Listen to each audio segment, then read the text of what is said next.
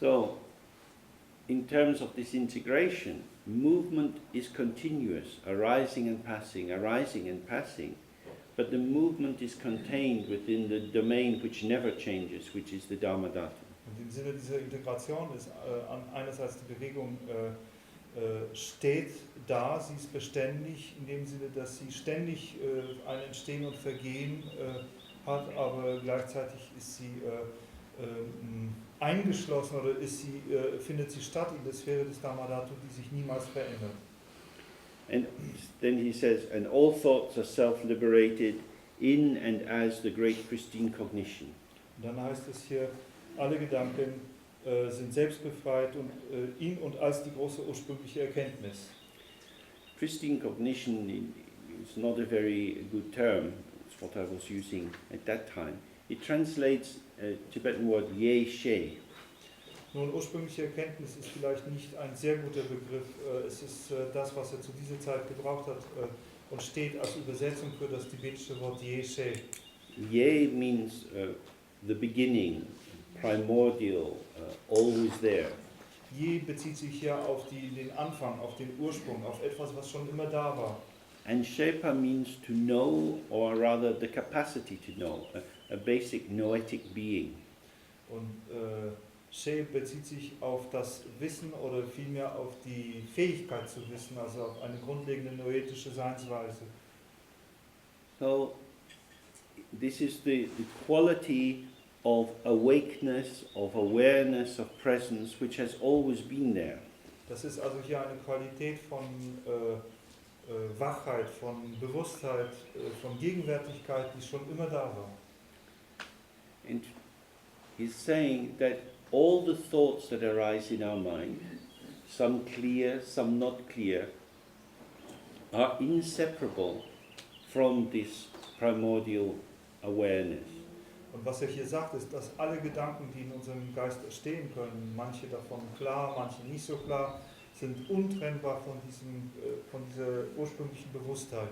So, if you stay in this open state of awareness, all the thoughts that arise are self-liberated, because you're not attached to them, you're not involved in them. Und wenn man also in dieser offenen Bewusstheit verweilen kann, dann sind alle Gedanken, die entstehen können, selbstbefreit, weil man an ihnen nicht haftet, weil man sozusagen nicht festhält an diesen Gedanken. And where are they liberated? They are liberated inside this awareness, because it doesn't move or change, it's just what's going on. Und wo sind sie befreit? Sie sind innerhalb dieser Bewusstheit befreit, denn sie können sich da nicht hinausbewegen, da verändert sich nichts. But it's also liberated as the awareness itself. Aber sie sind zugleich auch als die Bewusstheit selbst befreit. Because it's not that thoughts are bad and awareness is good. Denn es ist nicht so, dass Gedanken schlecht sind und Bewusstheit gut ist. Awareness is the site or the ground or the field within which the movements of thoughts arise. Bewusstheit ist nichts anderes als der Sitz oder der Grund, das Feld, in welchem die Bewegung der Gedanken entstehen kann. The thoughts don't cause a problem. Gedanken verursachen kein Problem. Because they are part of what is there. Denn sie stellen einen Teil dessen, was da ist, dar. In the same here there are many trees. In der Weise, wie hier zum Beispiel viele Bäume da sind. In the autumn the leaves fall off the trees. Und im Herbst fallen die Blätter runter. They fall on the ground. Sie fallen auf den Boden. Gradually they rot into the earth and they help the tree to grow. Und allmählich verrotten sie, gehen in die Erde über und helfen dem Baum wieder zu wachsen. But in England, in the autumn, In England aber im Herbst, when the leaves fall from the trees on the railway line, wenn die Bäume ihre Blätter verlieren auf dieser Straße, the leaves form a shiny surface on top of the railway line. Railway Line? Yeah, the track for the Okay. train. Wenn, auf den Schienen habe ich nicht verstanden. Wenn also die Blätter da fallen, bilden sie dann auf die Schienen, bilden sie so eine schöne strahlende, glatte, rutschige Fläche. And then the trains have to go slowly. Und dann muss der Zug langsam fahren. So you have a special autumn leaf timetable. Sodass man einen besonderen Herbstlaub-Fahrplan hat. Because the leaf can't melt into the iron of the train track. weil das Blatt nicht in das Eisen der Schienen hineinschmelzen kann. When the leaf falls on the earth, it's dissolving, its sticky, wet dissolving is part of the integrated process. Wenn aber das Blatt auf die Erde fällt, dann ist diese klebrige, feuchte Form des sich Auflösen ein Teil der Integration in die Erde. The leaf is not the enemy of nature, but it is taken to be the enemy of the railway timetable. Das Blatt ist also nicht ein Feind der Natur, aber es ist natürlich, wird verstanden als Feind der Zugfahrpläne. In the same way, all the thoughts and feelings and sensations that arise, they just go free by themselves. And they are, in that moment, the very energy of the pristine awareness, the primordial awareness within which they are liberated. In derselben Art und Weise entstehen all diese Gedanken oder setzen sich diese Gedanken, Empfindungen und Gefühle, die entstehen, von sich aus frei in und als die ursprüngliche Erkenntnis oder als die ursprüngliche Bewusstheit. But when we lose this openness, when we take on the rigidity of our fixed definition of self, then we can be persecuted by thoughts. Wenn wir aber diese Offenheit verlieren und diese Rigidität, diese Starrheit unserer Empfindung als ein Selbst beibehalten, dann können wir von der Intensität der Gedanken durchaus auch verfolgt werden. The thought is not doing what we want, Denn der Gedanke tut nicht das, was wir von ihm wollen, just like leaves on the train track. wie die Blätter auf den Schienen. The problem is rigidity, Das Problem hier ist die Starrheit, of not being able to dissolve what is arising and passing. nämlich die Starrheit der Nichtfähigkeit, das, was erscheint, aufzulösen. So he says, this is the non-dual perfect evenness of the natural mode. Dann heißt es hier im Text, dies ist die nicht-duale, vollkommene Ausgeglichenheit der natürlichen Seitsweise. So he's saying this natural mode means the Dharmakaya. So the Dharmakaya, or the mind of all the Buddhas, carries with it a perfect evenness. That is to say, it's open to everything. It's not up and down, prejudiced, split in any way. Und natürliche Seinsweise bezieht sich hier natürlich auf den Dharmakaya. Und der Dharmakaya ist gewissermaßen vollkommen offen für alles. Er hat keinerlei Vorurteile oder Vorlieben. Er ist gewissermaßen vollkommen ebenmäßig allen gegenüber. And it is non-dual. And it's because of the non-duality that it's perfectly even. Und der Dharmakaya ist auch nicht dual und das ist genau die Nicht-Dualität, die ihm diese vollkommene Ebenmäßigkeit oder Ausgeglichenheit verleiht. So one of the pairings of terms that's often used is unborn and unceasing. Eines der Begriffspaare, die hier in diesem Zusammenhang benutzt werden, ist ungeboren, unaufhörlich. This Dharma Dhatu, or open spaciousness of our mind, is not a thing. It's never come into existence. It's unborn. Diese Dharma Dhatu, diese eigentliche Natur unseres Geistes, ist ungeboren. Es ist niemals sozusagen, es ist kein Ding, das jemals irgendwie in Existenz getreten ist. And yet its own energy is unceasing. Und doch ist seine Energie unaufhörlich. But this unceasing energy is also unborn. Aber auch diese unaufhörliche Energie ist ungeboren. That is to say, it doesn't come out and become something separate, truly existing on itself. It's always inside, the way the reflection is inside the mirror. Das heißt, die ist nicht etwas, was sozusagen da rauskommt und eine Existenz für sich selbst dann führen kann, sondern sie befindet sich immer, diese Energie befindet sich immer so im Dharma Dhatu, wie die Reflexionen sich im Spiegel befinden. And this is the basis of the non-duality. Und das ist die Basis für die Nicht-Dualität. If manifestation was truly to be something in its own dimension, having its own rules and regulations, its own integrity and identity, it would stand apart from its ground. Wenn Manifestation etwas Eigenes wäre, sozusagen etwas inhärent Existentes, was in einer eigenen Dimension, in einem eigenen Bereich existiert und nach eigenen Regeln und Gesetzen funktionieren würde, dann wäre es etwas, was sozusagen getrennt von dem eigenen Grund bestehen würde. But it hasn't done that. It's only inside our own thinking that we experience things as strongly and separately real. Aber das hat sie nie getan. Es sind wir selbst, die innerhalb unseres Geistes uns an den Gedanken gewöhnt haben, dass diese Dinge getrennt und stark real existieren. That's what he said earlier in the text. Looking for truth or true existence in externals is the working of the confused intellect. Und das ist das, was Maitripa also vorher schon in dem Text ausgedrückt hat, dass das Ausschau halten nach Wahrheit in Äußerlichkeiten die Wirkungsweise des verwirrten Verstandes ist. When you look around this room and you see different people, Wenn man jetzt in diesem Raum hinschaut, sieht man verschiedene Leute. the concept of person, their name, their history, their shape and so on, all of this is unborn. Das Konzept einer Person, ihres Namens, ihrer Form, ihrer Gestalt, ihrer Biografie, all diese Dinge sind ungeboren. That is to say, when your thoughts and the colors and shapes meet together, they create the illusion of truly separate people. Das drückt aus, dass wenn unsere Gedanken und die Formen und Farben zusammenkommen, sie die Illusion von wahrhaft unabhängig voneinander existenten Leuten erschaffen. But our existence is one vast system. Aber unsere Existenz ist nichts anderes als ein großes gemeinsames System, In which we are all linked together. in welchem wir alle zusammen verbunden sind. We stand on the ground, we breathe in and out. Wir stehen auf demselben Boden, wir atmen ein und aus.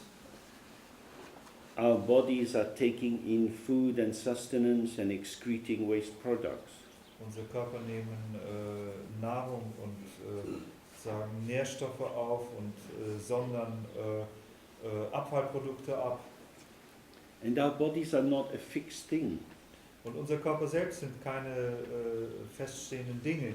Although they have shape and predictability, which allows a doctor to examine the body with some knowledge of what is likely to be there. Obwohl die Körper eine Gestalt haben und eine gewisse Vorhersagbarkeit der Funktion haben, die es erlaubt, einem Arzt den Körper, sofern er eine einigermaßen Klarheit darüber besitzt, zu untersuchen und gewissermaßen über die Befindlichkeit zu entscheiden. Each aspect of the body is truly dynamic. Dennoch ist jeder Aspekt des Körpers wahrhaft dynamisch. That is to say, we say it's alive, Mit anderen Worten, es ist lebendig. meaning that the cells are moving and changing. Mit anderen Worten, diese Zellen verändern sich ständig und bewegen sich. The breath and the blood are moving together. Atmung, Blut bewegen sich zusammen. The blood is distributing chemicals and messages through the body. Das Blut verteilt Chemikalien und auch Botenstoffe durch den Körper. And just as what we take as a separate thing is actually an incredibly dynamic, interweaving organism, it's only able to do that because it's connected out into the world. Was wir also für ein separates, beinahe würde ich sagen, monolithisches Ding halten, ist in Wirklichkeit nichts anderes als ein unglaublich kompliziertes, dynamisches System, ein Organismus, und dass er seine Funktion aufrechterhalten kann, liegt nur daran, dass er auch mit seiner Umgebung untrennbar verbunden ist. So in that way, each of us is the center of the world. Und in dieser Weise ist jeder von uns auch das Zentrum der Welt. Not in the terms of some self-referential, narcissistic inflation, Aber nicht im Sinne einer selbstbezüglichen, narzisstischen Inflation, but through this amazing fact of having been born with this body, we find ourselves vibrantly connected to everything around us. sondern weil wir durch diese erstaunliche Tatsache des Geborenseins in diesem Körper feststellen, dass wir in einer vibrierenden, strahlenden Verbindung zu allem um uns herum befindlich sind. And so the perfect equality is the radiance, the presence of everything as inseparable from the ground. Und so ist die perfekte Gleichheit nichts anderes als diese vibrierende, strahlende Qualität der Präsenz von allem, ungetrennt von dem Grund des Erscheinens. Then he says, like the flow of a great river, real meaning will be with you wherever you stay. Dann heißt es bei Maitripa, wie das Fließen eines großen Flusses wird die wahre Bedeutung mit dir sein, wo immer du dich aufhalten wirst. Real meaning here means how things are. Wahre Bedeutung bedeutet, wie die Dinge sind. the actuality of existence, die Tatsächlichkeit der Existenz. which takes us right back to the very beginning when he describes being in a state of great satisfaction. Was uns zurückbringt an den Ausgangspunkt dieses Textes, wo Maitripa den Zustand großer Befriedigtheit beschreibt. This great satisfaction arises from knowing that there is nothing other than this. This is all there is. Und diese große Befriedigtheit entsteht aus dem Wissen, dass es nichts anderes gibt. Das ist alles, was es gibt. There is no need to look anywhere else for something else. Es gibt kein Ich, das danach Ausschau halten könnte für sich woanders. There is no object that will give you any more than this. Es gibt kein Objekt, das uns irgendetwas hinzufügen könnte. If you go to a restaurant you've never eaten before, you can taste some delicious new flavor. Wenn man in ein Restaurant, in dem man noch nie gegessen hat, hingeht, kann man natürlich irgendwelche wunderbaren neuen Geschmacksrichtungen essen. And then it's gone. Aber dann ist es fort. It won't stay with you. Es wird nicht mit uns bleiben. The food will turn into shit. Das Essen wird sich in Scheiße verwandeln. If it didn't turn into shit, you'd have to go to the hospital. Wenn es das nicht tun würde, müsst ihr wieder ein Krankenhaus gehen.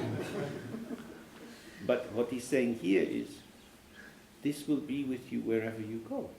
Was er aber hier sagt, ist, dieses wird mit dir bleiben, wo immer du hingehst. Because wherever you go is only going in this situation. Wherever you stay, whatever new environment you find yourself in, that environment is itself the non-dual manifestation of the ground nature.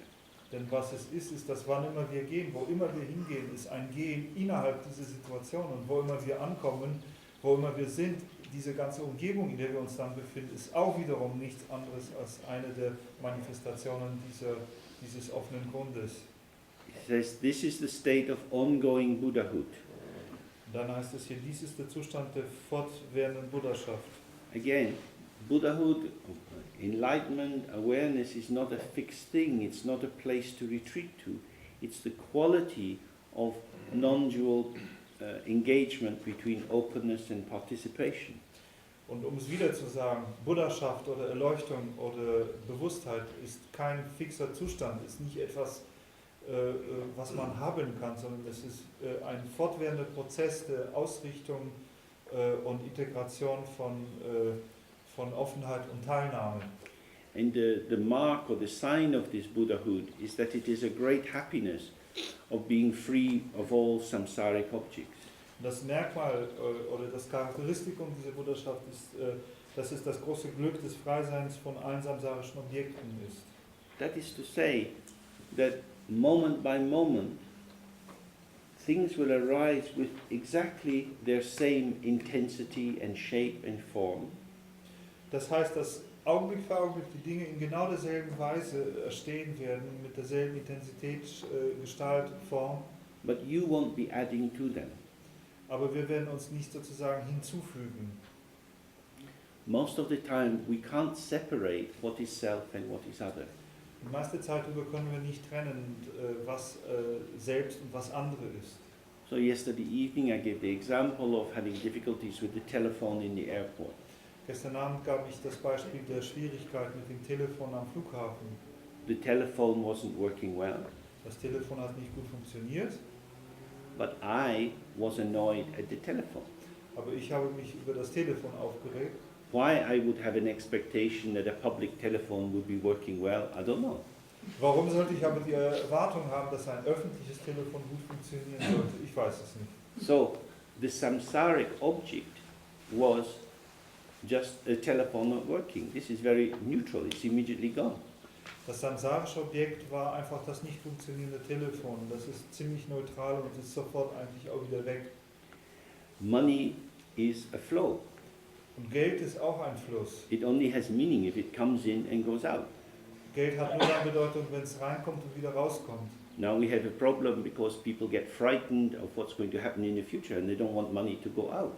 Jetzt haben wir das Problem in der Ökonomie, dass die Leute sich vor der Zukunft fürchten und das Geld nicht ausgeben wollen. But if money doesn't go out, then prices will go up. Wenn aber das Geld nicht rausgeht, dann werden die Preise hochgehen. Okay, so for me to lose a little money in the telephone is not a big issue. Für mich ist im Grunde genommen etwas Geld im Telefon zu verlieren keine große Sache. But when I think this shouldn't happen, this is not right. Wenn aber ich anfange zu denken, das sollte nicht geschehen, das ist nicht rechtens, This causes real trouble, dann verursache ich große Schwierigkeiten. but only for me. Aber nur für mich selbst. So the samsaric object is not the thing itself. The samsaric object is our attachment, our involved, our energized, our projected relation with it. Das heißt, das samsarische Objekt ist nicht das Ding an sich, sondern das samsarische Objekt ist unsere Beziehung, unsere Projektion, unsere Involviertheit, Verwicklung mit dem Objekt. When we stop putting our prejudices and hopes and fears into objects, by themselves they arise and pass, arise and pass. Wenn wir also anfangen, wenn wir aufhören, unsere Hoffnungen, Vorurteile, Erwartungen, Wünsche und Befürchtungen auf diese Dinge zu projizieren, die Objekte selbst werden aufkommen und vergehen, aufkommen und vergehen. And with that awareness, you have this great happiness that you don't get caught up with things, because from your own side you're not going out with expectations. Und mit dieser Bewusstheit hat man das große Glück, dass man nicht sich verfängt in den Dingen, denn man geht diesen Dingen nicht mit großen Erwartungen entgegen. So he says, as a kind of summary, all phenomena are themselves naturally empty, and the intellect that holds to that emptiness is purified in its own place. Und dann heißt es hier in einer Art Zusammenfassung, alle Erscheinungen sind an sich natürlich leer und der Verstand, der an dieser Leerheit festhält, wird an seinem eigenen Ort gereinigt. So he's focusing on the nature of phenomena, what you encounter, the arising in the mind, thoughts, feelings and sensations, and external phenomena. Also hier fokussiert er sich auf die Natur von Erscheinungen, von all dem, was wir begegnen, sei es in Form von eigenen Gefühlen, Gedanken, Empfindungen, sei es in Form sogenannter äußerer Erscheinungen. So if you can see that these objects are empty, what are you going to do? Wenn wir sehen können, dass all diese Objekte leer sind, was werden wir denn machen? An example often given for this is that it's like a thief in an empty house. Ein Beispiel, das dafür oft gegeben wird, ist wie ein Dieb in einem leeren Haus. The thief wants to get something. Because of that they break in the window and they go around room to room to room, but they don't find anything because the house is empty. Der Dieb möchte gerne was bekommen, er bricht ein, macht das Fenster kaputt und marschiert von Zimmer zu Zimmer, aber er findet nichts, weil das Haus leer ist. So often in Mahamudra, the process is if you see the emptiness on the object side, subject will relax. In Mahamudra ist also der Prozess oft der, dass wenn man die Leerheit auf der Seite des Objekts sieht, dann wird sich auch das Subjekt entspannen. And so that's what he's saying. The intellect that holds, that understands, that awakens to the nature of that emptiness, realizes there is nothing to be done, and so relaxes. Deswegen drückt es das hier aus, dass der Intellekt, der Verstand, der diese Leerheit von den Dingen erkennt oder realisiert, auch selbst versteht, dass da nichts zu tun ist und sich zurückziehen kann, entspannen kann. Because a thief is someone who steals something. Denn ein Dieb ist jemand, der etwas stiehlt. But if you are in an empty house and there's nothing to steal, how can you be a thief? Denn wenn wir aber dann in einem leeren Haus sind, in dem nichts zu stehlen ist, wie können wir ein Dieb sein? So in that way it's liberated in its own place. Das heißt, in dieser Weise wird das hier an seinem eigenen Ort befreit. Free of all intellectualization, there is no involvement with mentation. Frei von allen Konzepten gibt es keine Verwicklung in mentales Erschaffen. Intellectualization here means a kind of second order function in which you run a meta or overview of what's going on. Intellektualisierung oder Konzepte, das ist sozusagen eine Funktion zweiter Ordnung, in der eine Art Metadiskurs oder eine Art Überblicksdiskurs darüber läuft, was denn gerade stattfindet. You abstract yourself further from the situation and think about what's going on, a sort of reflective practice in the Western sense. Wir abstrahieren uns gewissermaßen von der Situation und denken darüber nach, was passiert, eine Art reflexive Praxis im westlichen Sinne. And he's saying you don't need to do any of that. You don't need to analyze or look and go back over things. Und das hier sagt aus, dass wir das alles nicht brauchen. Wir brauchen nicht zurück zu den Dingen gehen, wir brauchen nichts zu analysieren. Because your intelligence, your noetic capacity, your awareness has already been liberated in its own place, so you don't need to cook anything else. Denn unsere eigene Intelligenz, unsere noetische Kapazität, Fähigkeit wurde an ihrem eigenen Ort befreit, sodass wir uns mit nichts anderem befassen oder nichts anderes aufkochen müssen. And because of this, there's no involvement with mentation. Und deswegen gibt es hier keine Verwicklung in mentales Erschaffen. Mentation here is the function of the sixth consciousness, which is the consciousness that takes the information from the five senses and organizes them into meaning. Mentales Erschaffen bezieht sich ja auf die Funktionsweise des sechsten Bewusstseinsformen, die gewissermaßen die Informationen der 5 Sinnesbewusstseinsformen aufgreift und sie in eine Bedeutung organisiert. So you don't need to be making sense of things. Mit anderen Worten, wir müssen nicht aus den Dingen irgendeinen Sinn machen, Because you already know what they are. denn wir wissen bereits, was sie sind. They are the natural clarity of the Dharmakaya. Sie sind die natürliche Klarheit des Dharmakaya. Any thoughts you have on top of that is secondary. Jeder Gedanke, den wir sozusagen darüber hinaus haben könnten, ist sekundärer Gedanke. Out of being present, everything is just as it is. Indem wir gegenwärtig sind, ist alles so, wie es ist. Then he says this is the path of all the Buddhas. Dann heißt es bei Maitripa, dies ist der Pfad aller Buddhas. This is the natural spontaneity of existence. Oder die natürliche Spontanität der Existenz. You don't have to plan too much, you don't have to worry too much, but simply by being present and connected, life will flow through you. Wir müssen nicht zu viel planen, wir müssen uns nicht zu viele Sorgen machen. Indem wir wirklich gegenwärtig sind, wird das Leben durch uns hindurchfließen. It is saying that there is no other way of engaging with enlightenment. Und es drückt aus, dass es keine andere Art ist, sich mit in Erleuchtung zu engagieren. This is the path of all the Buddhas. This is what it means to be a Buddha. Das ist der Weg aller Buddhas. Das ist das, was es bedeutet, ein Buddha zu sein. Where on the subject side, the anxious energy of over-involvement relaxes, Das ist der Zustand, in dem auf der Subjektseite die ängstliche Energie des übermäßigen Verwickeltseins sich entspannt. because there's no longer any need to rest on something solid. Da es nicht länger das Bedürfnis gibt, auf irgendetwas Beständigem zu ruhen.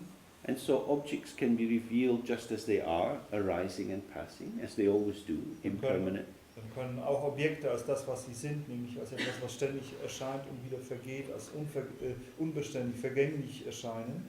And within that, you manifest as part of the ongoing participation, not having to secure any territory, not having to make your mark, but just part of the flow. Und darin erscheinen wir als der... Oh, sorry, I didn't... Okay.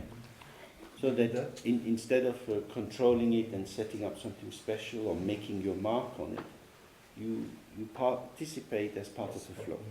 Und darin können wir als ein fortwährender Fluss der Teilnahme erscheinen, ohne die Notwendigkeit, irgendein Territorium zu sichern oder irgendeine Art von Markierung, von Grenzlinien zu setzen. This is a very different idea of a Buddha from having someone who is in charge of Dzogchen.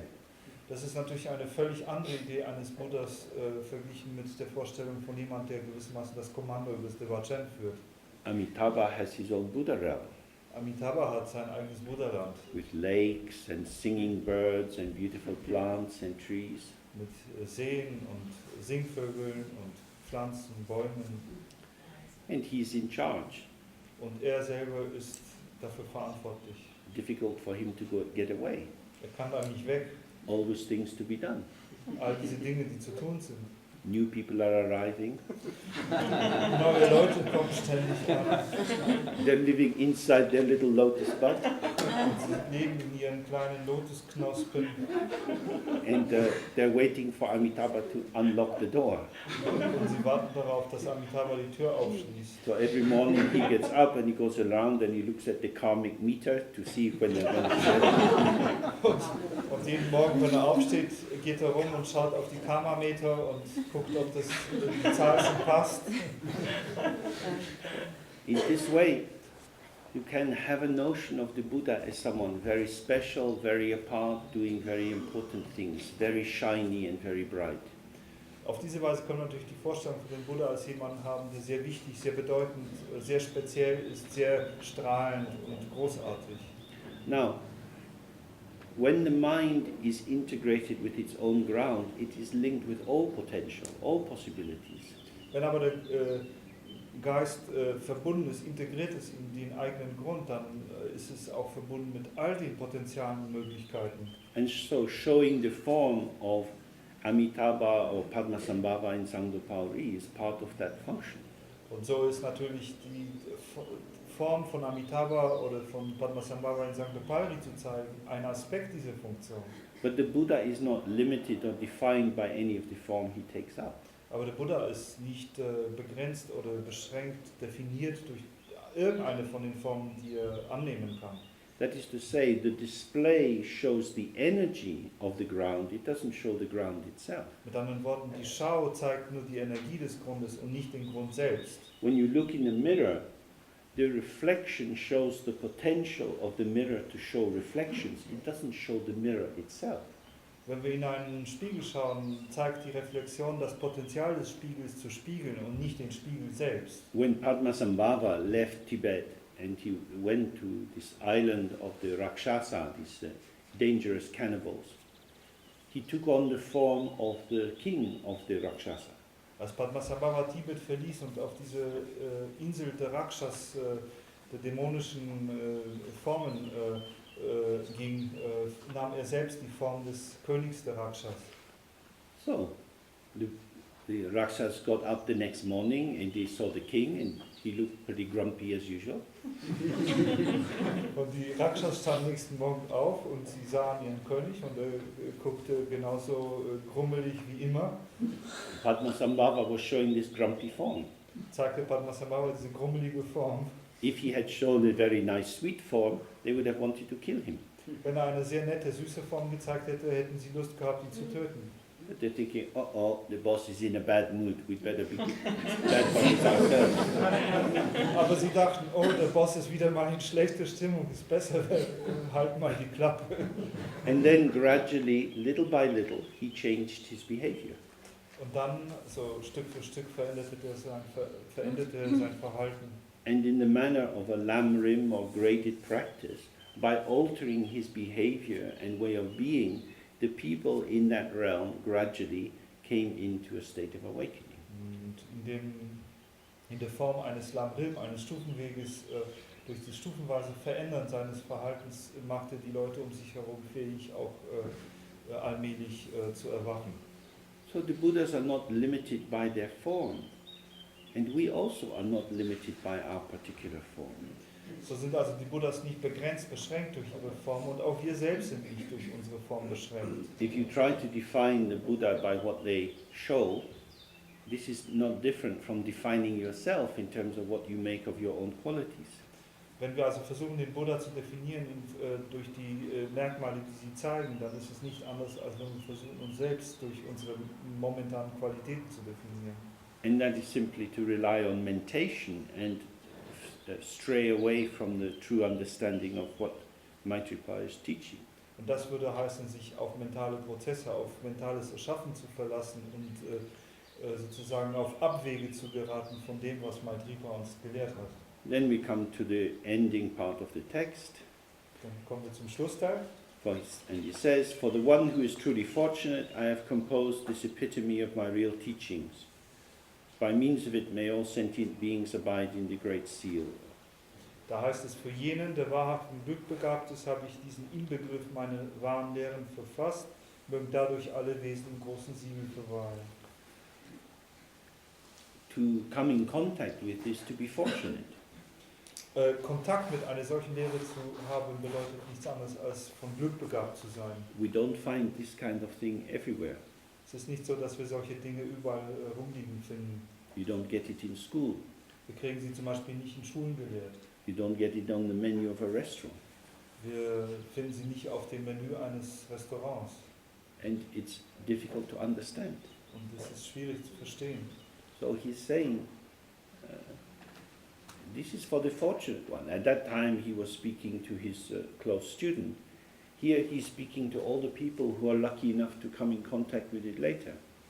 Und deswegen sagte er, das hier ist für die von Glück Begabten.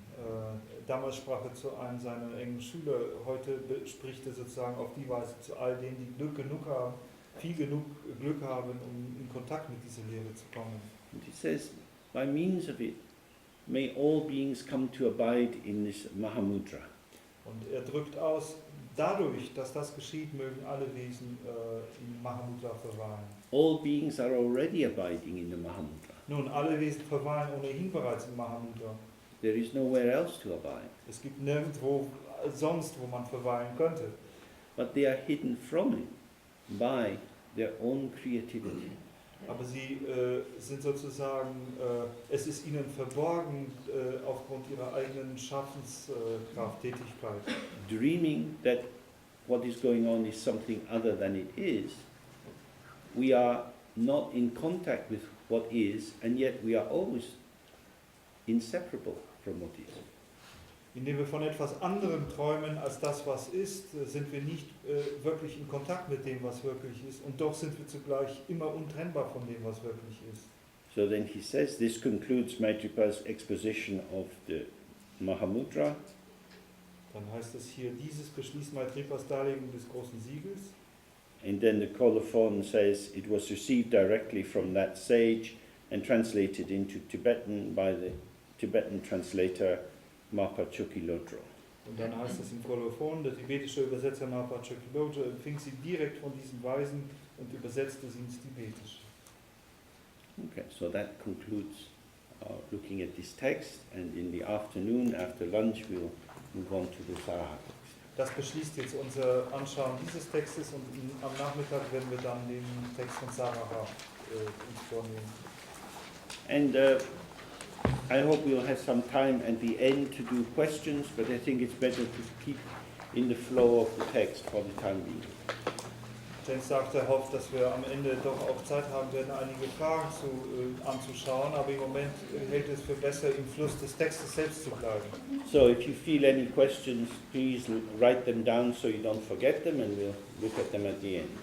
Wenn ihr also Fragen habt, bitte schreibt sie nieder, dass ihr sie nicht vergesst, und dann werden wir sie zum Schluss anschauen.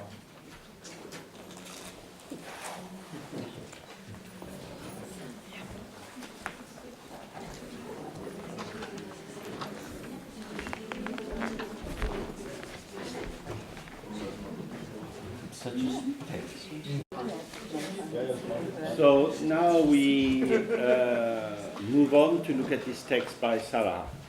So, wir werden jetzt damit fortfahren, den zweiten Text anzuschauen von Saraha. And, I won't say very much about him, merely that he was somebody who went from having a conventional life to having an unconventional life. Er wird nicht viel über ihn erzählen, sagt James, aber vielleicht sollte er sagen, dass es jemand war, der am Anfang ein konventionelles Leben führte, um dann mit einem unkonventionellen Leben fortzufahren. And that the disruption of his conventional life was mirrored by the change in his practice. Und die Unterbrechung seines konventionellen Lebens war wiedergespiegelt durch die Veränderung in seiner Praxis. Whereby he was able to move from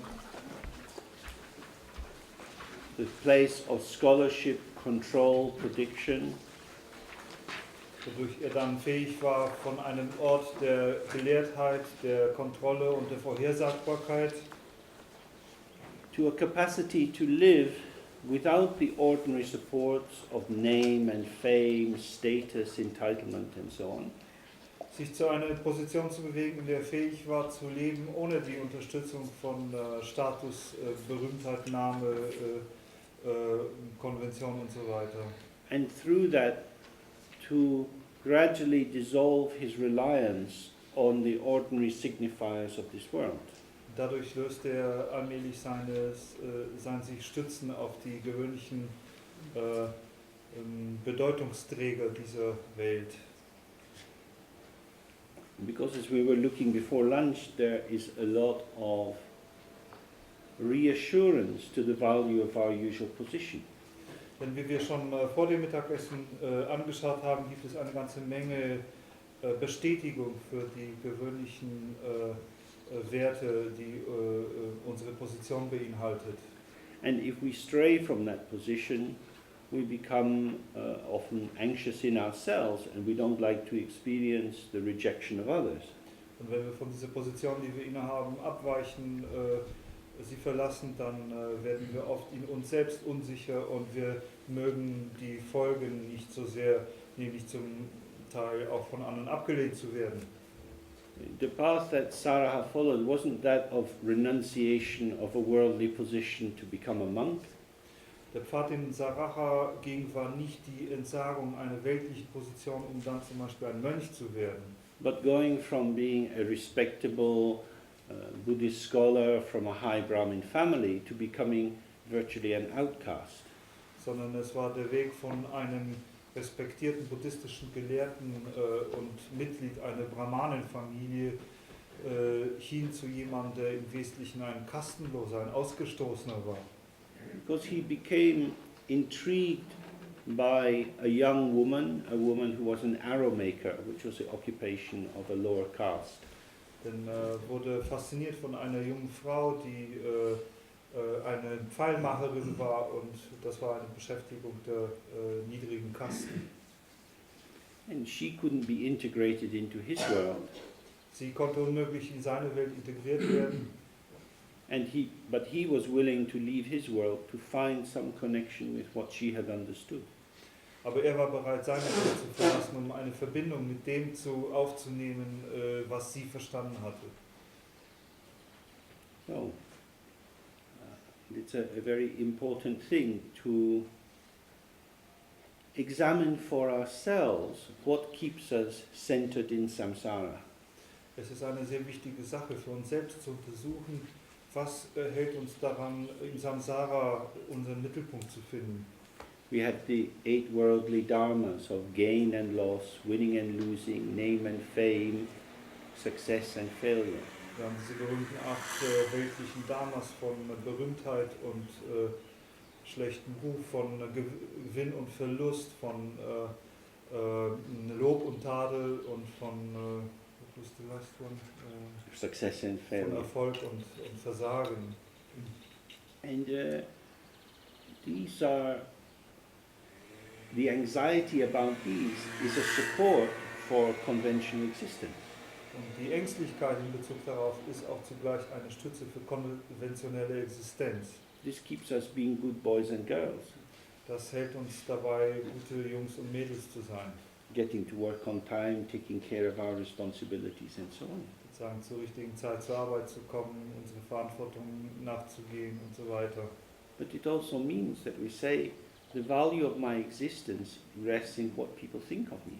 Aber das bedeutet zugleich auch, dass wir denken, dass der Wert meiner Existenz darin liegt, was andere von mir denken. I am my image. Ich bin mein Bild, mein Image. So, because we don't want to have notoriety, Da wir nicht verstoßen sein wollen, nicht keinen schlechten Ruf haben wollen, we do our bad things in secret. machen wir unsere schlechten Dinge eben geheim. Unfortunately, it doesn't really keep us very good. Leider macht uns das nicht besonders gut.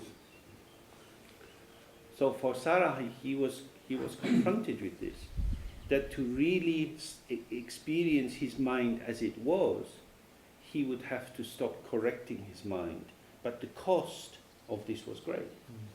Und das war die Erfahrung, die Saraha machen musste, dass um den Geist in seiner wahren Natur zu erfahren, er aufhören musste, ihn zu korrigieren. Aber der Preis dafür war hoch.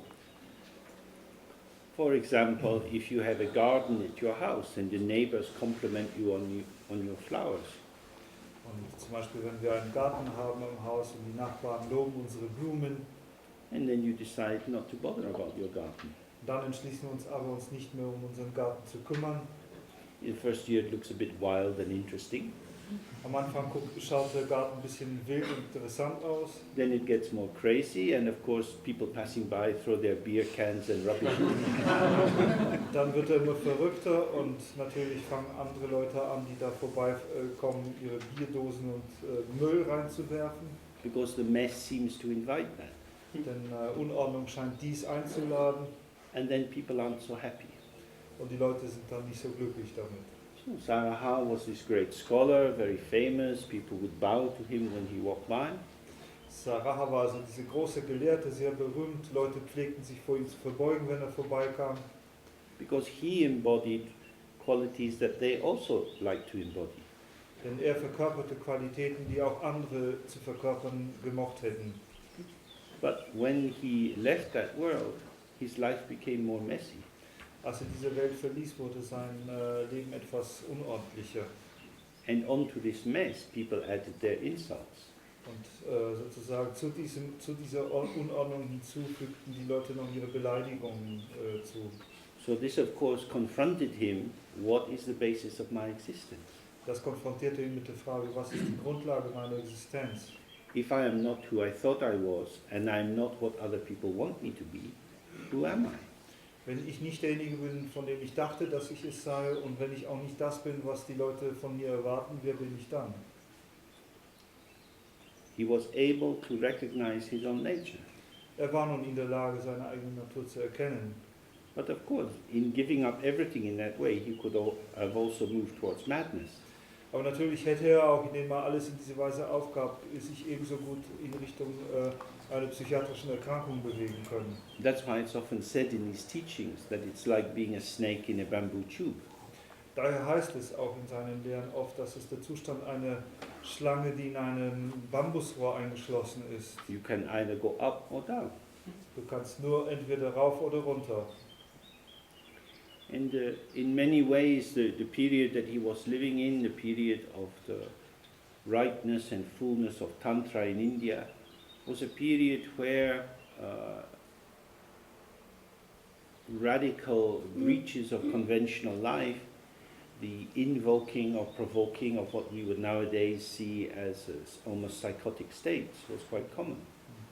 Nun, er lebte in einer Zeit, in der sich das Tantra in Indien sozusagen auf seinem Höhepunkt und dem Punkt seiner Reife und Fülle befand. Und in dieser Zeit war das Invozieren und auch Provozieren von Zuständen, die eigentlich eher schon zu dem Begriff psychotisch zu bezeichnen wären, durchaus gebräuchlich.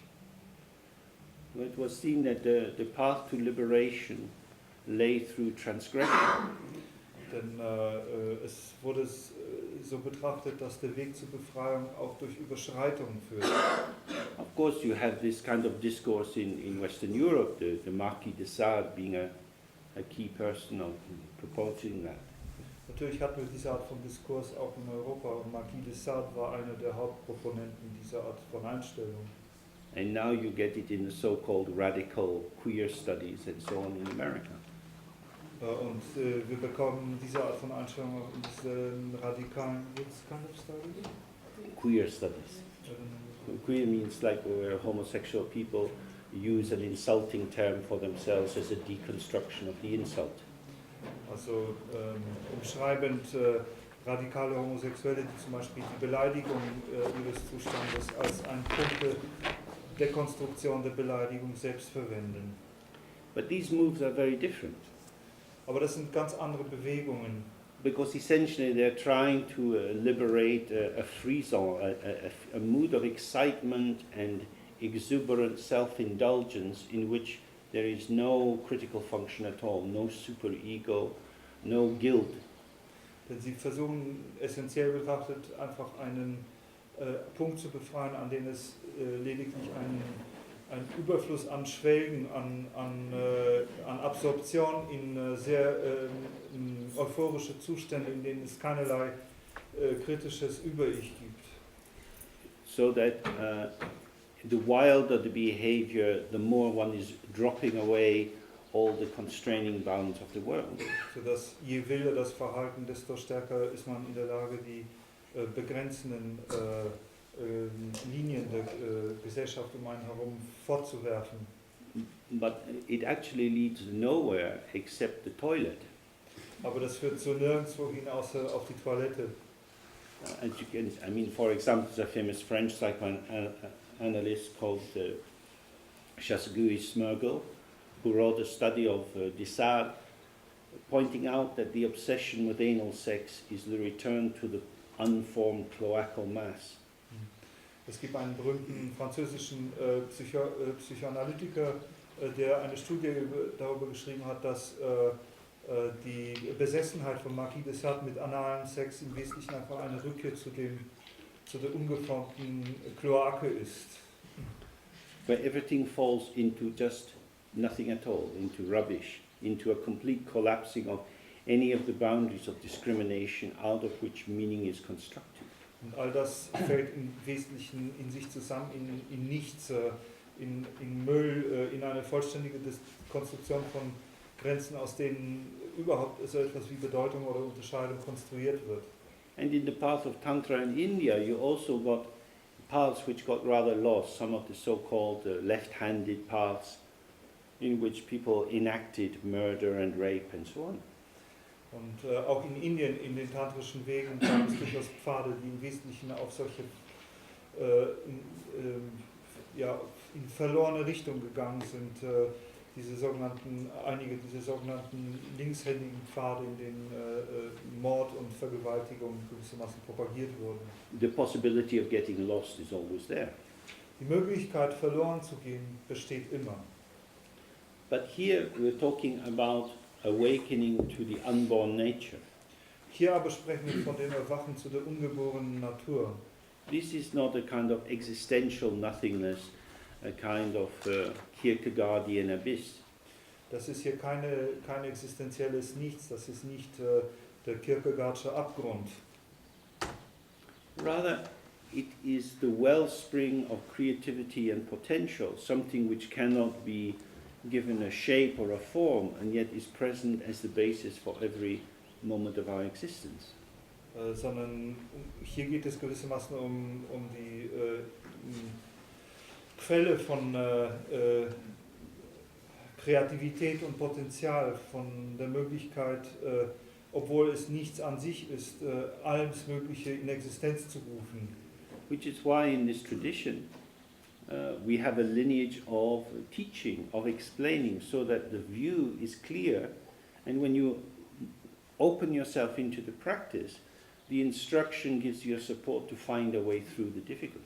Und das ist der Grund, warum es in dieser Tradition eine klare Linie der Unterweisung gibt, der mündlichen Unterweisung, die es sicherstellt, dass wenn man sich der Sichtweise gegenüber geöffnet hat, dass man ganz klare Instruktionen darüber hat, wie man in Zeiten von Schwierigkeiten in der Praxis weitermachen kann. Okay, so if we go into the text, which is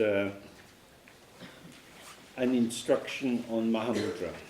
Wir gehen also in den Text und der stellt eine Instruktion in Mahamudra dar. He begins a salutation to Sri Vajradakini. Er beginnt damit, dass Ehrerbietung an Sri Vajradakini erwiesen wird. Dakini represents the movement of energy, and Vajra is the indestructible. So here we have again the space of existence and the energy of existence inseparable. Und Dakini hier bedeutet so etwas wie Fluss der Energie und Vajra bezieht sich auf die Unzerstörbarkeit. Und so haben wir hier also den Raum und der Existenz und der Raum der Energie als etwas Untrennbares. And it's traditional in these texts that you begin with a salutation, because a salutation is paying homage to the inspiring muse or principle that gives the connection to the Dharma teaching. Und das ist traditionell, dass ein Text mit einer solchen Erbietung anfängt, denn eine Erbietung ist gewissermaßen auch die Rückbezugnahme auf die Inspiration oder auf die Muse, die eine solche Lehre ermöglicht und tradiert hat. Then we say salutation to the most joyful co-emergent pristine cognition. Dann heißt es hier Ehrerbietung der ekstatischen, koemergenten, ursprünglichen Erkenntnis. The co-emergent pristine cognition means the nature of awareness which is always linked with phenomena. Koemergente, ursprüngliche Erkenntnis bedeutet die Kenntnis oder das Erkennen der Bewusstheit, die immer mit Erscheinungen, mit Phänomenen verbunden ist. And it indicates in the co-emergence that excuse me, wisdom and confusion are always on the same point of arising. Und das indiziert oder verweist darauf, also dieser Begriff Konvergenz oder gleichzeitiges Entspringen verweist darauf, dass Weisheit und Verwirrung immer gewissermaßen am selben Punkt entspringen. This means you cannot arrive at a place where everything is sorted. Das bedeutet, dass wir niemals an einem Ort ankommen können, an dem alles sortiert, gelöst ist. Awareness is a way of life, Bewusstheit ist eine Lebensform. not collapsing into phenomena, not standing back from phenomena, but being present moment by moment. Nicht in die Phänomene, nicht in die Erscheinung hineinkollabieren, nicht sich zurückhalten, weg von den Erscheinungen, sondern bewusst von Augenblick zu Augenblick in Bewusstheit verweilen. Now that might not sound very joyful. Das könnte vielleicht nicht sehr freudig klingen. It's a bit like the Pentagon. They're constantly anxious about what Al-Qaeda is going to do. Könnte vielleicht mit dem Pentagon in Verbindung gebracht werden, wo man sich ständig darum ängstigt, was Al-Qaida gerade vorhat zu tun. Maybe the health and security of our great nation state will be destroyed. Vielleicht wird die Gesundheit und Sicherheit unserer großen Nation jeden Augenblick zerstört. We are good, they are bad. Wir sind gut, sie sind schlecht. This is not talking about that rather paranoid structure. Hier sprechen wir nicht über diese Art von eher paranoider Struktur. This is saying, in your own awareness, moment by moment, you can go in or you can stay with. You can go in, you can stay with. Das sagt aus, dass wir in unserer eigenen Existenz Augenblick für Augenblick die Entscheidung haben, in etwas hineinzugehen oder einfach dabei zu bleiben. And the very liveliness of this brings a great joy, not a manic excitement like riding a motorbike at 100 miles an hour if you're drunk. Und diese Art von Präsenz bringt mit sich eine große Freude, aber das ist keine manische Freude. Das ist nicht wie die Besessenheit eines betrunkenen Motorradfahrers, der mit 100 Meilen pro Stunde irgendwo rast. But the exquisite delicacy of placing yourself exactly on that point again and again and again. Sondern das ist die exquisite Delikatheit, sich selbst genau an diesen Grenzpunkt zu stellen, immer wieder. So it says the meaning of the text will be dealt with in 3 sections. Und dann heißt es, dass die Bedeutung des Textes in 3 Abschnitten behandelt wird. So in the first section it begins, it's a teaching on the natural condition of Mahamudra and it has 3 sections. Und in dem ersten Abschnitt heißt es, der erste dieser Abschnitt ist die Lehre von der natürlichen Seitsweise von Mahamudra. Dieser hat 3 Aspekte. I think the English is not so sweet. It really means it's not the natural condition of Mahamudra, but our natural condition, which is Mahamudra. Good. So, firstly, the explanation of how things are. Zunächst die Darlegung, wie die Dinge sind. Whatever moves or does not move, and all that is stable or is unstable, and whatever there is that is material or non-material, and all that presents itself as appearance and all that does not, everything without exception has never and will never ever waver from the sky-like nature. Was immer sich bewegt oder nicht bewegt, alles was stabil oder instabil ist, was immer es an Materiellen oder Immateriellen gibt und was immer sich als Erscheinung darbietet oder es nicht tut, also alles ohne eine Ausnahme, ist niemals von der himmelsgleichen Natur abgewichen und wird es niemals tun. So he begins by setting out some of the familiar conceptual categories that we would do to organize the experiences of our world. Das heißt, es beginnt damit, dass es gewisse kategorielle Einteilungen, die wir dazu verwenden, um unsere Welt zu organisieren, zu etablieren. Really all he's saying is everything, everything, everything. Was wirklich sagt, ist, dass alles. There is nothing anywhere, everything without exception, has never and will never be other than the sky-like nature. Es gibt nichts anderes, alles ohne jede Ausnahme ist, war und wird immer nicht entfernt sein von der himmelsgleichen Natur. So at this point we need to think back to the Paramita literature and the beginnings of the elaboration of the idea of emptiness. An diesem Punkt muss man an die Parameter-Literatur denken und an den Anfang der Ausarbeitung der Bedeutung von Leerheit.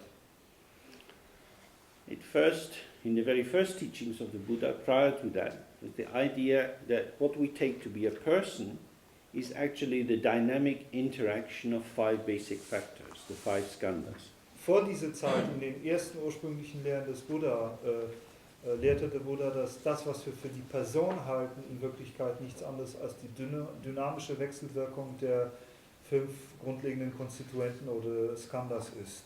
This is something most of you will be quite familiar with. Und das ist etwas, womit die meisten von uns vermutlich einigermaßen vertraut sein werden.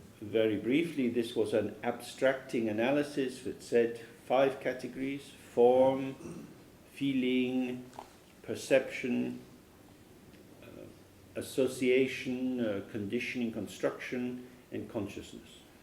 Sehr kurz gesagt, das sind diese 5 Kategorien von Form, von Wahrnehmung, von Gefühl, von Assoziation oder Konstruktion und von Bewusstsein.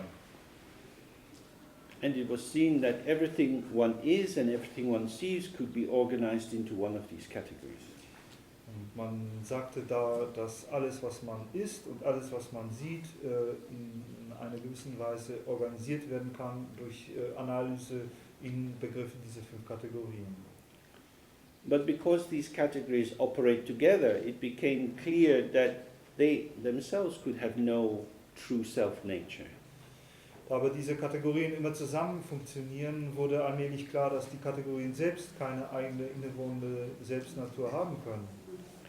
And even when they were analyzed down to their most basic building blocks, it became clear that the very finest concrete or material basis for anything, because it stands in relation to others, always has sides and dimensions. Und als man versuchte, das sozusagen bis in die kleinsten Bestandteile zu analysieren, wurde klar, dass dadurch, dass alles in Relation zu allem anderen steht, jedes solche Bestandteil gewissermaßen Größe und Dimension haben müsste. That meant that there could be no truly autonomous entity anywhere. Und das bedeutet, dass es nirgendwo eine wahrhaft autonome Entität, Dinglichkeit irgendwo geben könnte.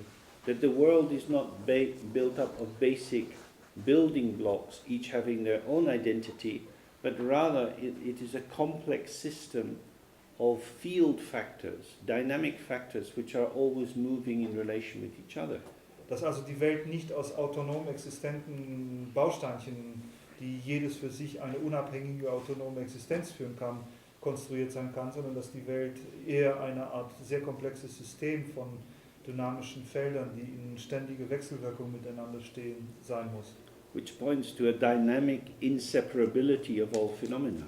Und das weist auf eine dynamische Untrennbarkeit aller Erscheinungen hin. So if each phenomena doesn't have a true internally defining core or essence, wenn aber jedes Phänomen oder alle Phänomene keine wahrhaft vorhandene, innewohnende, definierende Essenz oder definierenden Kern besitzen, what it is, its identity arises in relation to other arisings. so muss es also sein, dass die Identität eines jeden von ihnen nur in Beziehung und in Abhängigkeit von dem Erstehen anderer Phänomene ersteht. That is to say, identity is neither intrinsic nor extrinsic, but relational. Und das drückt aus, dass Identität weder intrinsisch noch extrinsisch ist, sondern sie beruht auf Beziehung oder Bezogenheit. Which led to the idea everything is empty, empty of inherent self-nature. Und das führte zu der Idee, dass alles leer ist, leer von einer innewohnenden Eigennatur. When I say it led to it, this is a Western intellectual way of looking at Indian history. From the point of view of the Dharma transmission, all of these teachings were embedded in the very first words of the Buddha. Wenn man also sagt, das führte dazu, dann ist es natürlich eine sehr westliche intellektuelle Sichtweise, Geschichte zu betrachten. Vom Standpunkt der traditionellen Dharma-Übermittlung würde man eher sagen, dass all diese Aspekte bereits in den allerersten Worten des Buddha eingebettet waren. And it marks a radical shift, so that instead of saying that each phenomena in the world is built out of matter, Und das bedeutet eine radikale Verschiebung, denn es sagt, dass statt die Aussage zu treffen, dass alle Erscheinungen dieser Welt aus Materie bestehen, that these are permutations of matter, oder sozusagen Wandlung und Vertauschung, Umstrukturierung von Materie sind, Permutation von Materie sind. what it's saying is that each thing is the appearance of emptiness. Was es stattdessen sagt, ist, dass jedes Ding eine Erscheinungsform der Leerheit ist. What is shared by all phenomena is their emptiness, their absence of inherent self-nature, Was von allen Erscheinungen oder Phänomenen geteilt wird, ist ihre Leerheit oder die Abwesenheit einer innewohnenden Eigennatur. and what they are differentiated by is merely the form of manifestation. Wodurch sie sich unterscheiden, ist lediglich die Form ihrer Manifestation. Which is why they are described as being illusory. Und das ist der Grund, warum alle Phänomene als illusorisch beschrieben werden. So, from one point of view, if we say everything is empty, it means simply it's not substantial. Von einem Standpunkt her betrachtet, wenn wir sagen, alles ist leer, dann sagen wir damit, es ist nicht substanziell. So it appears that there is a kind of level of manifestation, but it's not anything at all. Sodass von dieser Sichtweise her es erscheint, als ob es da eine Ebene der Manifestation, des Erscheinens gibt, aber dann da nichts Konkretes ist. But this not anything at all is not just nothing, nothing, nothing, because it's inseparable from everything. Aber dieses Nichts an sich ist nicht ein Nichts, sondern es ist sozusagen zugleich auch alles. So we start to feel the quality of emptiness as the ground, emptiness as the source, the unformed dimension, which is the basis of all form.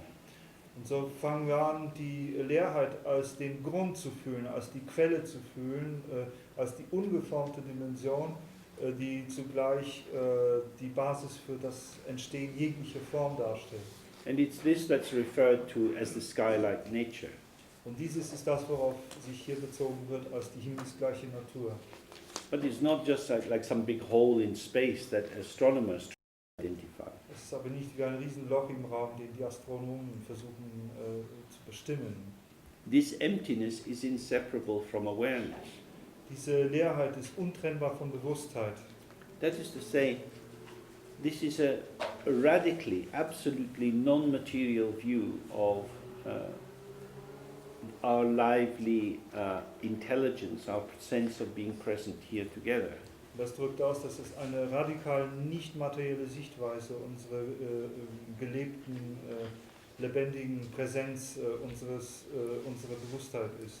Of course, if we didn't have a body, we wouldn't be here communicating together. Natürlich, wenn wir keinen Körper hätten, dann würden wir hier nicht zusammensitzen können, um miteinander zu kommunizieren. But our body, our ears, our nose, our feet, everyone we see, all of this is part of the experience arising together to this open awareness. Aber unsere Körper, unsere Ohren, unsere Füße, all das, was wir hier zusammen haben, ist ein Ausdruck unserer gleichzeitig entspringenden Erfahrung in der offenen Bewusstheit. So the sky-like nature is the emptiness, the ungraspability of our own nature, which is nonetheless always redolent, always suffused with the shining clarity of our mind. Das heißt, diese himmelsgleiche Natur, diese Leerheit ist Okay. So this open dimension of our mind is always suffused with the radiant clarity of awareness. Diese offene Dimension unseres Geistes ist immer durchtränkt durch die Qualität einer strahlenden Bewusstheit. So from this point of view, when we look out the window, we can see on the distant hills many trees. Von diesem Standpunkt her können wir zum Beispiel, wenn wir durchs Fenster schauen, auf den entfernten Hügeln viele Bäume sehen. These trees present themselves to us because they are within our mind. Diese Bäume stellen sich uns dar, weil sie in unserem Geist anwesend sind. It's to say the mind is not limited by the body. Mit anderen Worten, der Geist ist nicht durch den Körper beschränkt. It's not inside the body, but it's also not outside the body. Er ist nicht innerhalb des Körpers und ist aber auch nicht außerhalb des Körpers. You can look for it everywhere, but you'll never find it located as something. Man kann überall nach ihm Ausschau halten, aber man wird ihn niemals als irgendwo lokalisiert finden. And yet it is precisely present with all that arises. Und doch ist er präzis gegenwärtig mit allem, was erscheint. So this is the sky-like nature, and he's saying that all phenomena, everything you encounter, is inseparable from your own mind. Und das ist die himmelsgleiche Natur, und was er hier ausdrückt, ist, dass alles, was man sieht, alle Phänomene überhaupt untrennbar vom eigenen Geist sind. Moreover, although we use the term sky to refer to the sky itself has no specific individual nature at all. Dann heißt es ferner, obgleich wir das Wort Himmel verwenden, um auf den Himmel zu verweisen, hat der Himmel selbst keine, wie auch immer geartete, spezifische eigene Natur. Sky here translates both what we would call the atmosphere and space. It's meaning that you can't nail it down, you can't say that it's this or that, any particular thing. Himmel, also im Sinne von dem, was wir eben aussagen würden, als spezifisch hier unsere Atmosphäre, aber auch der Raum überhaupt, ist etwas, was nicht festgenagelt werden kann. Es kann nicht gegriffen werden als dieses oder jenes. That whatever is manifesting inside this space. Alles, was sich manifestiert, manifestiert sich innerhalb dieses Raumes. And this sky, this space has no limit. Und dieser Raum oder dieser Himmel hat keine Begrenzungen. Then he says it is completely beyond being an object to which might be applied delimiting concepts such as is not, without existence, without non-existence, and so on.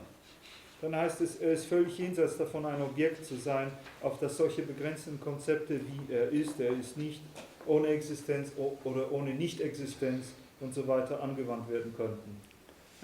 Indian philosophy at the time that he was writing was full of very, very precise logical analysis of the nature of existence and what phenomena were, where they came from, and so on. Indische Philosophie, Sarahas Zeit, war voller sehr präzise logischer Analysen von Begriffen der Existenz und Nicht-Existenz und der Bestimmung von was besteht und was nicht besteht. In which people were trying to come to the clarity of a definite decision about how the world is. Darin versuchten Leute zu einer Klarheit, einer endgültigen Entscheidung zu kommen, zu entscheiden, wie die Welt beschaffen ist. But what he's saying is that our existence is not something you can capture.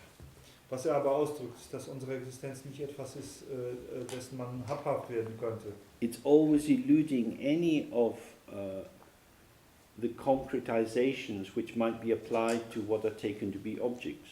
Sie entzieht sich jeder Art von Konkretisierung, die man auf irgendetwas anwenden könnte, was man als eine Art Objekt betrachten könnte. So we can say, in my hand I'm holding a watch. Wir können also sagen, in meiner Hand halte ich jetzt eine Uhr. This watch is made by Tissot. Und diese Uhr wurde von Tissot hergestellt. It's not a very expensive watch, but it costs something. Es ist keine sehr teure Uhr, aber sie hat einiges gekostet. Unlike most things nowadays, it's not made in China. Ungleich den meisten Dingen heutzutage ist sie nicht in China hergestellt. So we can know something about the history of watchmaking, Wir können vielleicht etwas über die Geschichte der Uhrmacherei wissen. and we can comment on the style of the watch. Wir könnten den Stil, die Bauart dieser Uhr kommentieren. We can weigh it, we can look at the things it's made of, and so on.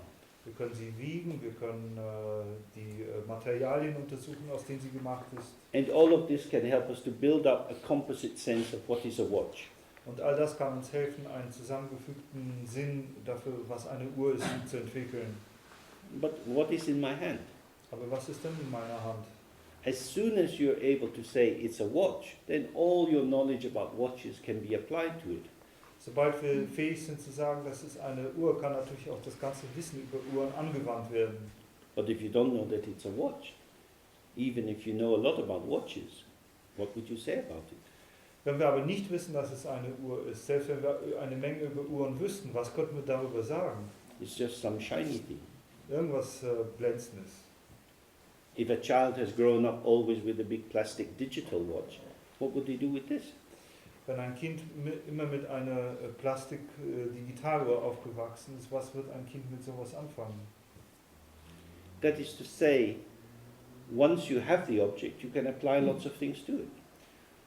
Das drückt aus, dass sobald das Objekt etabliert ist, kann man eine ganze Menge darauf anwenden. So in the world there are many, many things that we see, and then we apply adjectives, adverbs and so on to fill them out, round them out and turn them into what we take them to be before we even apply the concept.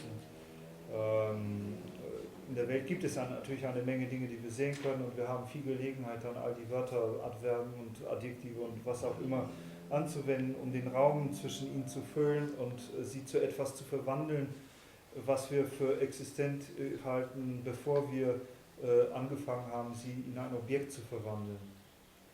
Now if we look out at the sky, we can say, oh, it's full of clouds. Wenn wir den Himmel anschauen, könnten wir sagen, oh, es ist voller Wolken. Does that tell us anything about the sky? Sagt uns das etwas über den Himmel? It tells us it offers hospitality to clouds. Es sagt uns nur, dass der Himmel sozusagen Gastfreundschaft den Wolken gegenüber anwendet. But what does it tell us about the sky as sky? Aber was sagt es uns über den Himmel als Himmel? Maybe nothing, Vielleicht gar nichts. because we can't find it. Wir können ihn nicht finden. So all our adjectives and adverbs, what are they going to attach themselves to? All unsere Adjektive und Adverbien, wo sollen die sich eigentlich dran festlegen? So that's what he's meaning.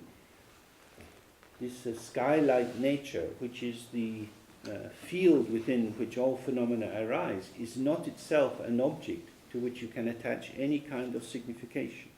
Und das ist das, was er sagt, dass diese himmelsgleiche Natur, die Art und Weise ist, in der alle Phänomene existieren, selbst kein irgendwie geartetes Objekt ist, an das man in irgendeiner Weise irgendwelche bedeutungstragenden Worte heften könnte.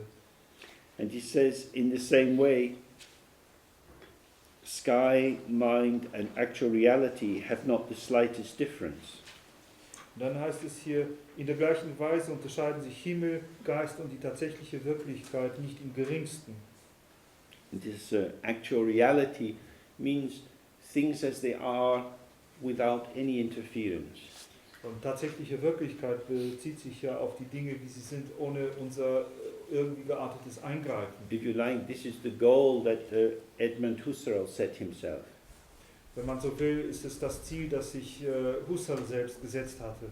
The possibility of bracketing off all projections, all incorporations, in order to see the things as they really are. Die Möglichkeit, alle Projektionen und alle Einbildungen auszuklammern, um die Dinge in ihrer Tatsächlichkeit zu sehen.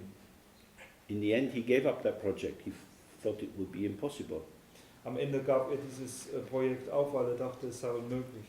In the Buddhist tradition, because we don't rely purely on an intellectual analysis, that we found another way into encountering things as they are.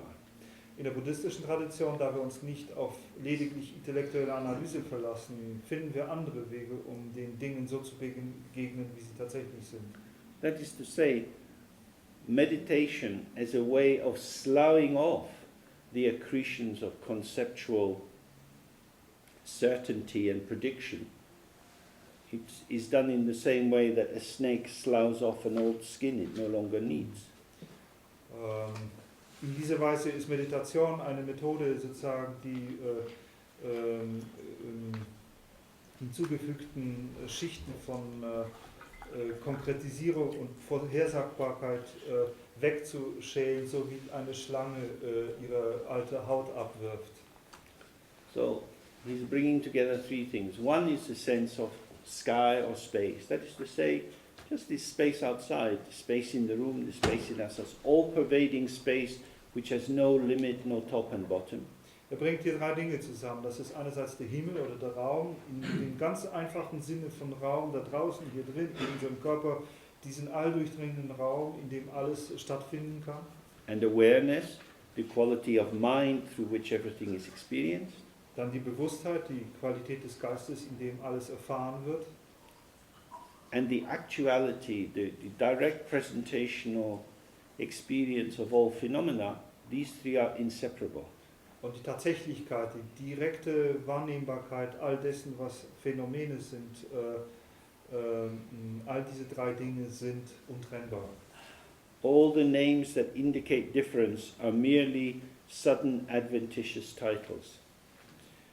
All die Bezeichnungen, die auf einen Unterschied verweisen, sind nichts als plötzliche, zufällige Namen.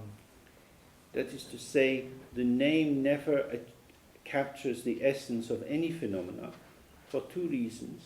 Phenomena have no essence, and that names only apply to the surface. Und das drückt aus, dass ein Name niemals die Essenz eines Phänomens einfangen kann. Aus zwei Gründen. Erstens haben die Phänomene keine Essenz und zweitens bezieht sich der Name immer nur auf die Oberfläche. If you walk here in the forest with a botanist, they will be able to give you the name of everything that's growing. Wenn man hier im Wald mit einem Botaniker herumschweift, könnte der vielleicht den Namen einer jeden hier wachsenden Pflanze nennen. Some little yellow flower is growing, Da wächst also zum Beispiel irgend so eine kleine gelbe Blume and suddenly on top of it lands a big Latin name. und auf diese kleinen gelben Blume landet ein riesiger lateinischer Name. But the flower very bravely just keeps smiling. Aber die Blume, mutig wie sie ist, fährt damit fort zu lächeln und im Wind zu schwanken. And maybe we think, oh, this botanist just talking fancy language. Und wir denken, vielleicht redet dieser Botaniker einfach nur irgendwie eine Fantasiesprache. It's just a yellow flower. Das ist bloß eine gelbe Blume. But it's not. Aber das trifft nicht zu. We say yellow, we say flower. Wir sagen gelb, wir sagen Blume. This is nature abuse. Das ist Missbrauch der Natur. Treat nature properly, leave it alone. Man muss die Natur richtig behandeln und sie sich selbst überlassen. You can look, but no touching and no speaking. Wir können schauen, aber kein Berühren, kein Sprechen. What is it? Was ist das? Do you like it? Magst du es? Because it's very important to see how much power we seem to give ourselves to this fantasy that because we know the names of things, we know what they are. Denn das ist sehr wichtig zu erkennen, wie viel Macht wir versuchen uns dadurch zu verleihen, dass wir uns der Fantasie hingeben, dass nur weil wir die Namen von Dingen kennen, dass wir wissen, was sie sind. But the name, as he's indicating, is adventitious. It's something which merely arises according to conventional categories. Aber der Name, wie es hier heißt, ist lediglich zufälliger Art. Sie ist etwas, was einfach entsprechend den zufälligen konventionellen Kategorien entstanden ist. They are without true validity and are merely descriptive words. Sie haben keine wahre Gültigkeit und sind nichts als bloße der Beschreibung dienende Wörter. Everything is one's own mind. Alles ist unser Geist. Because when we apply words, we enter into the realm of talking about and thinking about things. Denn wenn wir Wörter anwenden, dann betreten wir den Bereich des über Dinge Nachdenkens und Sprechens. So if we say this is a watch, then we can say this is a watch with a black leather handle. Wenn wir also sagen, das ist eine Uhr, dann können wir auch gleich hinzufügen, das ist eine Uhr mit einem schwarzen Armband. And we can describe more things about it. Und wir können auch mehr Eigenschaften beschreiben. But this is being put by my mind onto the object. Aber das bedeutet, dass sozusagen der Geist auf dieses Objekt hinzugefügt wird. But when we look at the object and we say this is a watch, our normal experience is to see the watchness of the watch as being in the thing in my hand. Wenn wir aber für gewöhnlich diese Uhr anschauen und sagen, das ist eine Uhr, dann ist unsere gewöhnliche Erfahrung eher die, zu denken, dass wir da eine Urhaftigkeit der Uhr sehen, die in der Uhr selbst wurzelt. This is a cognitive projection. Und das ist eine kognitive Projektion. We're used to the notion of more emotional or historical projections and transferences when the feeling tone or the expectations about another person's behavior are taken from our own lived past and put onto someone else. Wir benutzen mehr historische oder soziale Projektionen, wenn gewissermaßen die Empfindung einer Situation auf das Verhalten einer Person angewendet wird, weil wir eine gewisse Erwartung in Bezug auf dieses Verhalten aufgrund der eigenen gelebten Erfahrung haben. But here we're being invited to see that everything in the world that you see and know is your own mind's creation. Hier werden wir aber eingeladen zu sehen, dass alles in der Welt, was wir sehen oder kennen, nichts anderes als die Kreation, die Schöpfung unseres eigenen Geistes ist. He said everything is one's own mind. Er sagt, alles ist der eigene Geist. This is not to say that we ourselves have created these things. Das drückt nicht aus, dass wir selbst diese Dinge erschaffen haben. It's not some kind of purely idealistic philosophy like Bishop Berkeley. Es ist also nicht eine rein idealistische Philosophie wie die eines Bischofs Berkeley. In Buddhism we say everything is like a dream. It's not that it is a dream. Im Buddhismus sagen wir, alles ist wie ein Traum. Wir sagen nicht, es ist ein Traum. That is to say, to be alive is to be in contact with phenomena which are constantly changing moment by moment. Das drückt aus, dass lebendig zu sein auch bedeutet, in Kontakt mit den Erscheinungen zu sein, die sich ohnehin von Augenblick zu Augenblick verändern. That there is a ceaseless, dynamic, fresh, graspable relationship between subject and object, unfolding, unfolding, unfolding. Hier gibt es eine unaufhörliche dynamische Wechselwirkung zwischen Subjekt und Objekt, so wie sich diese von Augenblick zu Augenblick entfaltet. And this is hidden from us by our appropriation of phenomena through the projection of names onto them. Das verbirgt sich aber vor uns durch die Aneignung der Phänomene, durch unsere Projektionen, indem wir Namen auf die Phänomene projizieren. In a sense, you could say this is neurotic. In einer gewissen Weise könnte man sagen, das ist neurotisch. That is to say, it's grounded in an anxiety of not being able to relax and be with things as they are.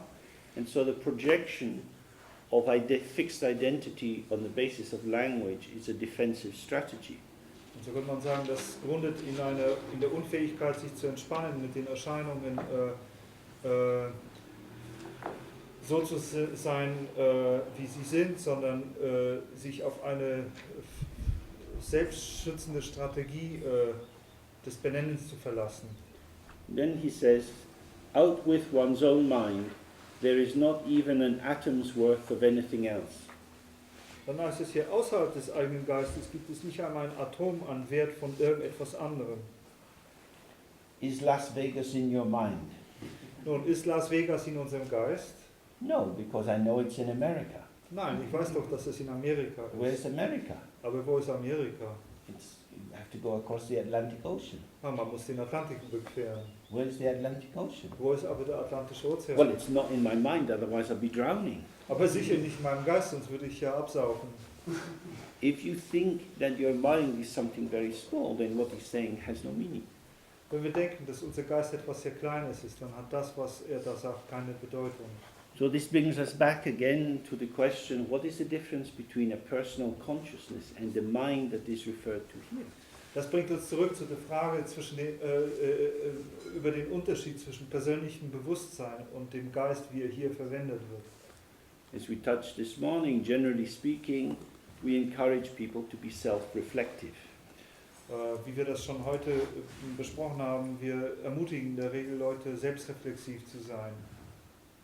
If you can't think in a profound way about what is going on, that is to say, to hold the sense of the world, the sense of yourself, the sense of your own history, and avoid the splitting off into immediate responses and really struggle to hold it all together, you are likely to act in a blind way. Wenn wir nicht in der Lage sind, gewissermaßen eine tiefere Einsicht in das, was vor sich geht, ist also sozusagen die Welt und unsere eigene Befindlichkeit darin klar zu sehen und nicht einfach auf Situationen impulsiv oder reaktiv einzugehen, dann ist es sehr wahrscheinlich, dass wir uns in einer sehr blinden Art und Weise verhalten werden. This kind of struggle to think is a major strand in post-Kleinian psychoanalysis. Und diese Bemühung um die Fähigkeit nachzudenken ist eine der wichtigen Stränge in der Kleinschen Psychoanalyse. But what's being referred to here is something different. Aber worauf hier Bezug genommen wird, ist etwas völlig anderes. We're not talking about being able to be consciously in relation to phenomena, where the one who is in relation is the capacity to think. Wir reden hier nicht über die Fähigkeit, bewusst in Beziehung zu Phänomenen zu stehen, wo derjenige, der in Beziehung steht, gewissermaßen verkörpert ist durch die Fähigkeit nachzudenken. Nor are we talking about the automatic self-reflexivity which is engaged in any act. Auch sprechen wir nicht hier über diese automatische Selbstbezüglichkeit und Reflexivität, die sich in die normale Weise zu reagieren engagiert. For example, I'm speaking to you, Zum Beispiel spreche ich zu euch, sagt James, and I know that I'm speaking. und er weiß, dass er spricht. Because although the words are going out, I'm also hearing myself speaking. Denn obwohl die Wörter zu euch gehen, hört er auch sich selbst sprechen. Now, this return is a kind of affirmation to myself. I am the one who is speaking. Diese Rückkehr ist eine gewisse Art der Bestätigung mir selbst gegenüber, dass ich derjenige bin, der spricht. That is to say, I am being affirmed as the one who is speaking. Das heißt, ich werde darin bestätigt, derjenige zu sein, der spricht. My agency, my sense of the one who is doing, of being the one who is doing it, seems to be made certain each time I get this feedback loop. Sagen, diese Funktion von mir als Agens des Sprechens, als derjenige, der spricht, wird jedes Mal, wenn diese Rückkopplungsschleife durchlaufen wird, verfestigt und bestätigt. And we're all familiar with this. Und wir sind alle damit vertraut. We're also familiar when it doesn't happen to us. Und wir kennen auch die Situation, wenn dies nicht geschieht. For example, you might be in a cafe chatting with a friend, Vielleicht sitzen wir in einem Café und sprechen mit einem Freund and you're really into what's going on, und wir sind wirklich da drin in diese Frage, was dann gerade vor sich geht. then you put your hand down to drink your coffee and you find the cup's empty. Und dann machen wir die Hand, bringen wir sie zur Tasse und wollen Kaffee trinken und finden raus, dass die Tasse leer ist. Because you were so absorbed in the conversation, you weren't aware of drinking the coffee. Denn wir waren so absorbiert durch die Unterhaltung, dass wir nicht gemerkt haben, dass wir den Kaffee bereits getrunken haben. So that's often quite a shock. How did that happen? Und das ist oft ein Schock. Wie ist es möglich gewesen? People who are experienced car drivers can often drive long journeys without much conscious memory of what they were doing. Erfahrene Autofahrer können durchaus lange Strecken fahren, ohne irgendeine bewusste Erinnerung daran, was sie da eigentlich gemacht haben. But generally speaking, this self-reflection is occurring and it becomes the ongoing reassurance of our own personal individual identity. Aber allgemein gesprochen ist diese Feedback-Schleife vorhanden, diese Zurückversicherung, diese Bestätigung ist da und wird zu einer Bestätigungsinstanz unserer eigenen Identität. In the Buddhist tradition, this is also what is called attachment. In der buddhistischen Tradition ist das dasjenige, was auch als Anhaften bezeichnet wird. On its crudest level, attachment is the sense, this is my watch, it's mine, so I don't want you to steal it. Auf seiner gröbsten, krudesten Ebene ist Anhaften sozusagen diese Empfindung, oh, das ist meine Uhr und ich will sie behalten, ich will nicht, dass du sie stiehlst. But on the most subtle level, it's the quality of identification with the emergence of manifestation as if we were the one who was doing it. We were the one who was the possessor of it. Aber auf der subtilsten Ebene ist es eine Identifizierung mit dem Erscheinen selbst, als ob wir diejenigen sind, die dieses Erscheinen hervorbringen und der Eigentümer dieses Erscheinens wären. For example, you have the sense that you are sitting here. Wir haben zum Beispiel das Empfinden, dass wir hier sitzen. You know it's you who's sitting here. Wir wissen, dass es wir sind, die hier sitzen. It would be very strange if you didn't have the sense that you were sitting here. Es wäre sehr seltsam, wenn wir diese Empfindung nicht hätten, dass wir hier sitzen. But what is the quality of knowing that you are the one who is sitting? Was aber ist die Qualität des Wissens darum, dass wir diejenigen sind, die hier sitzen?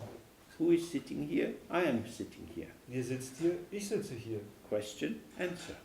Frage, Antwort. Good. Now we know what's what. Also gut, wir haben jetzt rausgekriegt, was ist. But who is the one who says, I am the one who is sitting here? Aber wer ist derjenige, der sagt, ich bin derjenige, der hier sitzt? I don't know. Ich weiß nicht. Anyway, let's not bother with that. Ach, lass uns doch damit sich nicht aufhalten. This is what is happening all the time. That to be able to really look, who am I, is very hard. Und das ist das, was die ganze Zeit über geschieht, dass die Frage, wer bin ich, die wirklich anzuschauen, sehr schwierig ist. As we know in the history of the development of modern psychotherapy, the brave pioneers, Sigmund Freud and Jung, carried out to some extent their own analysis. Wie wir aus der Geschichte der Psychoanalyse wissen, also aus der Entwicklung der modernen Psychoanalyse wissen, haben die Pioniere der Psychoanalyse bis zu einem gewissen Maß versucht, ihre eigene Analyse durchzuführen. They didn't recommend that other people do this. Sie haben aber nicht empfohlen, dass andere das auch tun. This may be because they were wanting to have a job, Vielleicht, weil sie auch einen Job haben wollten. and it was better for them to have people to come to them for analysis. Und es war für sie besser, die Leute zu ihnen kommen zu sehen, um Analyse zu bekommen. But also because it's very hard to see ourselves. Aber auch, weil es sehr schwierig ist, sich selbst zu sehen. Cheating ourselves is very easy. Sich selbst zu betrügen ist sehr einfach. That somehow we have these kind of bizarre lenses inside ourselves that distort our perception of ourselves. Auf eine gewisse Weise haben wir diese bizarren Linsen in uns, die unsere Wahrnehmung unseres Selbst so auf eine groteske Weise verzerren. That is to say, a great deal of the ways in which we can't see who we are is hidden from us. In modern language you say it's unconscious. Und das drückt nichts anderes aus, als dass viele Aspekte dessen, wie wir sind, vor uns verborgen sind. Sie sind in moderner Sprache ausgedrückt unbewusst. And therefore having someone else to recognize and help us to see when we get caught up in them is helpful. Daher ist es hilfreich, jemanden zu haben, der das erkennen kann und sichtbar machen kann, wenn wir darin gefangen sind. In the Eastern traditions of meditation they took another tack. Und in der östlichen Tradition der Meditation wurde dann noch ein anderer Ansatz gewählt. They privileged the development of particular kinds of methods, what we call meditation, in order to be able to facilitate the capacity for self-examination. Sie haben eine gewisse Technik, gewisse Methoden, die man Meditation nennt, privilegiert, um die Fähigkeit der Selbstuntersuchung durchzuführen, zu fördern. But also the possibility of being able to enter into some kind of dialogue with those who know, whether they're in a sangha or a teacher or whatever. Aber auch zugleich die Möglichkeit damit eröffnet, in eine Art Dialog mit jenen, die bereits wissen, einzutreten, Mitglieder des Sangha, Lehrer und so weiter. So this quality of self-reflexiveness, which confirms I am, I, me, myself, becomes a solid point, a kind of opaque barrier to seeing the ground of our own nature. Und diese Qualität der Selbstreflexivität, dieses Wissens, wer ich als ich selbst bin, wird zu einer Art undurchdringlichen, undurchsichtigen Barriere, die uns daran hindert, unsere Grundnatur zu sehen und zu erkennen. And at this point, this is what we call a consciousness. Und an diesem Punkt nennen wir das Bewusstsein. So consciousness is the quality of mind which takes an object. Und Bewusstsein ist also eine Qualität des Geistes, die ein Objekt wählt. So we are conscious of how our body is. Wir sind zum Beispiel bewusst unseres Körpers. And if our knees get sore, we want to move our body. Und wenn unsere Knie anfangen weh zu tun, dann wollen wir unseren Körper bewegen. But we're also conscious of ourselves. We know when we're maybe tired or thirsty or happy or sad.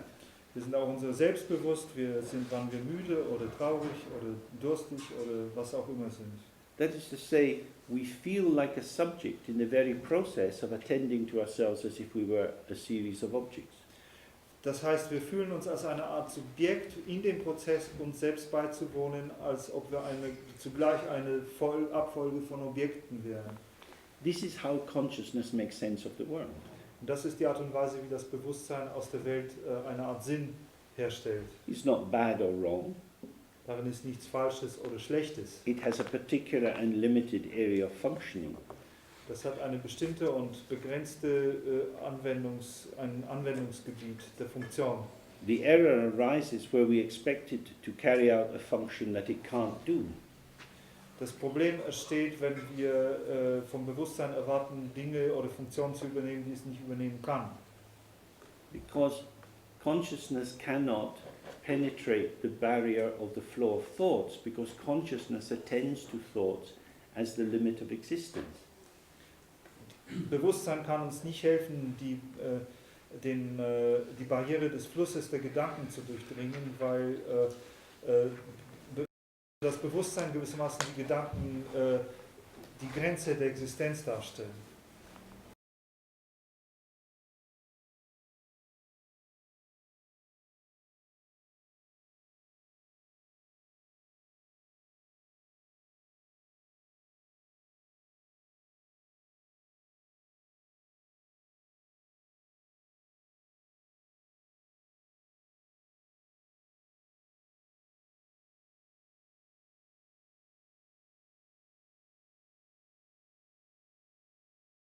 Not referring to the consciousness which takes an object. Wenn also hier der Text sich auf den Geist bezieht, dann bezieht er sich nicht auf das Bewusstsein, welches ein Objekt wählt. It refers to the basis of this movement of consciousness. Es bezieht sich hier auf die Basis dieser Bewegung, die zu Bewusstsein führt. That is to say, consciousness is seen as a movement of the energy of the mind. Das heißt, Bewusstsein wird hier als eine Bewegung der Energie des Geistes gesehen. To use the image we used before, it's like a particular reflection in the mirror. Um das Bild, das wir schon bereits verwendet haben, noch einmal zu benutzen, ist es eine bestimmte Spiegelung im Spiegel. The mirror shows the reflection can't show the mirror. Der Spiegel zeigt die Spiegelung, aber die Spiegelung kann nicht den Spiegel zeigen. Because there are reflections, you can know there is a mirror, but the reflections hide the mirror. Weil es Reflexionen gibt, können wir wissen, dass es da einen Spiegel gibt, aber die Spiegelung selbst verbergen den Spiegel. In the same way, thoughts show the radiance of the mind, but in themselves hide the radiance of the mind. In dieser gleichen Weise zeigen Gedanken die Strahlkraft des Geistes und zugleich verbergen sie diese Strahlkraft. Particularly because they say, look at me, pay attention to me. Insbesondere weil sie zu sagen scheinen, schau mich an, beachte mich. And so our attention is endlessly fascinated by the content of our mind. Sodass unsere Aufmerksamkeit endlos von den Inhalten unseres Geistes fasziniert ist. Which is always changing and moving. Und diese Inhalte sind in ständige Veränderung und Bewegung begriffen. And there is no end to this fascination. Und es gibt kein Ende für diese Faszination. And even if we do feel an end of the fascination, say we feel very, very depressed and we feel I can't bear it anymore. Und selbst wenn wir das Ende der Faszination spüren, wenn wir sehr deprimiert sind und sagen, ich kann das nicht mehr ertragen, because we then feel I have no way of ending these thoughts but to kill myself. Wenn wir an diesem Punkt sind, dann haben wir das Gefühl, dass ich keine Möglichkeit habe, diese Gedanken zu beenden, außer mich selbst zu töten. Because these thoughts are me, they define me, I can't separate myself from them. Weil diese Gedanken ich selbst bin, weil sie mich definieren und es keinen Weg gibt, mich von diesen Gedanken zu trennen. In order to solve this problem, we need to find the way to relax through the waterfall of streaming sensation and experience and see what lies behind it, which is inseparable from it. Um das zu vollbringen, müssen wir fähig sein, uns zu entspannen, gewissermaßen in diesem Wasserfall von endlosen Empfindungen und Wahrnehmungen und dann sozusagen durch diesen Wasserfall hindurchzuschauen und zu sehen, was dahinter ist. So that's why he's saying the mind is like the sky. Und das ist der Grund, warum er sagt, der Geist ist wie der Himmel. So whenever we're using the term mind here, it's not your individual consciousness that is thinking about this and that, but it is your relaxed, open capacity to entertain everything in an instant. Wenn er also sagt Geist, dann ist es nicht dieses Bewusstsein, das diesem oder jenem Gedanken beiwohnt, sondern es ist unsere offene Fähigkeit, alles in einem Augenblick zu unterhalten. In the break, for example, you can go and walk out on the road and look out into the infinite valley. In der Pause können wir zum Beispiel hinausgehen, auf die Straße gehen und in diese Unendlichkeit des Tals hinausschauen. Just relax into the out breath and just be present with whatever's there. Wir können uns dann mit der Ausatmung entspannen und mit allem, was gerade da gegenwärtig ist, gegenwärtig sein. If thoughts about what you're experiencing are arising, just let them come and go. Wenn Gedanken darüber, was wir gerade erfahren, aufkommen, lasst sie kommen und gehen. And just stay open to what's there. Beautiful scenery. Steht einfach offen für das, was da ist, für diese wunderbare Szenerie hier. And see if you can have a felt sense of the immediacy, the non-separation, the non-duality of what appears to be external and your awareness. Und wir können sehen, ob wir vielleicht ein Empfinden dafür haben, für die Unmittelbarkeit von dem, was sich als Äußeres darbietet und unsere eigene Bewusstheit, die Untrennbarkeit davon direkt zu spüren. And this is why he says, out with one's own mind, there is not even an atom's worth of anything else. Und das ist der Grund, warum er sagt, außerhalb unseres eigenen Geistes gibt es nicht einen Atomwert von etwas anderem. Now, this means that each person in the room has an infinite mind. Und das bedeutet, dass jede Person in diesem Raum einen unendlichen Geist hat. It's not that if I'm in your mind, you can't be in my mind. Es ist nicht so, dass wenn ich in deinem Geist bin, du nicht in meinem Geist sein kannst. Because for me to be in your mind must be very big and I have to be a bit small. Because you've also got everyone else in your mind. I can't take up too much space. Denn damit ich in deinem Geist sein kann, muss ich etwas kleiner sein als dein Geist.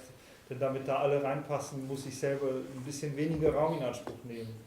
This is not a problem to be solved by arithmetic. Es ist kein arithmetisches Problem. It is immediately present.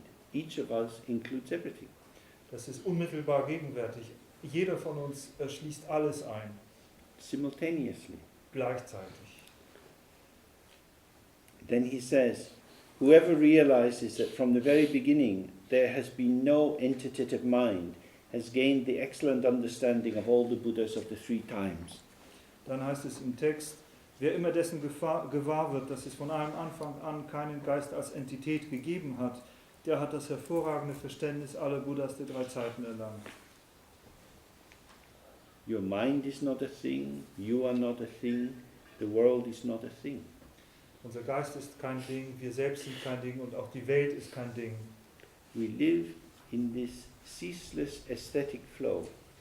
Wir leben in diesem unaufhörlichen ästhetischen Fluss, beyond appropriation, jenseits von Aneignung, because we have no place to stand outside it and pull it towards ourselves. denn es gibt keinen Platz außerhalb davon, um dort stehen zu können und es zu uns hinzuziehen. Like trying to take a handful of water, when you take something from the world, it just flows through your fingers. Das ist wie wenn man versuchen würde, mit der Hand nach Wasser zu greifen. Wenn man etwas versucht aus der Welt zu nehmen, dann zerfließt es uns durch die Finger. Because it only exists on an abstract level. Denn es existiert nur auf einer abstrakten Ebene. Things become meaningful when they're concrete. Aber Dinge sind bedeutungsvoll, wenn sie konkret sind. And the concrete depends on it working. Und das Konkrete hängt davon ab, dass es arbeitet, dass es funktioniert. I went to stay in a small hotel recently up in Scotland. James ging nach Schottland und hielt sich in einem kleinen Hotel auf. And at the end I went to pay the bill and the man said, oh, we don't take credit cards. Und am Ende ging er, um die Rechnung zu bezahlen und der Hotelbesitzer sagte, oh, wir nehmen keine Kreditkarten. So I have the money, but my money is in the card. Ich habe das Geld, aber das Geld befindet sich in der Karte. He needs the money, but he can't take the card. Er braucht das Geld, aber er kann die Karte nicht nehmen. In the concrete moment, I had no money. In diesem konkreten Augenblick habe ich kein Geld. It's absolutely abstract that there is money in my bank account and you can get it through the card. Es ist vollkommen abstrakt, dass ich Geld auf dem Konto habe und ich es im Prinzip aus der Karte ziehen könnte. That's how life is. It's about concrete moment-by-moment experiences, and they're in touch with each other, and then gone, and then gone. It's absolutely contingent. Das ist das, worum das Leben geht, dass es diese Erfahrung von Augenblick zu Augenblick, dieses sich berühren und dann vergehen, berühren und vergehen. Contingent means what? Contingent means just like adventitious, happening in the moment on the basis of different factors. Das ist sozusagen vollkommen bedingt, vollkommen den Umständen gemäß. This means when we observe our mind operating and we make statements to ourselves about ourselves, Wenn wir also unseren Geist bei seiner Funktion beobachten und uns selbst, über uns selbst gegenüber Feststellungen treffen, whatever the nature of these statements, was immer denn diese Feststellungen besagen, they are merely gestures. sie sind nichts als Gesten. We talk about psychodynamic. Wir sprechen hier über Psychodynamik. The psyche, the widest sense of the mind, is indeed dynamic. Die Psyche oder der weiteste Sinn von Geist ist in der Tat dynamisch. It has nothing fixed. Da ist nichts Fixiertes. It doesn't contain any things and it's not a thing itself. Sie beinhaltet nichts und sie ist auch nicht ein Ding an sich. Therefore there is nothing to rely on. Und da gibt es also nichts, worauf man sich stützen könnte. At that point we can start to feel a bit anxious. An diesem Punkt könnten wir uns ein wenig ängstlich fühlen. But who am I? What can I say about myself? Aber wer bin ich und was kann ich über mich selbst sagen? Why do you need to say something? Warum brauchen wir es, etwas zu sagen? But I want to know who I am. Aber ich will doch wissen, wer ich bin. Why? Warum? Because that will let me know something. Weil ich dann etwas wissen werde. And here we see that epistemology has displaced ontology. Und hier erkennen wir, dass Erkenntnislehre die Ontologie verdrängt hat. That is to say that by relying on categories and names, we have created for ourselves a pseudo-empty identity, telling stories about ourselves. I was born like this, my mother was like that, my father was like that. Und hier sehen wir, dass unser sich verlassen auf Begriffe und Kategorien eine Art Pseudo-Identität von irgendwelchen Geschichten, die wir uns über selbst erzählen können, geschaffen hat.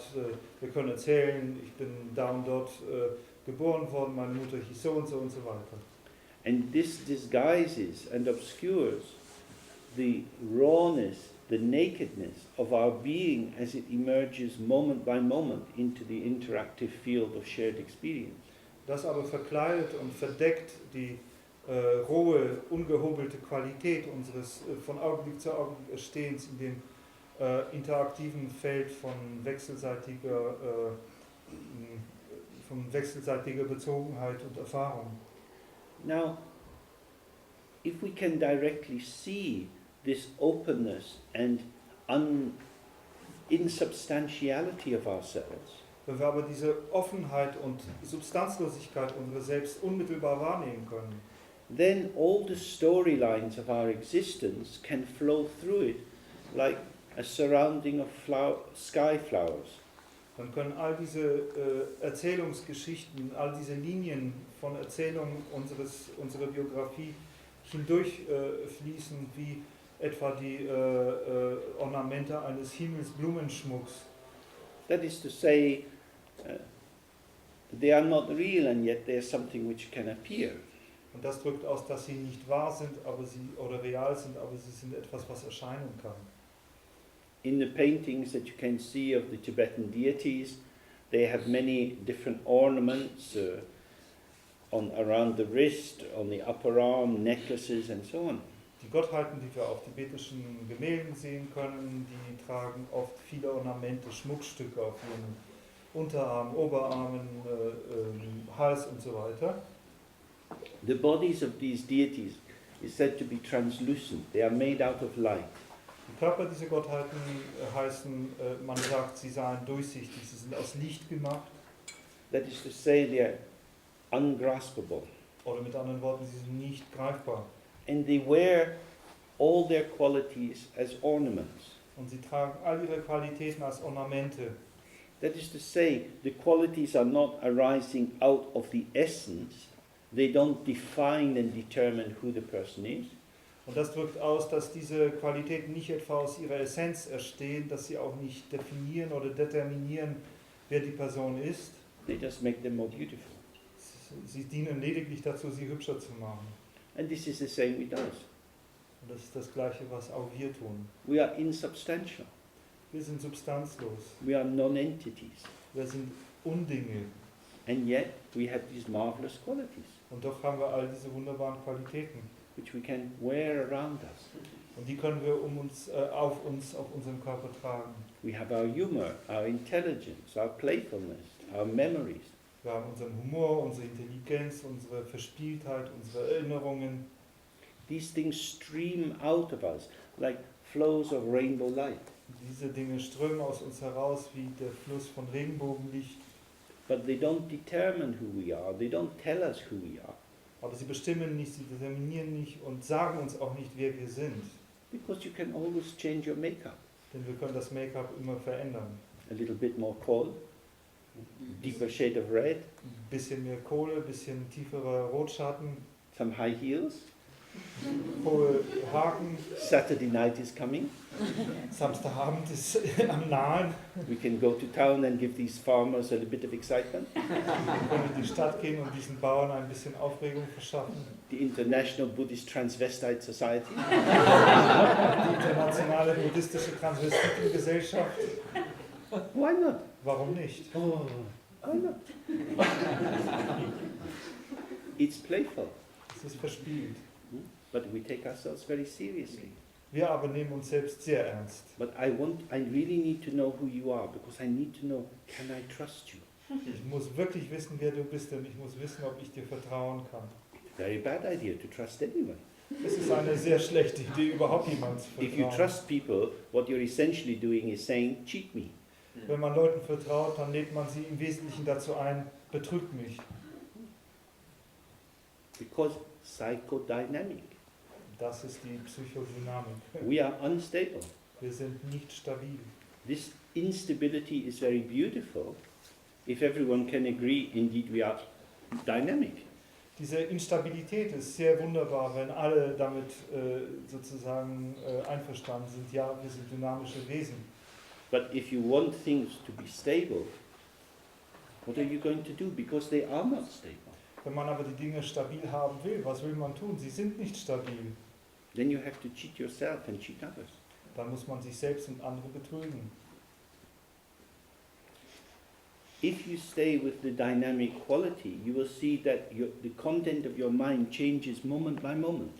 Wenn man mit dieser dynamischen Qualität verweilen kann, dann wird man sehen, dass der Inhalt des Geistes, unseres Geistes, sich von einem Moment zum anderen ständig verändert. And generally speaking, the way that you perceive phenomena changes also. Und auch allgemein gesprochen verändert sich die Art und Weise, wie wir Erscheinungen wahrnehmen, auch von Augenblick zu Augenblick. In general terms, a sign of mental health is that people can tell different stories about themselves. Allgemein gesprochen ist es ein Zeichen geistiger Gesundheit, dass Leute über sich selbst verschiedene Geschichten erzählen können. If somebody only has one story about their life and they tell it again and again in an obsessional manner, this is usually a sign of some mental illness. Wenn jemand nur eine einzige Geschichte hat und die in eine Form der Besessenheit jedem auf den Tisch packt, dann ist es in der Regel ein Zeichen von mentaler Krankheit. This is because our nature is pluralistic, Denn unsere Natur ist pluralistisch. and this is the possibility of our dynamic contact with many different people in many different ways. Und das erschafft auch die Möglichkeit, unsere dynamischen Beziehungen zu vielen Menschen und Situationen. So, he then says, what is well known as the natural cornucopia is not just another false idea, since from the very beginning it is the co-emergent nature. Dann heißt es hier im Text weiter, was als das natürliche Füllhorn bekannt ist, ist nichts anderes als eine weitere falsche Vorstellung, da dieses von allem Anfang an die koemergente Natur ist. This is a technical term in the middle of it, this natural cornucopia. The cornucopia is a European symbol, the horn of plenty. And here it means the capacity of the mind to become many different things. Und das ist hier natürlich ein technischer Begriff und auch zugleich in der Übersetzung eine Entlehnung aus der westlichen Sprache. Dieses berühmte Füllhorn, dieses Horn, aus dem alles entspringen kann, steht hier für den Geist, der viele Dinge sein kann. We all have great potential to manifest in different ways. Wir alle haben ein großes Potenzial, auf die verschiedenste Art und Weise zu manifestieren, uns zu manifestieren. He's saying this is not another false idea. Und er sagt, das ist hier eine andere weitere falsche Idee. Because from the very beginning, we have had this co-emergent nature. Denn in der Tat haben wir von allem Anfang an diese koemergente Natur gehabt. On an ordinary level, we're thinking just about this life. You are born from the meeting together of the essences of your mother and your father. Wenn wir auf der gewöhnlichen Ebene über dieses Leben nachdenken, dann sind wir das Ergebnis des Zusammentreffens der Essenzen von Mutter und Vater. And then you have the development inside your mother's belly. Und dann haben wir eine Entwicklung im Bauch der Mutter durchlaufen. While other people are thinking about you and making plans. Und während andere Leute über uns nachdenken und Pläne schmieden. And then you are born into a world where there are many ideas about who you are. Und dann werden wir in eine Welt geboren, in der es bereits viele Ideen darüber gibt, wer wir sind. The baby comes out of its mother's body into hands. Das Kind kommt aus dem Körper der Mutter in Hände. We don't let it drop on the floor. Wir lassen es nicht einfach auf den Boden fallen. So it's immediately in relation. Also befindet es sich auch unmittelbar in einer Beziehung. In many countries, traditionally, they put the baby on the mother's belly to try to help the placenta come out. Und in vielen traditionellen Ländern wird das Kind dann auf den Bauch der Mutter gelegt, damit die Plazenta besser rauskommt, So the baby is immediately a little bit useful. sodass das Kind auch sofort ein bisschen nützlich ist. And so it goes on and on and on. Interaction, interaction, interaction. Und so geht es immer weiter. Wechselwirkung, Wechselwirkung, Wechselwirkung. This is co-emergence. This is to say there is no, as Winnicott says, there is no baby without a mother. Das ist Konvergenz. Das ist, wie Winnicott sagt, es gibt kein Baby ohne eine Mutter. They come together. Sie kommen immer zusammen. And all our life we have been in intercourse with the world. Und in unserem ganzen Leben befinden wir uns in einer Wechselwirkung, in einer Beziehung zur Welt. Again, in these Tibetan paintings, you often see the god and the goddess joined together in sexual union. Wörtlich gesagt, im sexuellen Verkehr mit der Welt. Und wir sehen auf den Bildern ja auch oft, dass Gottheiten männliche und weibliche Formen in sexueller Vereinigung sind. This shows the ongoing intercourse of every moment of our life. Und das zeigt den fortgesetzten Sexualverkehr eines jeden Augenblicks unseres Lebens. We breathe in and we breathe out. Wir atmen ein, wir atmen aus.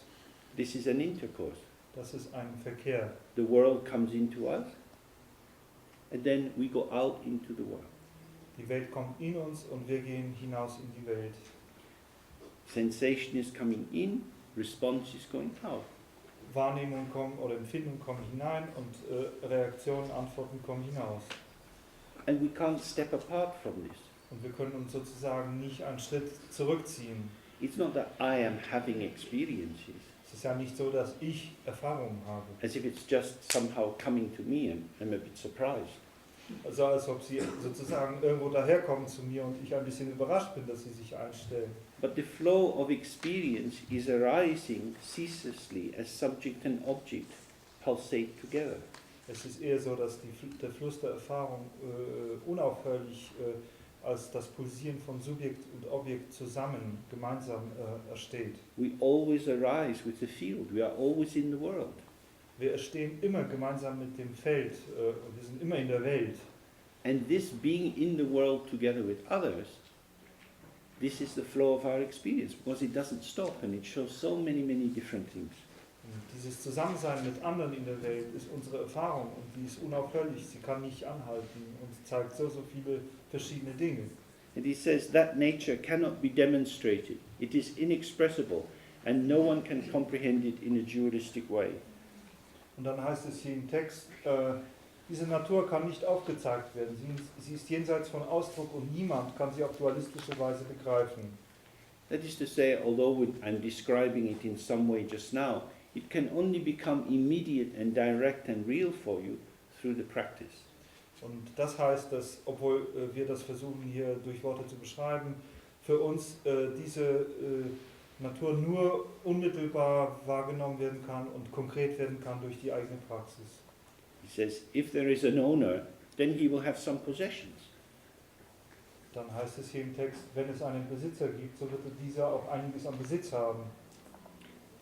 But if from the very beginning there has been no self, what can this non-self possibly possess? Doch wenn es von einem Anfang an kein Selbst gab, was könnte dieses Nicht-Selbst überhaupt besitzen? This is a self-liberation of neurosis. Dies hier stellt die Selbstbefreiung von Neurose dar. Because who is the owner of all these experiences, of this composite story, of this mélange of sensation and affect and cognition? Denn wer ist der Besitzer dieser zusammengefügten Feldes von Erfahrungen, dieser Melange von Denken, von Wahrnehmen, von Fühlen? These flow through this sky-like open awareness, but they don't adhere to anything because there is nobody for them to refer to. Sie fließen unaufhörlich durch diesen himmelsgleichen Raum, aber es gibt niemanden, an den sie sozusagen haften könnten, kleben könnten, denn es gibt niemanden, auf den sie sich wirklich beziehen können. As Wittgenstein proposes, language speaks to language. Wie Wittgenstein bereits vorschlug, Sprache spricht zur Sprache. Language refers to itself. Sprache bezieht sich immer nur auf sich selbst. It doesn't really tell us about the world, it doesn't really tell us about ourselves. Sie sagt uns nicht wirklich etwas über die Welt oder über uns selbst. But it's part of ourselves and part of the world. Aber sie ist ein Teil unseres Selbst und der Welt. It's an aspect of gesturing. Es ist ein Aspekt der Geste. And so, when we can see that we don't exist in a concrete way, there is no fixed finite definition of ourselves, and through that there is an infinite freedom to participate in many different ways. Und so, wenn wir erkennen, dass wir nicht in einer konkreten Art und Weise als irgendetwas existieren, dass es nichts an uns gibt, das uns determinieren, bestimmen könnte, können wir auf unendliche Art und Weisen an allem, was sich darbringt, partizipieren, teilnehmen. Okay, shall we take a break until 5 o'clock? Wir machen jetzt eine Pause bis 5. Okay, let's start with this 3R practice again. Wir beginnen wieder mit der Praxis der 3 A's.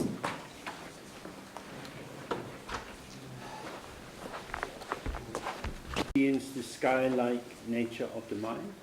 Und das ist eine Chance, die himmelsgleiche Natur des Geistes zu erfahren.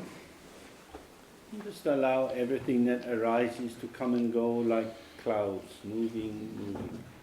Wir gestatten allem, was aufkommt und geht, eben zu kommen und zu gehen wie Wolken, die sich bewegen.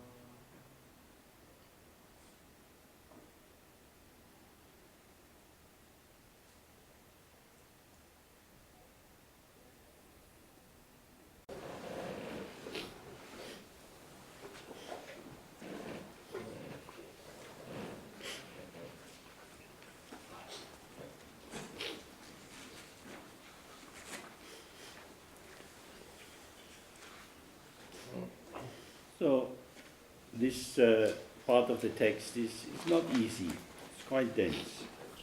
Dieser Teil des Textes ist nicht einfach, er ist ziemlich dicht.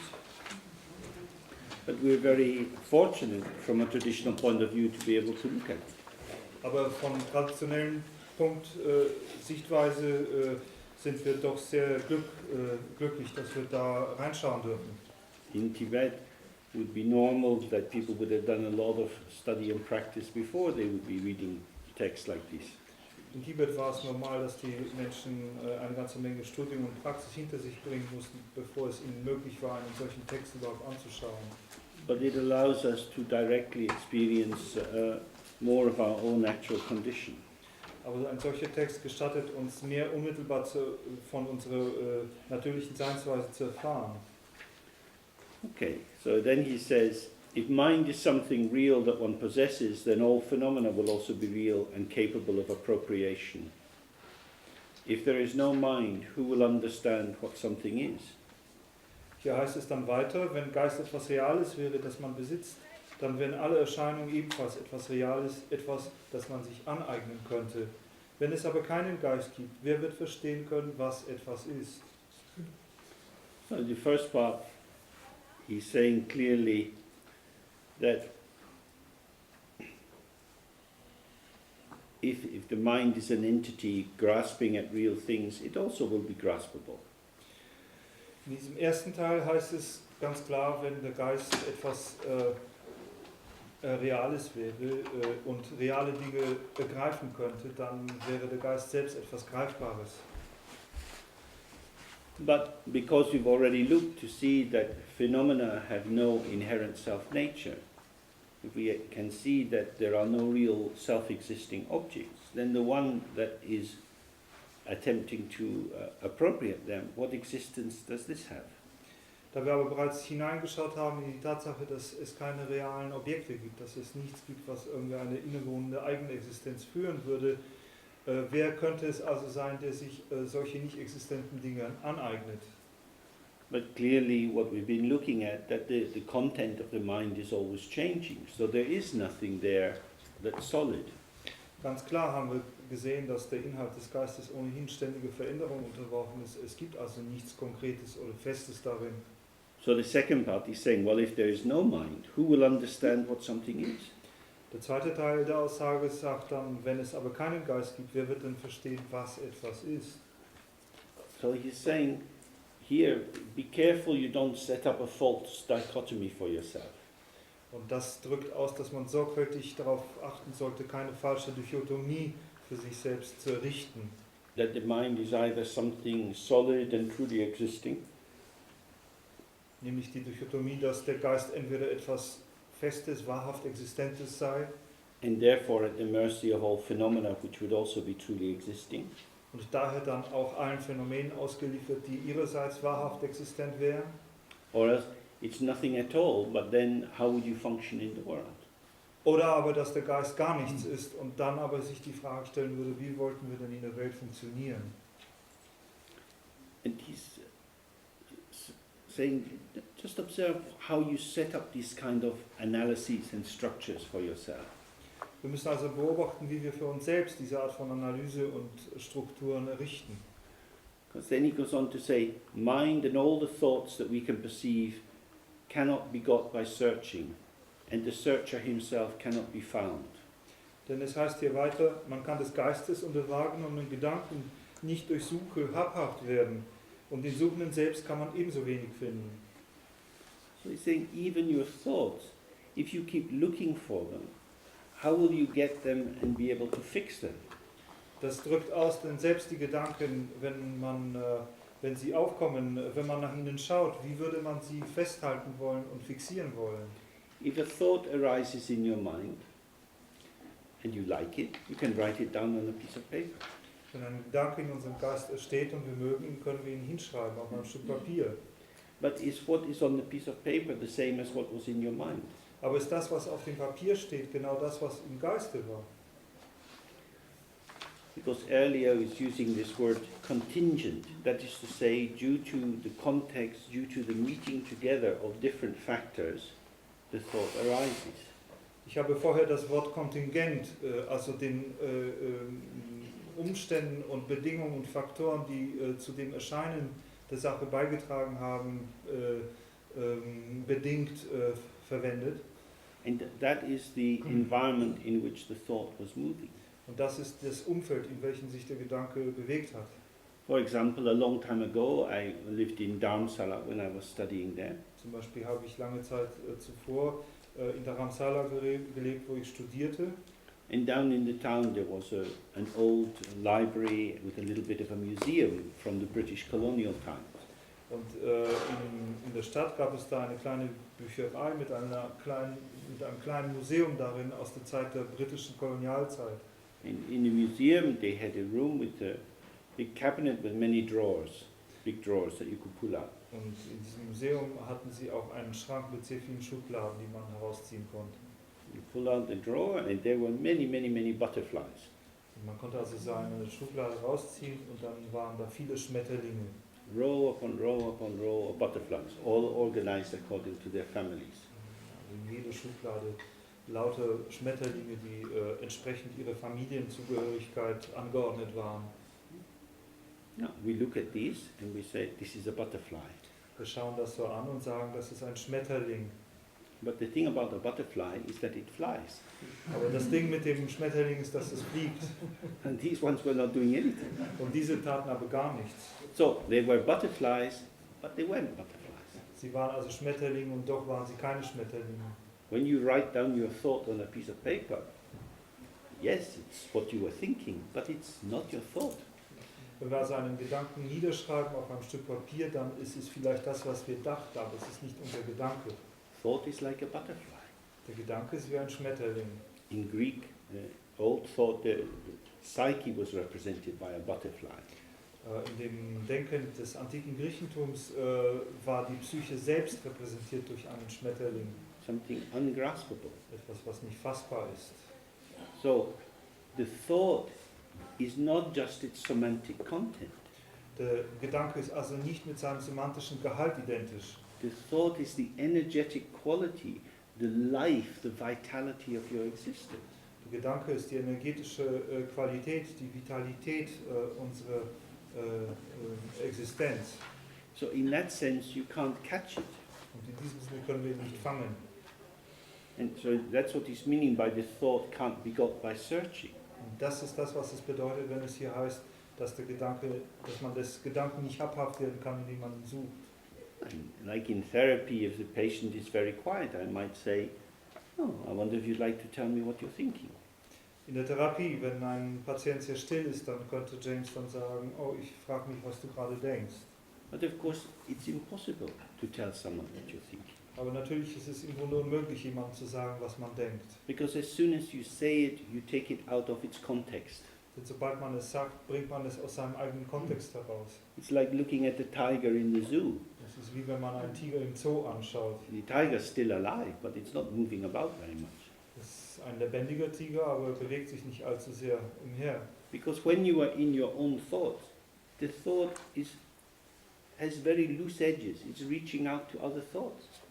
Denn als man in seinen eigenen Gedanken war, hatte der Gedanke gewissermaßen sehr lockere Grenzen und hatte Bezüglichkeit zu vielen anderen Gedanken. And when it comes out of your mouth, one, two, the words come one after another in a straight line and appear to be something very solid. Aber wenn sie aus unserem Wort herauskommen, kommen die Worte gewissermaßen in eine lineare Anordnung, eins nach dem anderen und scheinen etwas sehr Festes zu sein. This is what makes relationships so terrifying. Und das ist etwas, was eben Beziehungen so erschreckend macht, Especially for men. speziell für Männer. Because women tend to ask, but what do you really feel about me? Denn Frauen neigen dazu, zu fragen, was fühlst du wirklich über mich oder in Bezug auf mich? Very dangerous. Sehr gefährlich. Because you can't say. Denn wir können es nicht sagen. Because of course we feel and think many things. Denn But we can only say one thing at a time. wir fühlen und denken natürlich viele Dinge, aber wir können nur eine Sache zu einer Zeit sagen. So it's very important to look at a sentence like this, which at first seems a bit stupid, because of course we can search for thoughts, of course we can work out what we're thinking. Und das ist daher sehr wichtig, solche Aussagen, solche Sätze in diesem Text wirklich sehr sorgfältig anzuschauen. Denn wenn wir oberflächlich gucken, könnte man es geradezu für dumm halten. Natürlich können wir nach Gedanken suchen, natürlich können wir sagen, was wir gedacht haben. And that's because we are so used to extrapolating, to taking it out of its context. Und das liegt daran, dass wir es daran so gewöhnt sind, zu extrapolieren, Dinge aus ihrem eigenen Kontext herauszureißen. It's suggesting that what arises in the mind is very subtle. It's like watching the back of a whale if you're out in the sea and you want to see the whole whale, but you just see a little hump. Und in dieser Weise ist das hier eine sehr subtile Angelegenheit. Es ist so ein bisschen die Sache, wie wenn man einen Wal im Meer betrachten will. Man würde gerne den ganzen Wal sehen, aber was man sieht, ist vielleicht Kratzer ein bisschen von seinem Buckel. One of the phrases that Jungian analysts are fond of saying is that psyche likes to hide. Eine der Phrasen, die Jungsche Analytiker gerne sagen, ist, dass die Psyche sich gerne verbirgt. It is to say, the mind reveals itself as it will from time to time in little bits. Und das sagt aus, dass der Geist sich von Zeit zu Zeit enthüllt, so wie er mag, in kleinen Bröckchen. And of course it does, Natürlich tut er das, because it's not a thing. denn er ist kein Ding. If it was a thing, then you could somehow put a pin in it, like the butterfly. Wenn es ein Ding wäre, dann könnte man natürlich eine Stecknadel reinstecken, wie in einen Schmetterling. But of course the thing you got is not the butterfly. Aber das Ding, was man dann bekommen hat, ist nicht mehr der Schmetterling. This is what children do. They see a little fly and they want to see how it works, so they push it, and it's dead. Das ist das, was Kinder machen. Sie sehen eine kleine Fliege und wollen genau wissen, wie die funktioniert, und dann stupsen sie und dann ist sie tot. Like a cat with a mouse. Oder wie die Katze mit der Maus. And when the mouse is dead, they're still quacking it about. Come on, do something. Wenn die Maus tot ist, dann verteilen sie immer noch Backpfeifen und wollen, dass die Maus herumläuft. Mach doch was. That is to say, if you want to understand your mind, you have to be very gentle. Und das drückt aus, dass wenn wir unseren eigenen Geist verstehen wollen, dass wir sehr sanft sein müssen. You can't be too strong, you can't be too grasping. Wir können nicht zu stark vorgehen, wir können nicht zu ergreifend vorgehen. The mirror doesn't do anything except offer hospitality. Der Spiegel tut gar nichts, außer Gastfreundschaft anzubieten. Some of the images that arise in the mirror are clear, some are not, maybe half a face. The mirror doesn't shift along the wall to get the whole. Manche der Bilder, die erscheinen, sind klar, andere sind nicht so klar. Manchmal erscheint vielleicht nur ein halbes Gesicht, aber der Spiegel würde sich nicht beeilen, an der Wand entlang zu rutschen, um das ganze Gesicht einzufangen. So it's the same in the meditation. When the mind is confused, when you're not very clear, when it's all a mess, just be with it. Das gleiche in Meditation, wenn der Geist verwirrt ist, wenn er sozusagen in Aufruhr ist, wenn er ein chaotischer Haufen ist, sollten wir einfach damit verweilen. Don't try to turn it into what you want. Versuche es nicht in etwas zu verwandeln, was du gerne hättest. Because just like with the butterfly, the one that you get is not the one you want. Denn das ist wie mit dem Schmetterling. Das, was du kriegst, ist dann nicht mehr das, was du gewollt hast. The problem is in the wanting. Das Problem liegt im Wollen. This is why the Buddha says the cause of suffering is attachment.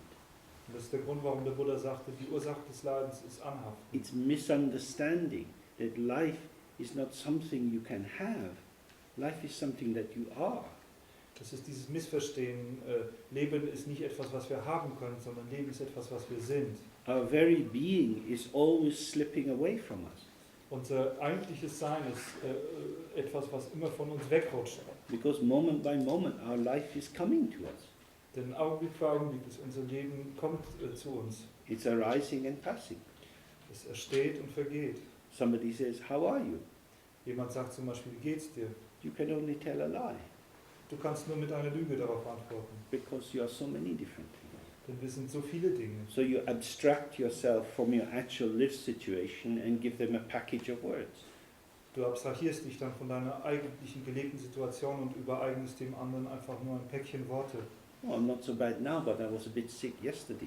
Oh, mir geht's gerade nicht so schlecht, aber gestern war ich ein bisschen krank. Oh, I'm sorry to hear about that. Oh, es tut mir leid, das zu hören.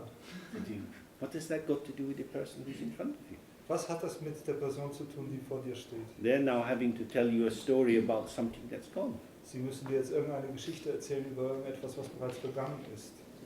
But how are you? How could you say? Aber wie du bist, wie geht's dir, wie könnte man das ausdrücken? At this moment, you just experience yourself. How are you? In diesem Moment erfahren wir uns selbst. Wie sind wir denn? Wie geht's uns? I imagine quite a lot's happening for you. Ich stelle mir vor, dass für euch eine ganze Menge vor sich geht. Could it come out this little door? Könnte dies aus dieser kleinen Tür rauskommen? All sorts of sensations, feelings, hearing sounds outside. Alle möglichen Arten von Empfindungen, Gefühlen, Klängen, die wir von außen hören. So he's saying, be present with your existence. It won't be how you think it is. Und das drückt aus, sei gegenwärtig in deiner Existenz. Sie wird ohnehin nicht so sein, wie du denkst, dass sie sein sollte. And this inexpressible, amazing, direct existence, the one who experiences it, she also can't be found by searching. Und dieses Unausdrückliche, dieses Unaussprechliche unserer eigenen Existenz und auch derjenige, der dieses erfährt, auch er oder sie kann nicht durch Suchen gefunden werden. So he says, neither knower nor known exists as such, and yet they are unborn and unceasing in the past, present and future. Und so heißt es dann, weder der Wissende noch das Gewusste existieren als solche, und doch sind sie ungeboren und unaufhörlich in Vergangenheit, Gegenwart und Zukunft. So here we are, unborn and unceasing. This is about us, not on some astral level or after 30 years in retreat, but now sitting in this room, we can't find ourselves, and yet here we are. We can't say who we are, and yet here we are. Dieses Ungeboren und unaufhörlich, das handelt genau von uns. Das handelt nicht von irgendeiner abstrakten, hochstehenden Ebene, von Astralreise oder von 30 Jahren Retreat, sondern das ist genau das, was wir hier sind. Wir sind hier und dennoch können wir nicht finden, was wir und wie wir sind. Und dennoch sind wir vollkommen gegenwärtig. And remember, this subtle level is existing simultaneously with all the strong statements we can make about ourselves. I am this, I am that, I'm good, I'm bad, and so on. Und wir müssen uns daran erinnern, dass diese subtile Ebene koexistent ist, gleichzeitig existent ist mit all den derben Feststellungen, die wir über uns selbst treffen könnten. Wir sind so und so, wir sind gut, wir sind schlecht, wir sind das, wir sind jenes. And these thoughts also, although they claim in themselves to be telling the truth and to be strongly real, they're already gone as soon as they arrive. Und auch diese Gedanken, obwohl sie sozusagen für sich in Anspruch nehmen, stark real zu sein und die Wahrheit über das, was ist, auszudrücken, sind auch nur etwas, was in einem Augenblick steht und im anderen schon bereits vergangen ist. So then he says, this does not change, for it is the natural condition of the innate great satisfaction. Und dann heißt es hier, dies unterliegt keiner Veränderung, da es die natürliche Seinsweise der eingeborenen großen Befriedigtheit ist. That is to say, from the very beginning, that nature is open and relaxed, in that it has a great satisfaction. There's no problem, no tension, nothing difficult. And this is just how things are. Und das drückt aus, dass diese Natur von einem Anfang an entspannt und offen ist und in Zustand großer Befriedigkeit verweilt, weil es da nichts an Problemen oder Schwierigkeiten gibt. Und das ist die Art und Weise, wie die Dinge sind. What causes the dissatisfaction is that we have been set an impossible task. Aber was die Unbefriedigkeit verursacht, ist die Tatsache, dass wir uns eine unmögliche Aufgabe gestellt haben. That we should know who we are. Dass wir nämlich wissen sollten, wer wir sind. Self-knowledge is a complete delusion. Selbstwissen, Eigenwissen ist eine vollständige Täuschung. Some knowledge is very important. Einiges an Wissen ist wichtig.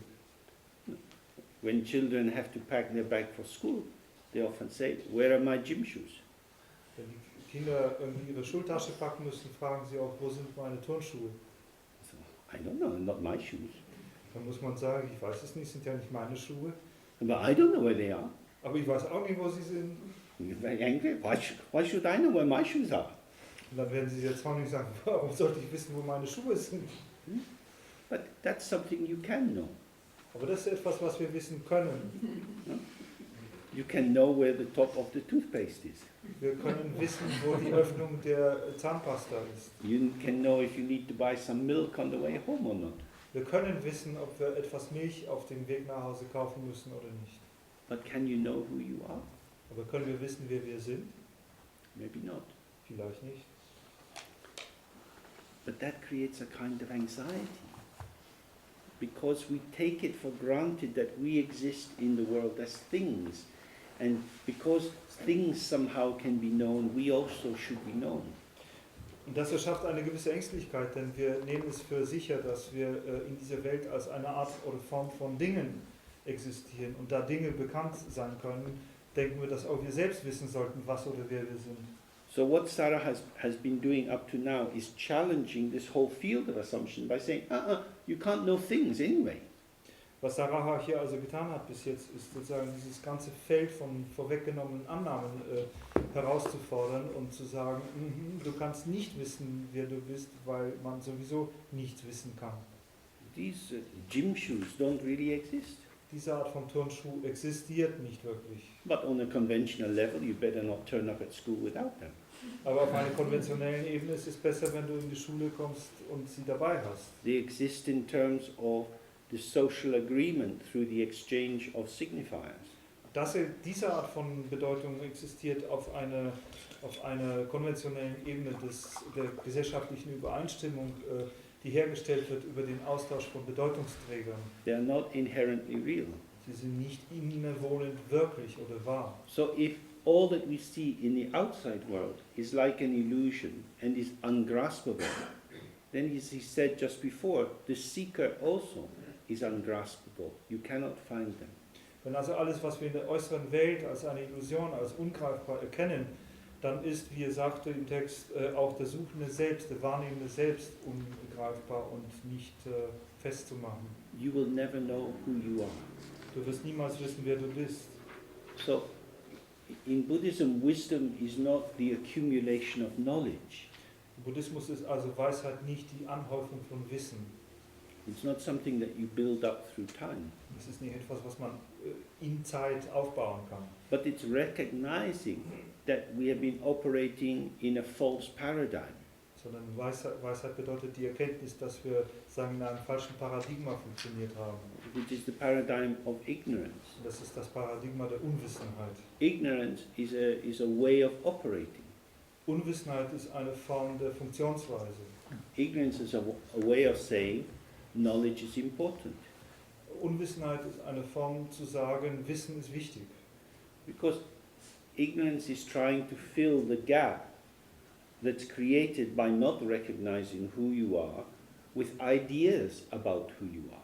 Denn Unwissenheit versucht die Lücke, die durch das Nicht-Erkennen, wer wir sind, entstanden ist, zu füllen, indem es diese Lücke anfüllt mit Vorstellungen, Ideen darüber, wer wir sind.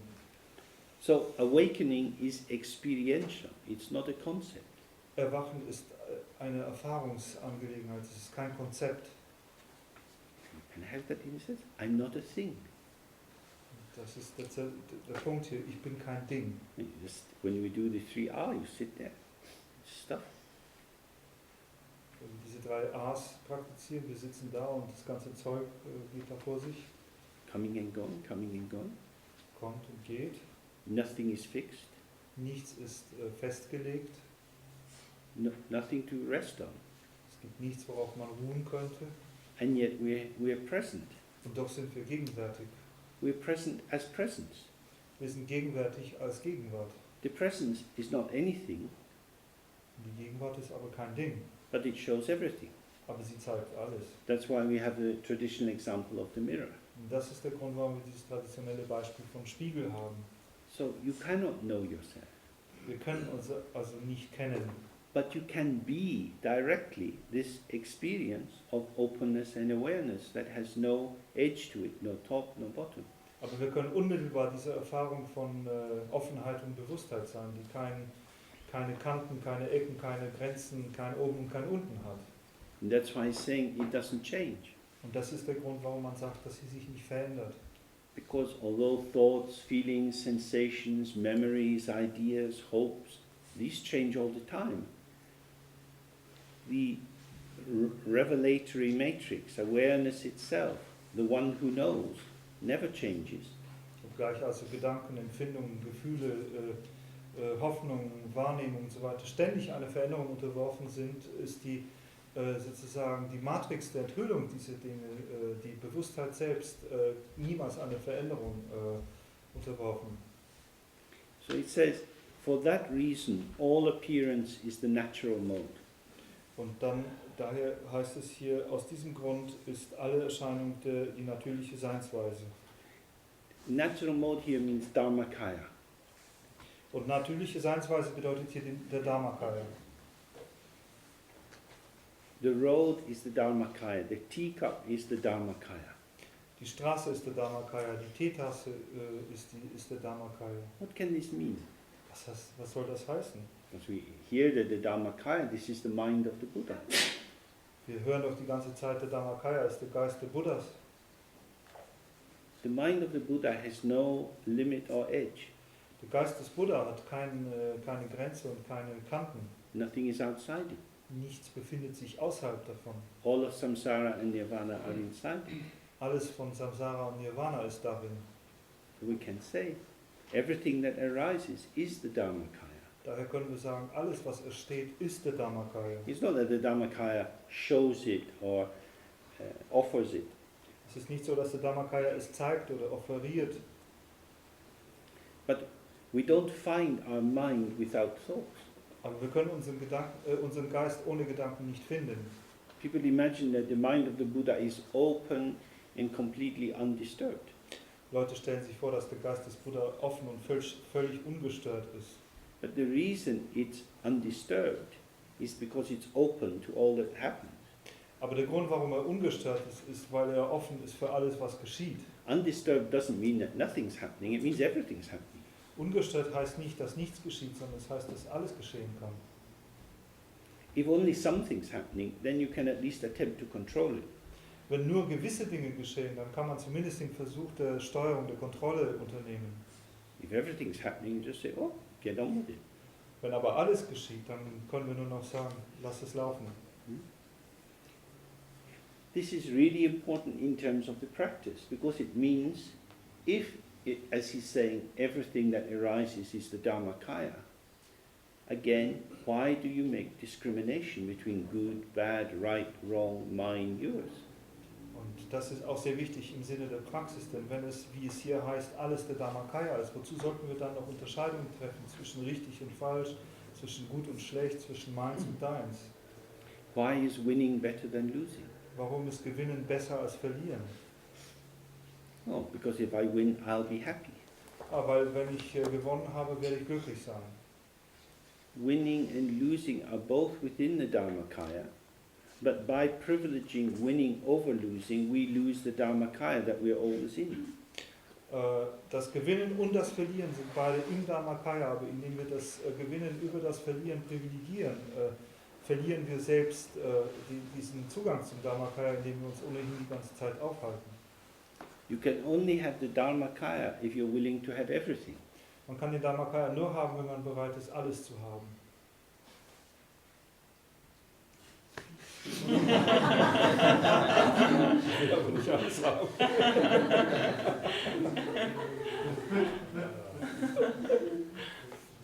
You can't have a selection. Man kann also hier nicht aussortieren. Because although it is your Dharmakaya and from the very beginning you have been the Dharmakaya, it's not personal. Denn obgleich es unser Dharmakaya ist und wir von allem Anfang an in diesem Dharmakaya waren, ist dieser Dharmakaya nicht persönlich. Our personal existence is an aspect of the Dharmakaya. Unsere persönliche Existenz ist lediglich ein Aspekt des Dharmakaya. You can see the misunderstanding of this that can happen in Buddhist groups where they have a powerful teacher. Everybody wants to be like the teacher. Wir können das Missverstehen solcher Dinge in buddhistischen Gruppen sehr leicht sehen, die einen machtvollen Lehrer haben. Dann wollen alle wie diese Lehrer sein. But it's not about cloning ourselves to become replicas of somebody else. Aber hier geht es nicht um sich selbst klonen, um ein Replika von jemand anderem zu werden. Because on the level of manifestation you can only ever be yourself. Denn auf der Ebene der Manifestation können wir nur wir selbst sein. And however you are, some people will like it and some people won't like it. Und ganz gleich wie man ist, wird es Leute geben, die es mögen und andere werden es nicht mögen. The Chinese government doesn't like the Dalai Lama. Die chinesische Regierung mag den Dalai Lama nicht. That's their choice. Das ist das, was sie wählen. We can say, oh, that's because they're ignorant. Wir können natürlich sagen, das liegt daran, weil sie unwissend sind. But nobody convinces everyone. Aber niemand kann alle überzeugen. when we manifest into the world, we are always in a particular way, which will perform particular functions. Wenn wir in dieser Welt uns manifestieren, dann werden wir das immer in einer bestimmten Art und Weise tun und diese bestimmte Art und Weise wird bestimmte Funktionen erfüllen. The history of Christianity and Islam is full of fighting between sects. Die Geschichte von sowohl Christentum als auch Islam ist voller Geschichten von miteinander widerstreitenden Sekten. And Buddhism is exactly the same. Und auch im Buddhismus haben wir genau das Gleiche. So the fact that things are good or Buddhist doesn't mean that everybody agrees on that. Die Tatsache, dass Dinge gut sind oder buddhistisch sind, heißt noch lange nicht, dass alle in Übereinstimmung darüber sind. So this means recognize that everything that occurs is your own nature. Und das bedeutet, dass was uns übrig bleibt, ist zu erkennen, dass alles, was erscheint, unsere eigene Natur ist. Now we have to remember, this is the instruction for the view to support meditation. Nun haben wir uns daran zu erinnern, dass dies die Unterweisung für die Sichtweise ist, die unsere Meditation stützt. If you walk across the road in front of a car, you will die.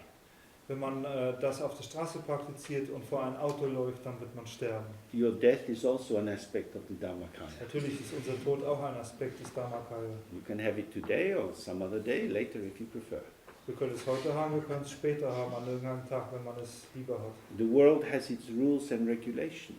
Die Welt hat ihre eigenen Regeln und Gesetze.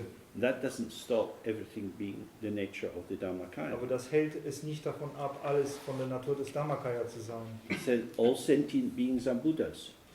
Er sagt dann hier, alle fühlenden Wesen sind Buddhas. All construction and activity have been within all-encompassing space from the very beginning. Alle Schöpfungen und Tätigkeiten haben sich von allem Anfang an innerhalb des allumfassenden Raumes befunden.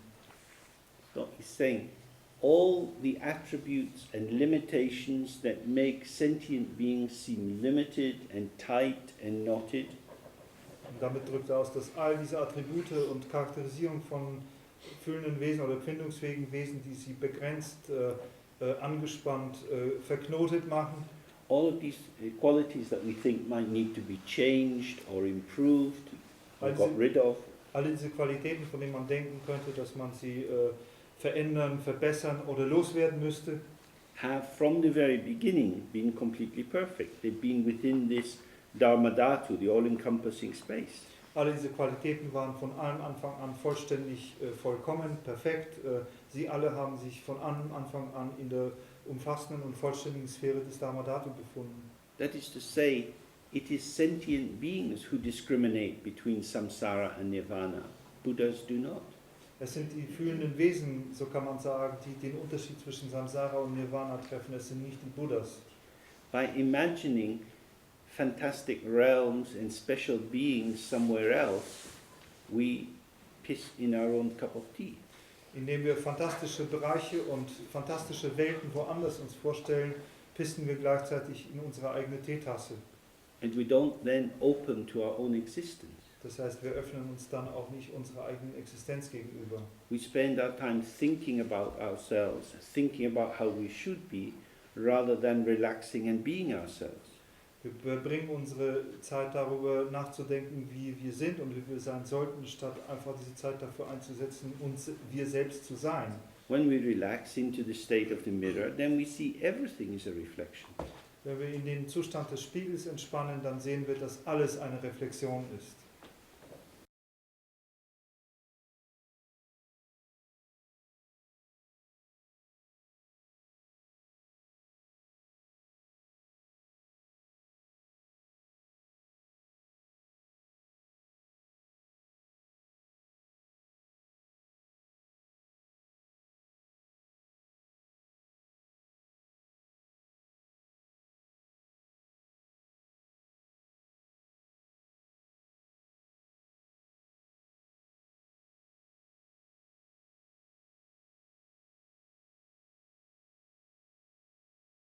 Important. Das ist also etwas sehr Wichtiges. Again and again, what you hear in these texts is, the problem is not that you should do something, but your very activity is what causes the problems. Wie es wieder und wieder heißt in diesen Texten, ist, das Problem ist nicht, dass wir irgendetwas unternehmen, unterfangen sollten, sondern es ist genau diese Aktivität selbst, die die Probleme verursacht. You are blinded by your own radiance, Wir sind geblendet durch unsere eigene Strahlkraft. because your radiance arises in terms of stupid thoughts. Weil unsere Strahlkraft sozusagen sich manifestiert, entsteht mittels unserer dummen Gedanken. And not recognizing where this comes from, you take it as something truly real. Und indem wir nicht erkennen, woher diese kommen, nehmen wir sie für etwas wahrhaft Reales. So it's about doing less. Hier geht es also darum, weniger zu tun. And for most of us, separating doing and being is extremely difficult. Und für die meisten von uns ist das sich trennen von tun und einfach das Sein ist etwas sehr Schwieriges. For example, say you're feeling very upset.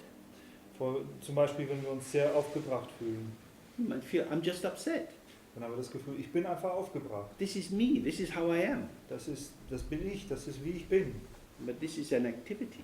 Aber in Wirklichkeit ist das eine Aktivität. This is fusing your attention into something which is arising and passing. Das ist sozusagen das Verschmelzen unserer Aufmerksamkeit mit etwas, was ersteht und vergeht. Who is the one who is aware of being immersed in emotions? Wer aber ist derjenige, der sich dessen bewusst ist, dass man eingetaucht ist in Emotionen?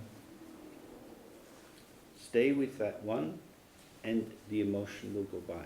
Verweile bei diesem und die Emotion wird vorbeigehen. But as long as you think that the activity of attachment and identification with the arising is a quality of your being, you will always be in the activity of becoming somebody else. Aber solange man denkt, dass dieses Festhalten an der Aktivität, an dem Erstehen der Emotion, die Art und Weise ist, die unser eigenes Sein ausdrückt, werden wir immer sozusagen mit dieser Aktivität fortgerissen werden, werden wir immer mit dieser Aktivität mitgehen. So in these texts they often talk about appearances or things which are arising. When you start to look, everything that you know yourself to be is something which is arising for you. In diesen Texten wird viel über Aktivität und über Erstehen, auf das Entstehen von Dingen gesprochen. Und wenn wir genau hinschauen, werden wir sehen, dass alles, wovon wir glauben zu wissen, dass wir es sind, auch etwas, was für uns ersteht. In that sense, your body is not yours. In diesem Sinne ist unser Körper nicht unser Körper. Because your body is revealed to you through a whole series of sensations and movements and like breathing in and out, bending, stretching, easing a pain, yawning and so on, which arise and pass. Denn unser Körper wird für uns selbst enthüllt durch eine ganze Abfolge von Bewegungen, von Empfindungen, Wahrnehmungen, von sich etwas dehnen, von sich etwas wenden und drehen, von gähnen. Und all diese Empfindungen, Wahrnehmungen sind etwas, was ersteht und vergeht.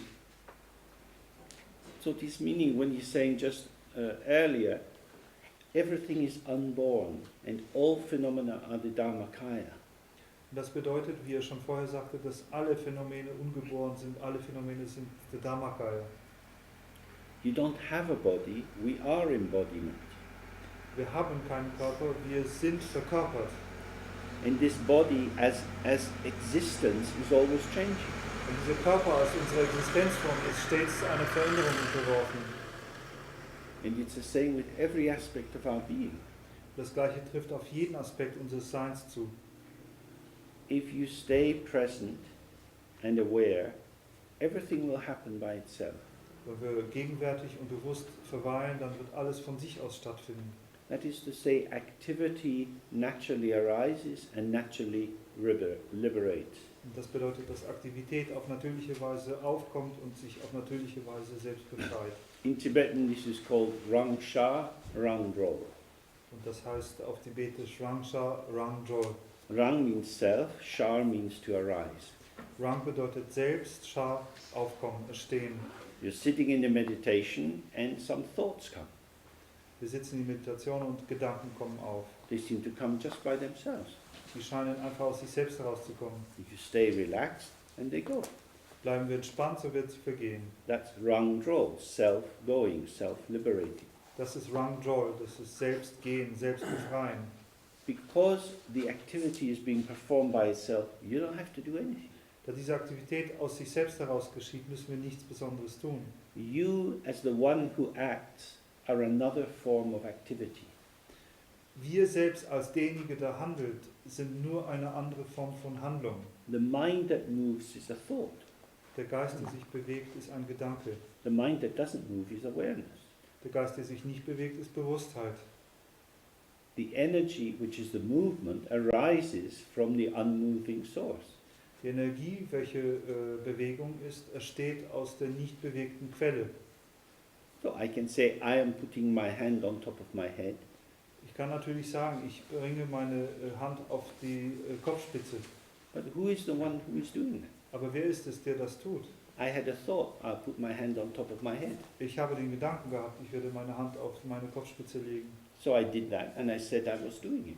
So tat ich das und sagte auch noch dazu, dass ich es tue. On the basis of the thought, I will put my hand on the top of my head.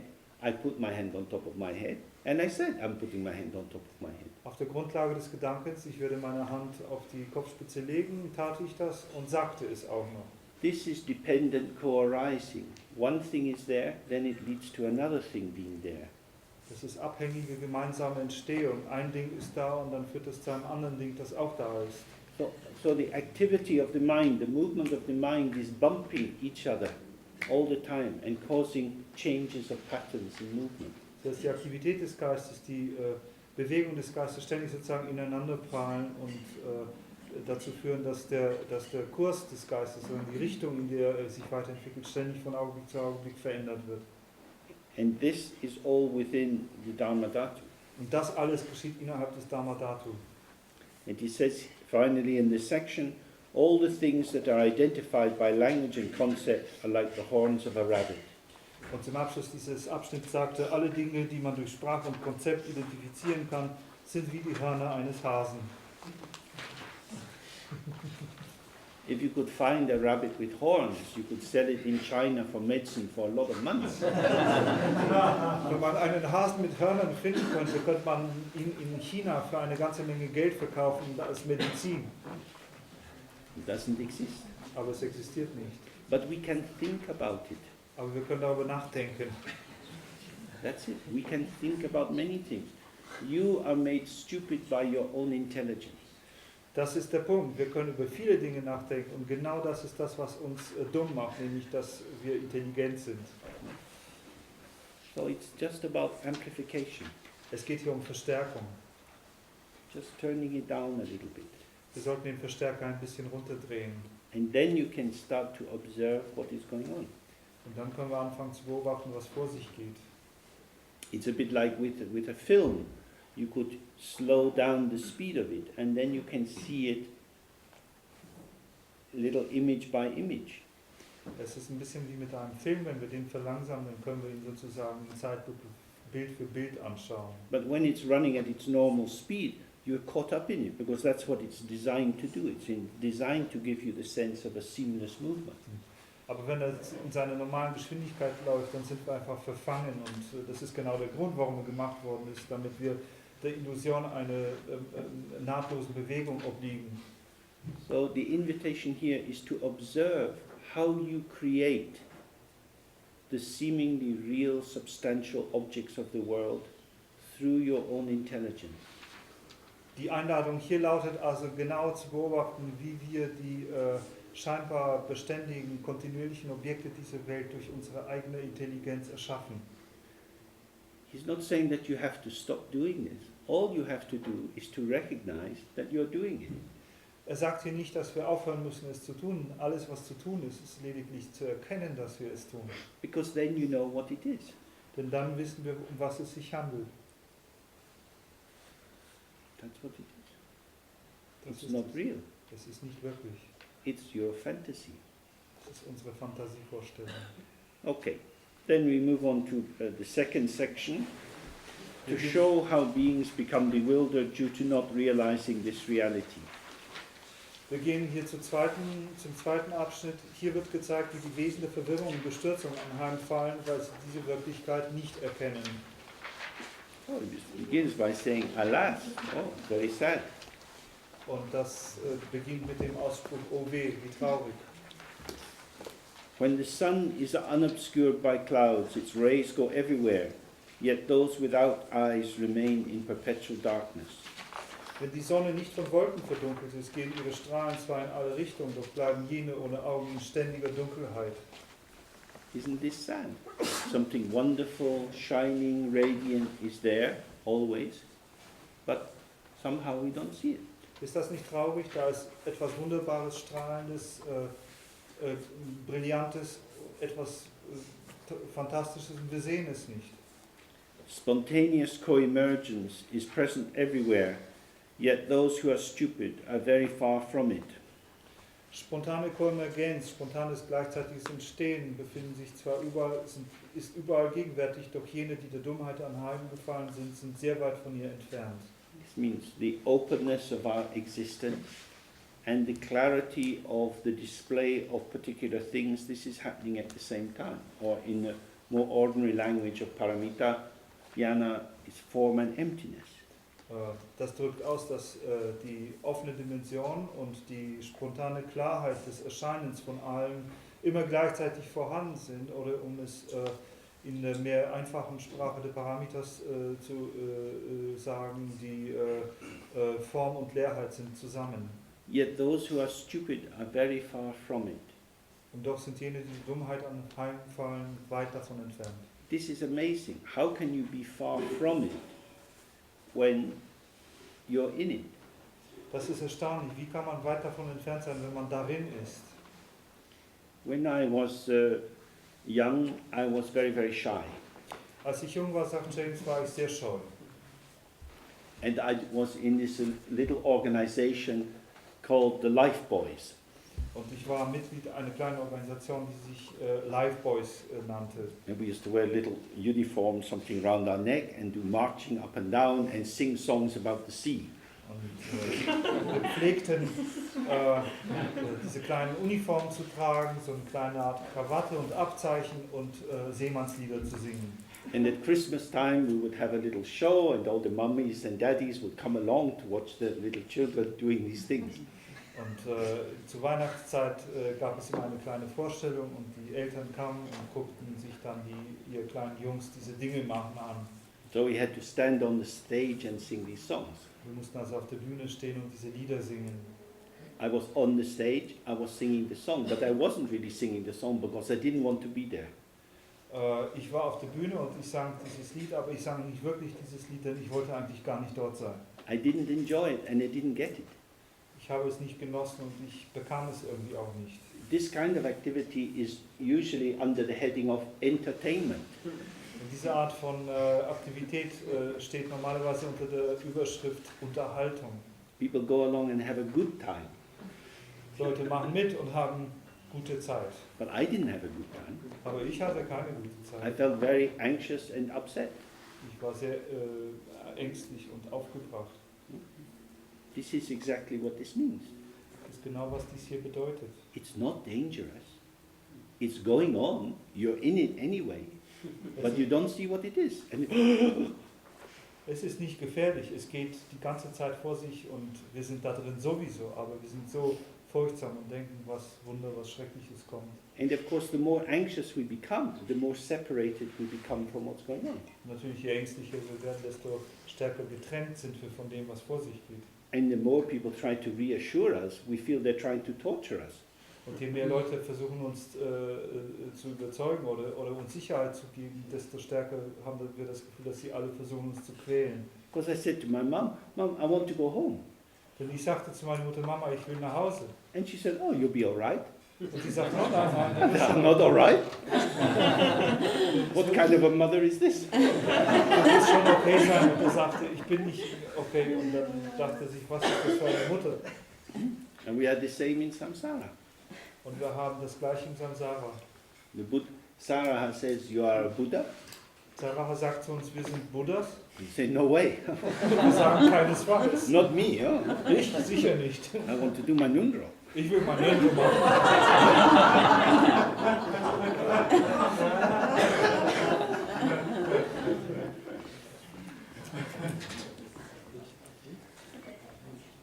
Because beings do not understand that mind is not an entity, they strongly bind the original nature of mind by relying on discrimination and conceptual judgment.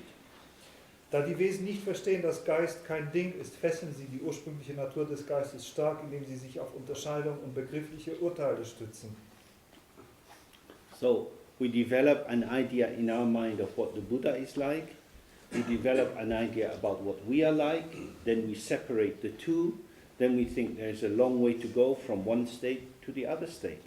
Wir entwickeln in unserem Geist eine Idee darüber, wie der Buddha ist, wir haben eine Idee, wie wir sind und wir haben das Gefühl, dass da also ein großer Unterschied besteht. Dadurch schaffen wir auch einen langen Weg, den wir gehen müssten, um so zu sein wie der Buddha. And the great tragedy of that is that that work of discrimination we feel is good work. Und die große Tragödie darin ist, dass diese Arbeit der Unterscheidung von uns als eine gute Arbeit empfunden wird. But the more we do this good work, the further we get away from our own real nature. Aber je mehr wir von dieser guten Arbeit verrichten, desto stärker entfernen wir uns von unserer eigentlichen Natur. And that's why he says they strongly bind the original nature of the mind by relying on discrimination and conceptual judgment. Und das ist der Grund, warum es hier heißt, dass sie die ursprüngliche Natur stark fesseln, indem sie Unterscheidung und begriffliche Urteile fällen. Of course, he's not saying we really bind it in some way. We can't limit or destroy or restrict this natural condition.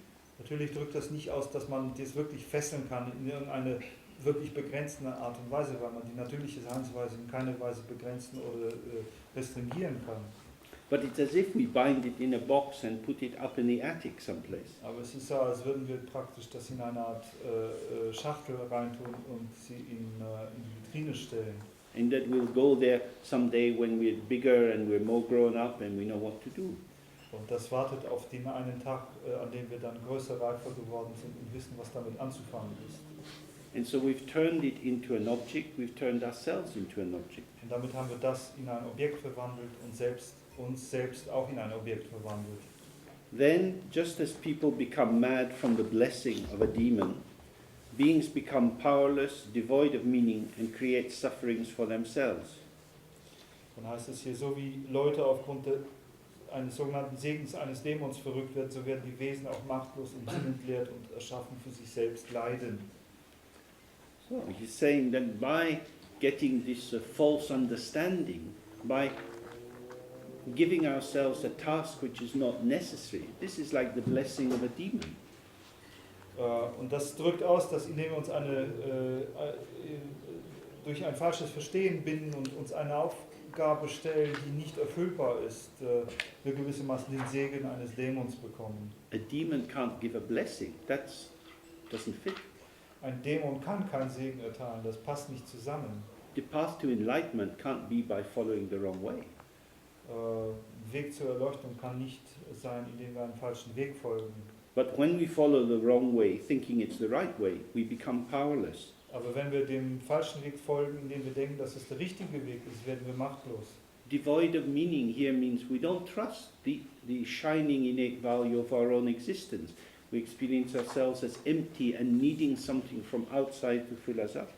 Sinnentleert bedeutet hier, dass wir der eigenen Bedeutung nicht vertrauen, dass wir machtlos werden und nicht wirklich darauf vertrauen können, dass sorry. Okay. Once again. Was it which bit? The devoid of meaning. Devoid of meaning. Yeah. That in feeling emptied out because we lack something, we always looking out towards the object to fill ourselves up. Indem wir uns entleert fühlen, fühlen wir uns sozusagen in dem Bedürfnis nach außen zu schauen, nach einem Objekt, das uns hilft, uns wieder aufzufüllen. Some Lama is coming to give some initiations. Maybe I should have these initiations. Irgendein Lama kommt, um irgendwelche Initiationen zu geben. Vielleicht sollte ich hingehen und diese Initiation bekommen. Now I have that initiation. I must write it down in my book so I don't forget what initiations I have. Und nun habe ich diese Initiation bekommen, jetzt muss ich es niederschreiben in meinem Büchlein, damit ich nicht vergesse, welche Initiationen ich bekommen habe. At that point, all the Buddhas of the three times are weeping. Zu diesem Zeitpunkt sind alle Buddhas der 3 Zeiten am Weinen. When I was moving one of the times in India, I lost my little book where I'd written down all my mantras. Als ich in Indien unterwegs war, verlor ich an einem Zeitpunkt mein Büchlein, in dem ich all die Mantras aufgeschrieben hatte. Now I'll never know how many mantras I did. Jetzt würde ich nie mehr wissen, wie viele Mantras ich gesprochen habe. But it's very important, because you can go to some teachers and you say, how many of these mantras have you done? Oh, you haven't done enough. Aber das ist sehr wichtig, denn man kann zu bestimmten Lehrern gehen, dann werden sie uns fragen, ja, und wie viele Mantras von diesem oder jenem hast du gemacht? Und dann haben wir vielleicht nicht genug gemacht. There's a story in the biography of Machik Labdran. Da gibt es eine Geschichte in der Lebensgeschichte von Machik Labdran. When she was young and she needed to earn money, she did it by reading Buddhist texts out loud in order to let other people hear, because many people couldn't read, but also to generate the merit and dedicate it to the sponsor. Als sie jung war und Geld verdienen musste, hat sie das oft damit getan, dass sie buddhistische Texte laut vorgelesen hat. Einerseits deswegen, weil viele Leute gar nicht des Lesens mächtig waren und so konnten sie wenigstens den Text hören, und andererseits, weil es auch üblich war, Texte vorzulesen, um Verdienst oder Tugend zu erschaffen und dann zu widmen, dem Sponsoren zu widmen. And this was seen as if a sort of low-level activity, a bit like being a governess like Jane Eyre. Das wurde als eine niedrig stehende Tätigkeit angesehen, so ein bisschen wie wenn man ein Regierungsbeamter niedriger, Like a typical noble. also sozusagen ein Anfänger in der Beamtenlaufbahn zu sein. Something for women to do that wouldn't cause too much trouble. Etwas, was für die Frauen gedacht war, weil sie da nicht so viele Schwierigkeiten verursachen würden. I didn't invent patriarchy. Tut mir leid, ich bin es nicht, der das Patriarchat erfunden hat. It pervades all of Tibetan Buddhism. Es durchdringt den gesamten tibetischen Buddhismus. So, this Lama came and started to do this initiation, and she was allowed to go in, but sitting at the back. Und nun kam diese Lama und begann mit seiner Initiation, und sie durfte schon hingehen, aber sie musste sich im Hintergrund halten. And halfway through the initiation, she got up and walked out. Und mitten in der Initiation stand sie auf und ging raus. And at the end of the initiation, when everybody came out of the room, they saw that she was sitting up in a tree. Und am Ende der Initiation, als alle wieder rauskamen, konnte man sie oben in einem Baum sitzen sehen. And some of the monks got very angry and they said, "You are being very disrespectful to this High Lama who's given us the initiation." Und einige der Mönche wurden sehr zornig und sagten, du warst sehr respektlos gegenüber diesem hohen Lama, der uns die Initiation gegeben hat. But the Lama said, "Oh, she's the only one who got the initiation." Aber der Lama sagte langsam, sie ist die Einzige, die Initiation bekommen hat.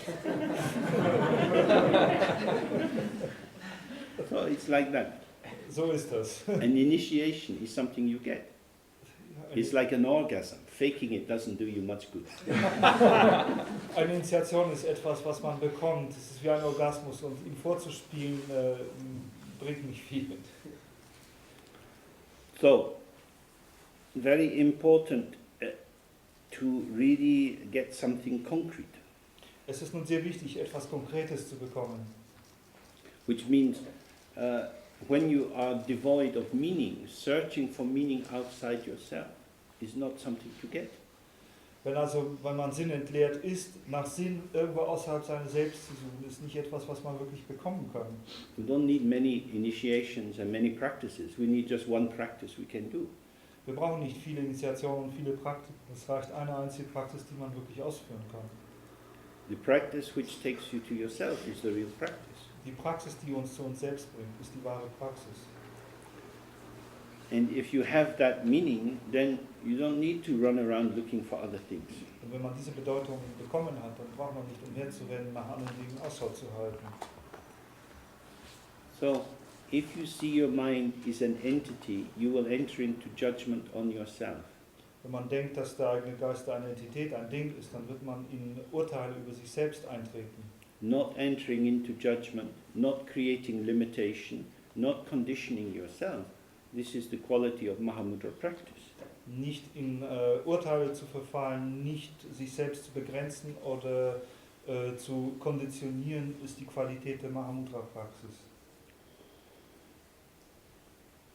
Okay, then he says, believing that things are real, beings are seized by the great demon of thought, and thus do they create only meaningless suffering for themselves. Indem sie daran glauben, dass Dinge wirklich sind, werden sie von dem großen Dämon des Denkens gefangen und so erschaffen sie für sich selbst nur sinnloses Leiden. Thoughts tell us about things. If you believe in things, you will take thoughts to be very important. Dinge teilen uns etwas über Dinge mit.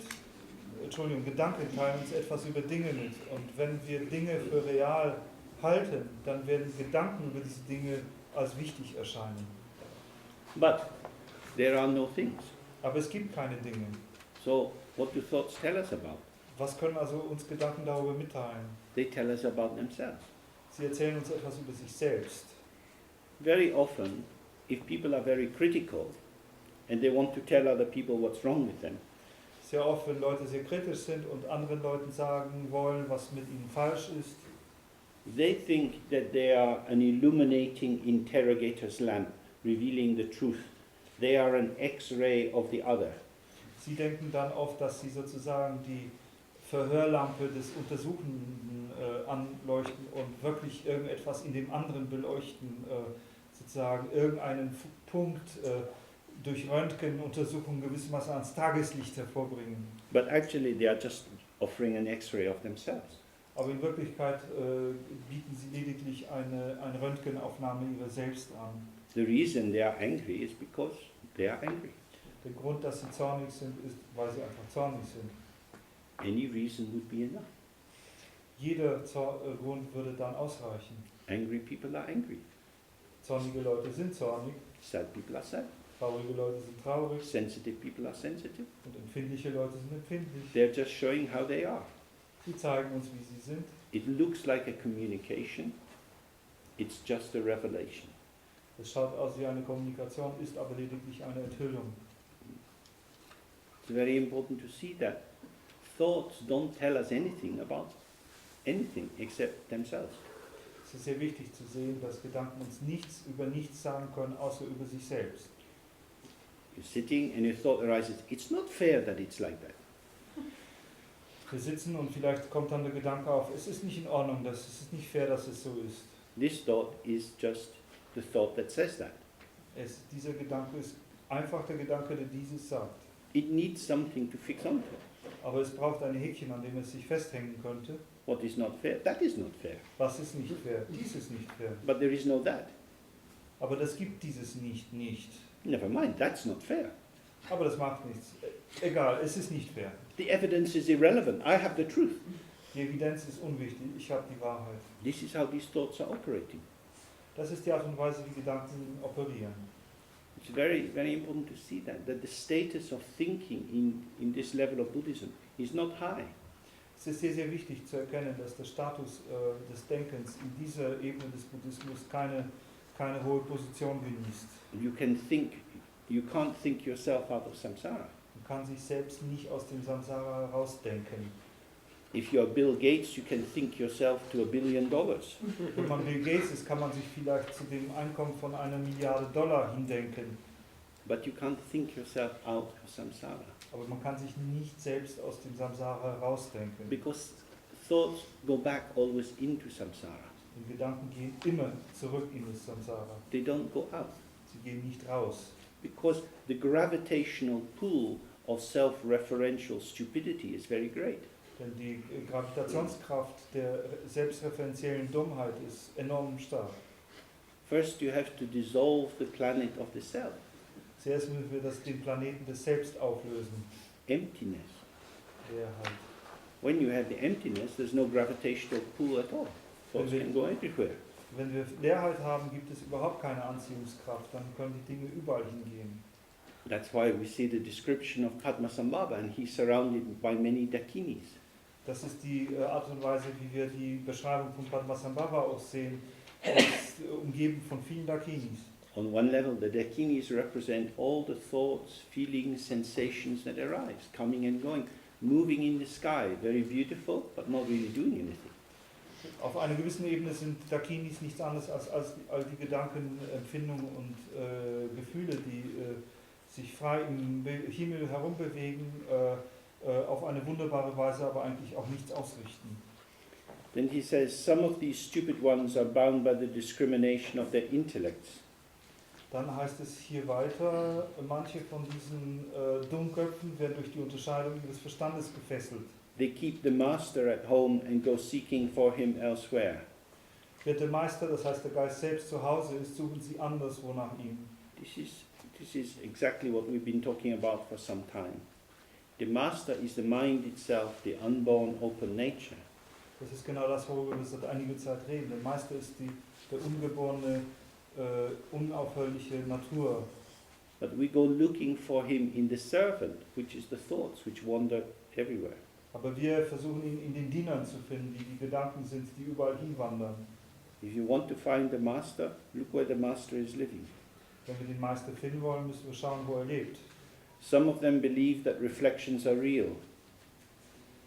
Manche glauben, dass Spiegelungen wirklich sind.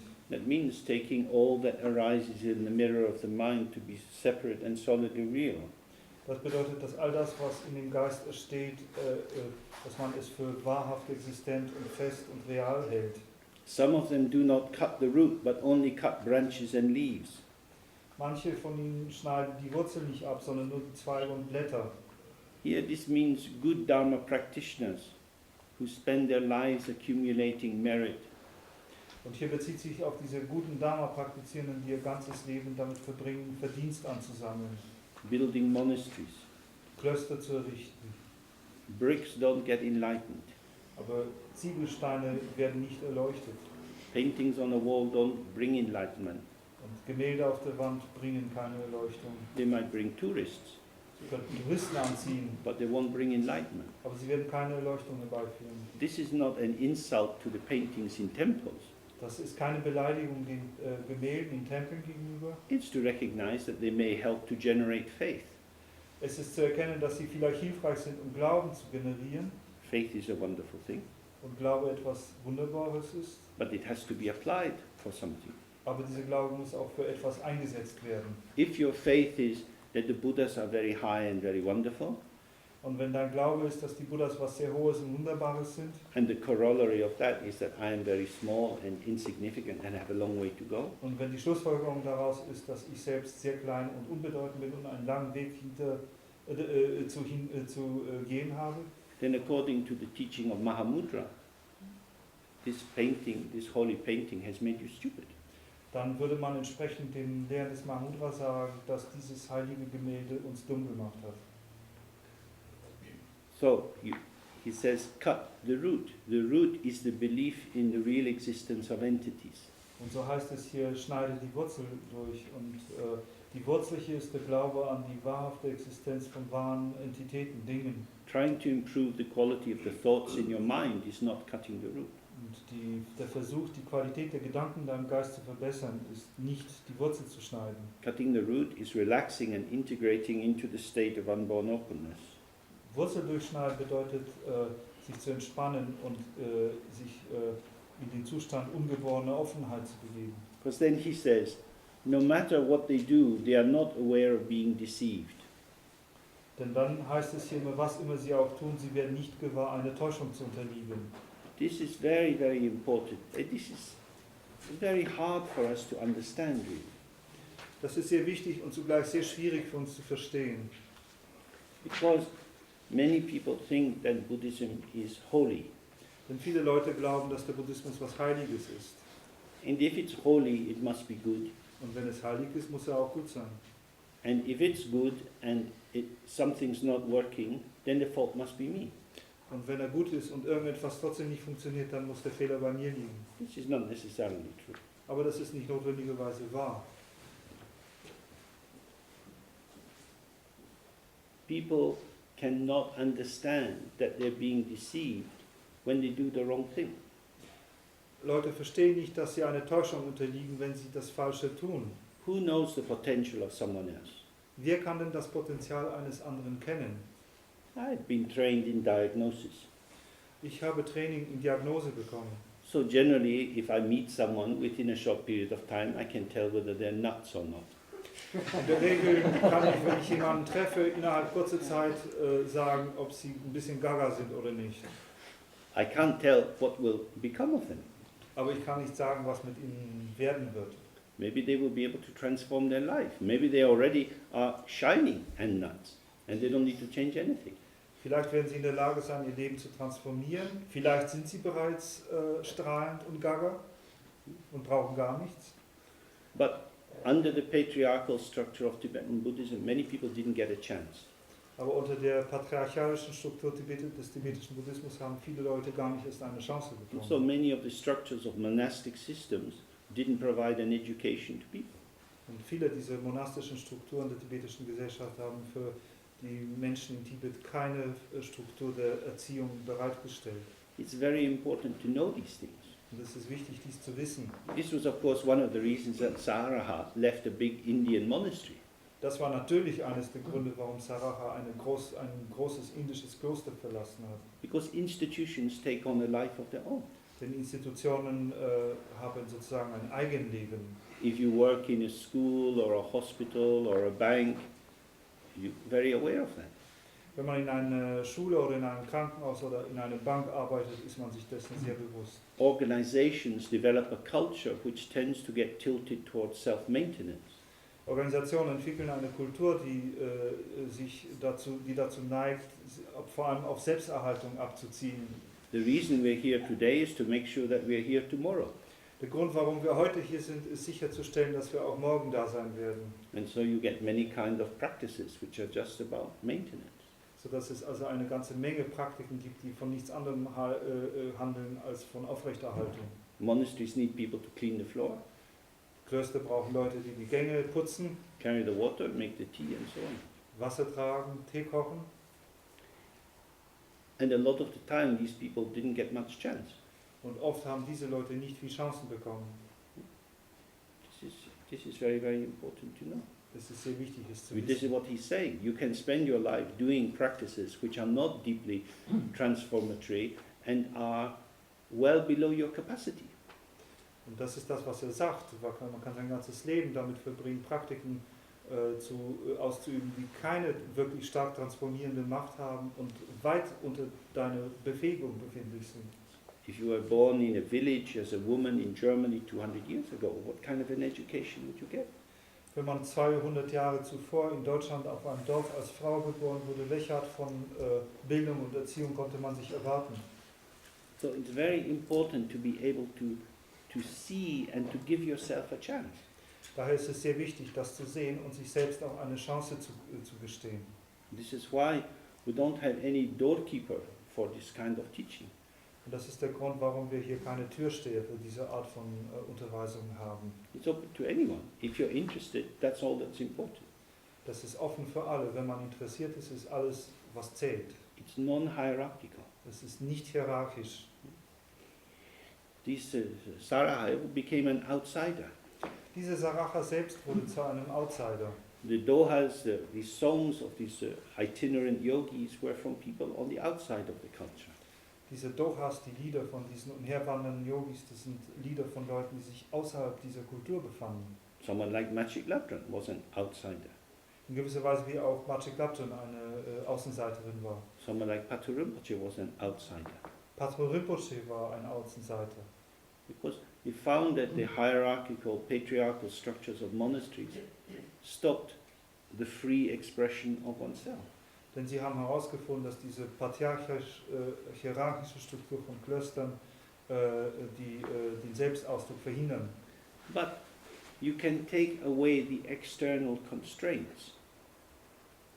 Man kann aber auch diese äußeren Begrenzungen wegnehmen. That's the first stage. Das ist vielleicht der erste Schritt. The real work is ours. Aber die wirkliche Arbeit ist unsere Arbeit. As Bob Marley says, free your mind from mental slavery. Wie Bob Marley singt, befreie deinen Geist von geistiger Sklavenschaft. We ourselves don't allow ourselves to be who we are. Es sind wir selbst, die uns nicht gestatten, so zu sein oder der zu sein, wie wir sind. Because we think we are somebody else.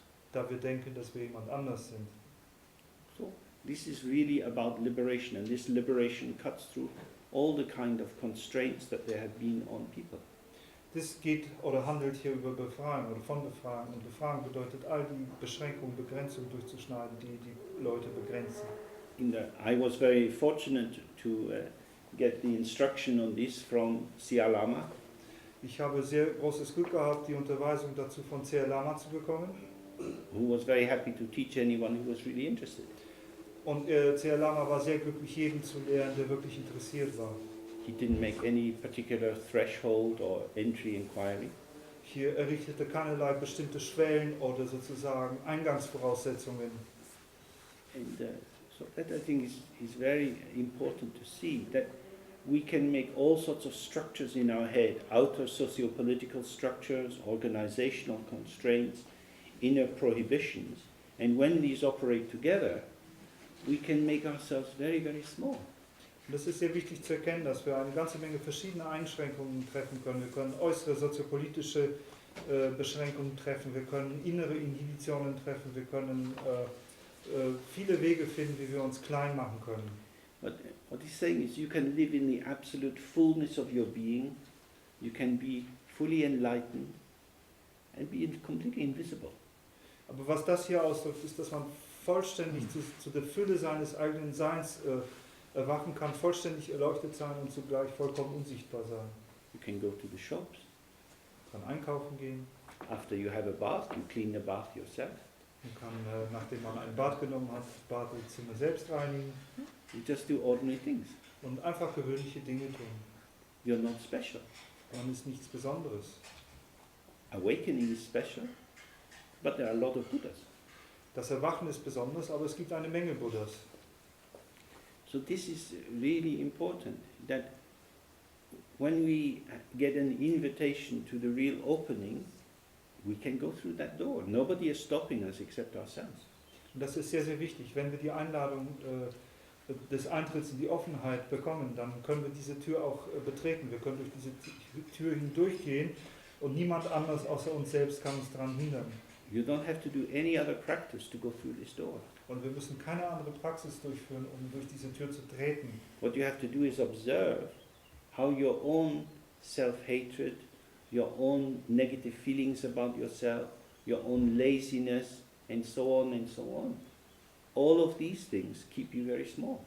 Was wir nur beobachten brauchen, ist genau wahrzunehmen, wie unsere eigene Selbsthass, unsere ganze negative Einstellung uns selbst gegenüber und auch vielleicht unsere Faulheit und dergleichen mehr uns so klein halten. You can have gold. Wir können Gold haben. No, I'd rather have a handful of earth. Nein, ich bevorzuge lieber eine Handvoll Erde. Okay. In Ordnung. Then life goes by. Dann vergeht das Leben. So ist es. And it's like that for almost everyone. In Tibet, everywhere. China, everywhere. In Zen monasteries, everywhere. Most people don't want gold. Und das ist so für wirklich fast jeden. Hier wie in Tibet, wie in China, in Zen-Klöstern, überall. Die meisten Leute wollen kein Gold. Right. Now we take a little break before dinner. Beautiful evening. Maybe you can just think. My nature is perfect from the very beginning. I am perfect from the very beginning. Wir werden jetzt eine kleine Pause nehmen vor dem Abendessen. Vielleicht können wir in dieser Pause einfach diesen Gedanken kultivieren. Ich bin vollkommen von allem Anfang an. Meine Natur ist vollkommen von allem Anfang an. My real nature has no faults and limits. Meine wahre Natur hat keinerlei Fehler und Begrenzungen. I have no faults and limits. Ich habe keine Begrenzungen und Fehler und Grenzen. I am not who I think I am. Ich bin nicht, wer ich glaube zu sein. The one who I think I am is the obscuration which covers who I am. Derjenige, der ich glaube zu sein, ist die Verdunklung, die das zudeckt, was ich tatsächlich bin. Hey, I'm okay. Hey, ich bin in Ordnung. If you don't believe that, you can do some prostrations on the road outside, on the gravel. Wenn ihr das nicht glaubt, könnt ihr zum Beispiel auch einige Verbeugungen machen. Zum Beispiel das vielleicht auf der Straße, auf dem Kieselstein. And then we have food shortly, and if we meet back together at 7:45. Wir haben dann danach Abendessen und wir sollten die Pause dann knapp halten, 7:45 hier zusammenkommen. Thirdly, the way in which hermits gain realization is shown. Als drittes,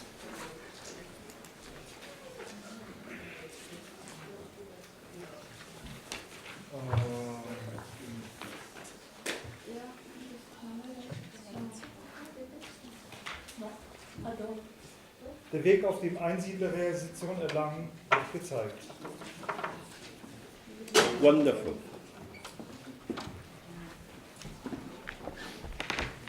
It says, childlike beings do not know their own true nature, but I realize it by never wavering from the state of that true nature.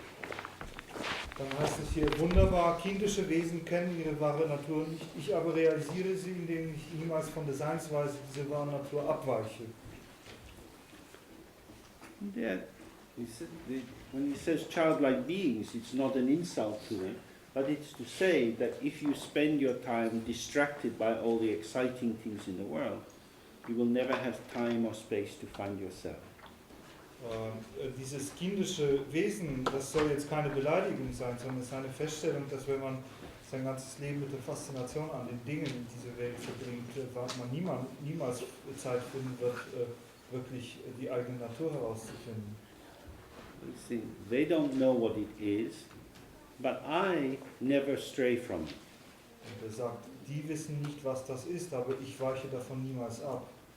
And that's the important thing, that as we were looking before, if you try to know it as a thing, as something different from yourself, it will always escape you. Und das ist das Wichtige hier dran, dass wenn wir das versuchen als ein Ding zu kennen, wenn wir das sozusagen als etwas zu Wissendes betrachten werden, dann wird es uns immer entflüchten.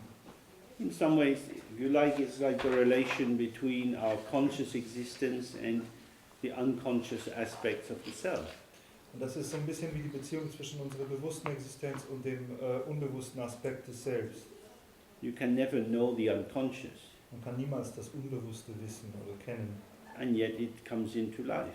Und doch tritt es ins Leben ein. So to disregard it is not helpful. Das nicht zu beachten ist nicht hilfreich. To chase it is not helpful. Aber es auch dem nachzujagen ist nicht hilfreich. But to live with a sense of the unconscious is not to hold the power of the ego too tightly. Aber mit einem Empfinden für das Unbewusste zu leben, heißt, an der Macht des Ego nicht allzu stark festzuhalten. What is different here is that instead of the unknown aspect of self coming into life and us having a sense of it, here there is a way of integrating directly into the unborn basis. Was den Unterschied hier ausmacht, ist, dass statt einen Sinn für das Unbewusste, den unbewussten Aspekt des Lebens zu haben und mit ihm sozusagen ins Leben zu treten, hier es sich um eine unmittelbare Integration in den Grund handelt. So he says, I gain knowledge of the beginning and end of myself, and thus I saw myself, my true nature, abiding alone. Dann heißt es hier, ich habe das Wissen um den Anfang und das Ende meiner selbst erlangt und so sah ich mich selbst, meine allein verweilende wahre Natur. So the beginning and end of oneself is in the practice of the meditation to observe how you limit yourself. Der Beginn und das Ende von einem Selbst bedeutet in der Praxis der Meditation zu beobachten, wie man sich selbst begrenzt. Whenever you have a strong identification and you feel that you are this or you are that, Wann immer da eine starke Identifizierung da ist und man das Gefühl hat, man sei dieses oder jenes, this identification brings a limit, bringt diese Identifizierung auch eine Begrenzung mit sich. and you seem to have come to the end of yourself. Und dann hat man das Gefühl, sozusagen an das Ende von einem selbst zu geraten. So some people might say, oh, I'm very calm, Manche Leute mögen vielleicht sagen, oh, ich bin eine sehr ruhige Person or I'm always confused. oder ich bin immer verwirrt. Any kind of statement like that, which seems to define what we are, becomes the limit. Jede Art von Feststellung, die den Anschein erweckt, zu charakterisieren, wie wir sind, definiert auch zugleich eine Grenze. But when he says he gained knowledge of the beginning and end of himself, he means he awoke to the infinity of himself, that there is no beginning and no end. Und wenn er also sagt, dass er das Wissen um den Anfang und das Ende seiner selbst erlangt hat, dann bedeutet dies, dass er die Einsicht in die Unendlichkeit seiner selbst erlangt hat, nämlich die Einsicht in die Tatsache, dass es da weder einen Anfang noch ein Ende gibt. And there can be nothing outside infinity. Und dass es nichts außerhalb dieser Unendlichkeit geben kann. Everything is inside infinity. Alles befindet sich innerhalb der Unendlichkeit. Otherwise, infinity wouldn't be infinite. Sonst wäre Unendlichkeit nicht unendlich. So, when he saw that the mind had no limit, he found that it was standing alone. Und als er sah, dass der Geist keinerlei Grenzen aufweist, fand er auch, dass er allein steht. That is to say, it doesn't stand in relation to anything else. Mit anderen Worten, es steht nicht in Beziehung zu irgendetwas anderem. Because there is nothing else. Denn es gibt nichts anderes. But that doesn't mean that there isn't anything else. Aber das bedeutet nicht, dass es da nichts anderes gibt. It means that everything else is within the infinity. Das bedeutet, dass alles andere innerhalb dieser Unendlichkeit befindlich ist. Just as the reflection is in the mirror, So wie die Spiegelung im Spiegel ist, the reflection doesn't stand in relation to the mirror, die Spiegelung steht nicht in Beziehung zum Spiegel. because you can't make it apart from the mirror. Und man kann sich nicht von dem Spiegel trennen. So when a thought arises in you, I am stupid, I am lazy, I am enlightened, I'm a Buddha, I'm a sinner, Wenn also der Gedanke in uns aufkommt, ich bin dumm, ich bin faul, ich bin erleuchtet, ich bin ein Buddha oder ich bin ein Sünder, these are thoughts which establish nothing. das sind Gedanken, die nichts begründen. Their nature is nothing, but they show themselves. Ihre Natur ist nichts, aber sie zeigen sich selbst. They don't sit outside the level of manifestation. Sie sitzen nicht außerhalb der Ebene der Manifestation. They don't stand in relation to the mind. Sie stehen in keiner Beziehung zum Geist. And so for this reason, the mind is alone. Und daher ist der Geist allein. And then he says, yet although this aloneness is experienced, it's not seen as strongly real. Dann heißt es doch, obgleich diese Alleinheit erfahren wird, wird sie nicht als stark real gesehen. This, in Tibetan, this word alone is chikpo. It means just one. Im Tibetischen steht für Alleinsein dieses Wort Tikpo, was nichts anderes heißt als bloß eins. One becomes infinite if there is nothing around it. Und das eine wird unendlich, wenn nichts drumherum ist. There's nothing to put it in relation. Es gibt nichts, wozu es in Beziehung stehen könnte.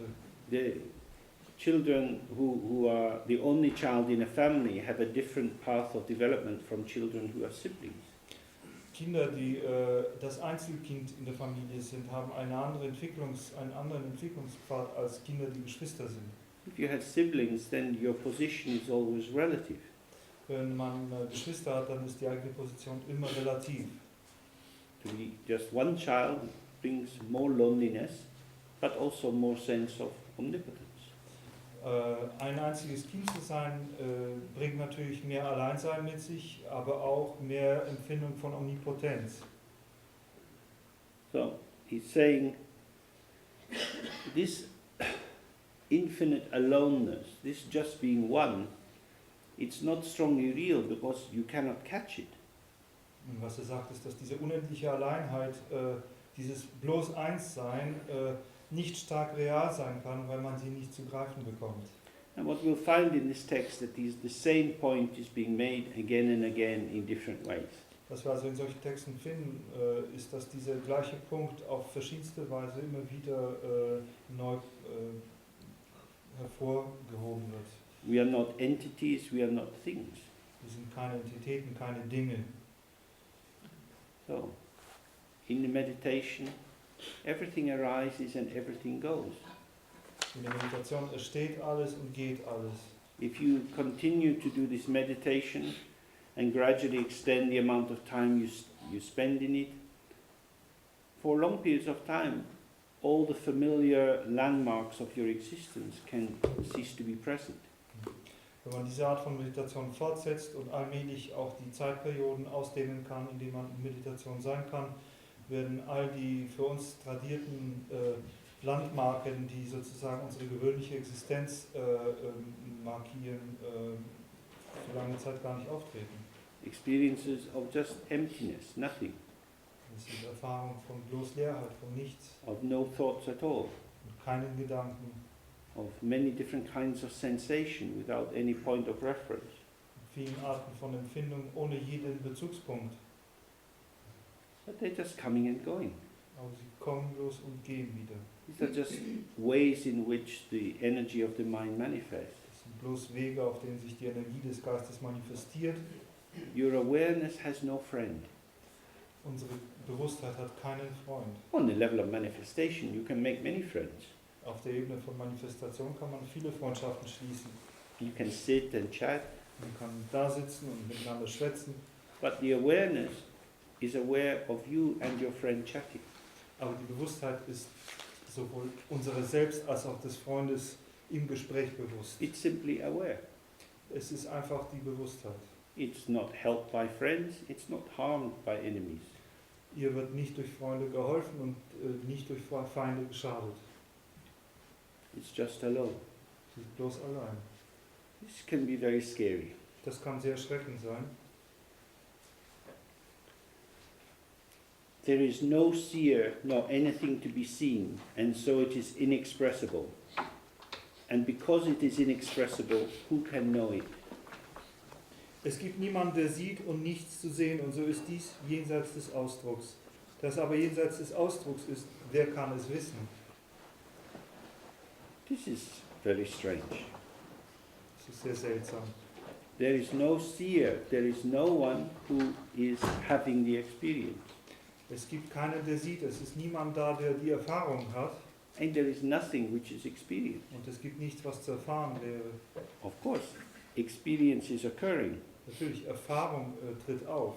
When he says there is nothing to be seen, it means there are no real entities. Wenn er also sagt, da ist nichts zu sehen, dann meint er, da gibt es keine wahren Entitäten, Dinge.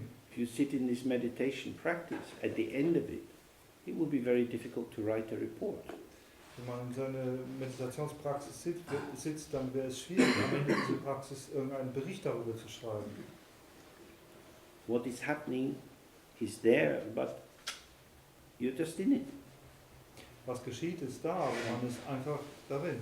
You're not observing it from the outside.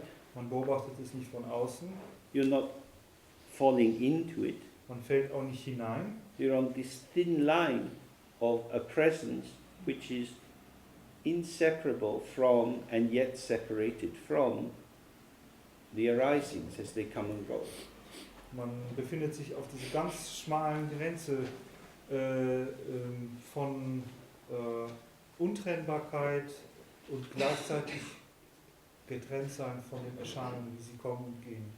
From that state there is nothing to say. Und von diesem Zustand aus gibt es nichts zu sagen. It's just open, things coming and going, then gone. Es ist ein offener Zustand, in dem Dinge einfach kommen und gehen und dann gegangen sind. And because it's inexpressible, who can know it? Da dieser Zustand unausdrückbar ist, wer kann ihn kennen? He's very skillful. He puts these little hooks inside. Er ist sehr geschickt, er bringt da diese kleinen Häkchen hinein. This is like an exam question. Das ist wie eine Prüfungsfrage. Who can know it? Wer kann das wissen? Please, miss, I can. Bitte, bitte, ich weiß es. But it's not like that. Hier geht es aber nicht darum. Because it can't be known. Das ist nicht etwas, was zu wissen wäre. This is why it's lonely. Und deswegen ist es einsam. When children are small, if they don't have much going for them or they're a little upset, they often develop an imaginary friend. Wenn Kinder klein sind und sich niemand allzu sehr um sie kümmert oder sie aufgebracht sind, dann entwickeln sie oft einen imaginären Freund.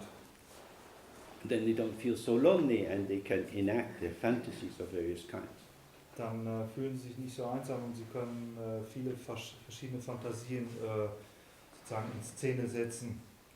But to be completely alone means not to have anything to stand in relation to. Aber vollständig allein zu sein bedeutet, niemanden zu haben, oder zu dem man in einer Beziehung stehen könnte. Nothing. Nichts. So that's very radical. Das ist eine sehr radikale Sache. You won't have anything to say. Es wird nichts zu sagen geben. Even after 1,000,000 years of this meditation, you wouldn't have anything to say. Selbst nach Millionen Jahren von dieser Meditation wird man nichts zu sagen haben. That's why in the lineage, when we talk of the different levels of transmission, the first level is called the Gyalwa Gombigyu. Und das ist der Grund dafür, dass in der Linie, wenn wir über diese verschiedenen Ebenen der Transmission, der Übertragung sprechen, die erste Ebene als die Gyalva Gompa bezeichnet wird. That is to say, when one Buddha communicates with another, it's instant because they have an unimpeded connection. Und das drückt aus, dass wenn ein Buddha mit einem anderen kommuniziert, diese Kommunikation instantan geschieht, weil sie eine ungehinderte Verbindung miteinander haben. Because they're not living in a limited state. Das liegt daran, dass sie nicht in einem begrenzten Zustand leben. They're not transferring knowledge or information from one person to another. Sie übertragen nicht Wissen oder Informationen von einer Person zur nächsten. But the state of openness has no boundary, and so it's a shared arising which is instant. Der Zustand von Offenheit hat keine Grenzen, daher ist das hier eine gemeinsam geteilte ein gemeinsam geteiltes Erstehen, das instantan ist. But with knowledge we are trying to create something or take something, and that's not possible. Mit Wissen versuchen wir aber etwas zu erschaffen oder etwas zu nehmen. Das ist hier nicht möglich. So you will never know your own state, Das heißt, wir werden unseren eigenen Zustand niemals kennen. and no one else will ever know your state. Und niemand anders wird jemals unseren Zustand kennen. And this is a great freedom. Und das ist eine große Freiheit. In a time when there is more and more computer information on every citizen, In dieser Zeit, in der es mehr und mehr computergespeicherte Informationen über jeden Bürger gibt, and people know everything about you, wenn Leute alles über uns wissen, they will never know you. werden sie dich doch trotzdem niemals kennen. This is the great freedom. Das ist die große Freiheit. Because the awareness itself is not a thing. Und die Bewusstheit selbst ist kein Ding. He's going to say this again a few more times before the end. Es wird noch einige Male bis zum Schluss gesagt werden. When you practice the unchanging mind, then you will enter the realization that I, the hermit, have. The milk of the snow lion cannot be held in a poor quality pot. Wenn du den sich nicht verändernden Geist praktizierst, dann wirst du in die Realisation eintreten, die ich, der Einsiedler, habe. Die Milch einer Schneelöwin kann nicht in einem minderwertigen Topf aufbewahrt werden. In Tibet, they have the idea that on the top of the mountains there's this special creature, the snow lion. And that when it is feeding its cubs, sometimes some drops of milk leak out, and this milk is very, very powerful. In Tibet hat man die Vorstellung, dass auf dem Gipfel des Schneeberge ein besonderes Wesen lebt, genannt Schneelöwe. Und wenn eine Schneelöwin ihre Jungen füttert, dann fallen manchmal Tropfen ihrer Milch auch daneben, und diese Milch ist sehr mächtig. They believe that when it drops into the river, it is transformed into little pearls. Sie glauben, wenn so ein Tropfen zum Beispiel in den Fluss fällt, dann wird es transformiert in Perlen. And they say that if you were to try to collect this milk in a wooden bowl or a pewter bowl, it would crack open. Und das heißt dann auch, wenn man also versuchen würde, diese Tropfen, diese Milch in einem gewöhnlichen Gefäß aus Holz oder ähnlichen Materialien, dann würde es aufbrechen. So he's saying this awakening to your own nature cannot be held inside your ordinary ego self. Was er hier sagt, ist, dass diese Erkenntnis unserer tatsächlichen Natur nicht bewahrt werden kann in dem Behälter unseres gewöhnlichen Ego-Ichs. The construct of who you think you are is not powerful enough to entertain the direct experience of this openness. Das Konstrukt von dem, was wir denken, was wir sind, ist nicht kräftig, mächtig genug, um die unmittelbare Erfahrung dessen, was wir sind, aufrechtzuerhalten. So he's saying, if you relax from your ordinary identification with yourself as a construct made up of thoughts, feelings, memories and so on, damit drückt er aus, wenn wir uns entspannen können von unserer gewöhnlichen Konstruktion, unserer selbst aus Erinnerungen, Gedanken, Gefühlen und so weiter. and integrate into the state of the unchanging mind, Und wenn wir dann in den Zustand des unveränderlichen Geistes uns integrieren können, then you have the same realization as him. dann haben wir dieselbe Realisation wie er. Then he says, when the lion roars in the forest, all the small deer are afraid, but the lion cubs are happy and go running to their mother. Dann heißt es, streift die Löwin durch den Dschungel, fürchten sich alle kleinen Rehe, Die Löwenjungen aber sind glücklich und laufen zu ihrer Mutter. This is like a diagnostic test. Das ist wie ein diagnostischer Test. If you are not right, when you come close to this teaching, then you become a little bit afraid. But what about me? Who will I be? How will I live my life? What will I do? Wenn man nicht reif ist und in die Nähe dieser Lehren gerät, dann wird man ein bisschen furchtsam. Was ist mit mir? Wie werde ich leben? Was wird aus mir werden? Wer werde ich sein? This is a sign that we are too identified with our limited habits, and so we can't break free to embrace it. Das ist ein Zeichen dafür, dass wir zu stark identifiziert sind mit unseren gewöhnlichen, begrenzten Gewohnheiten und zu viel Furcht haben, sozusagen uns davon frei zu brechen.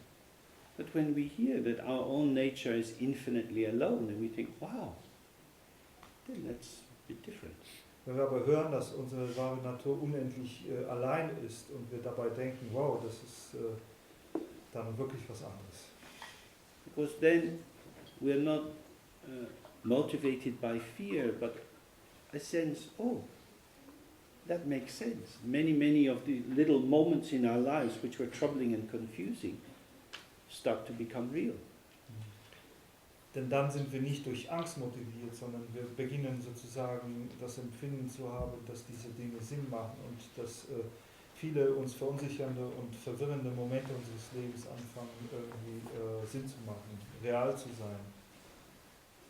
For example, again, before I went to primary school, I played a lot in a field near the house. Um ein Beispiel zu geben, bevor ich in die Grundschule ging, pflegte ich auf den Feldern nah am Haus zu spielen. In Scotland we didn't have any kindergarten system, so I played there till I was about 5. In Schottland hatten wir keinerlei Kindergartensystem, sodass ich also dort spielte, bis ich etwa 5 wurde. There were quite a lot of other children. Und da gab es eine Menge andere Kinder. There were horses in the field. Es gab im Feld auch Pferde. Lots of trees to climb, and a little pond to catch little fish in the summer. Und es gab viele Bäume, auf die man klettern konnte, und einen kleinen Teich, wo es Fische gab, die man im Sommer fangen konnte. And life at home was reasonably easy. Und das Leben zu Hause war einigermaßen vernünftig einfach. My mother was very kind in that she accepted that I would always be dirty. Meine Mutter war sehr gütig, indem sie akzeptierte, dass ich immer schmutzig nach Hause kam. But then when I went to school, I entered a system where we were seen in a particular way. Als ich dann in die Schule kam, trat ich in ein System ein, in dem wir auf eine bestimmte Weise gesehen wurden.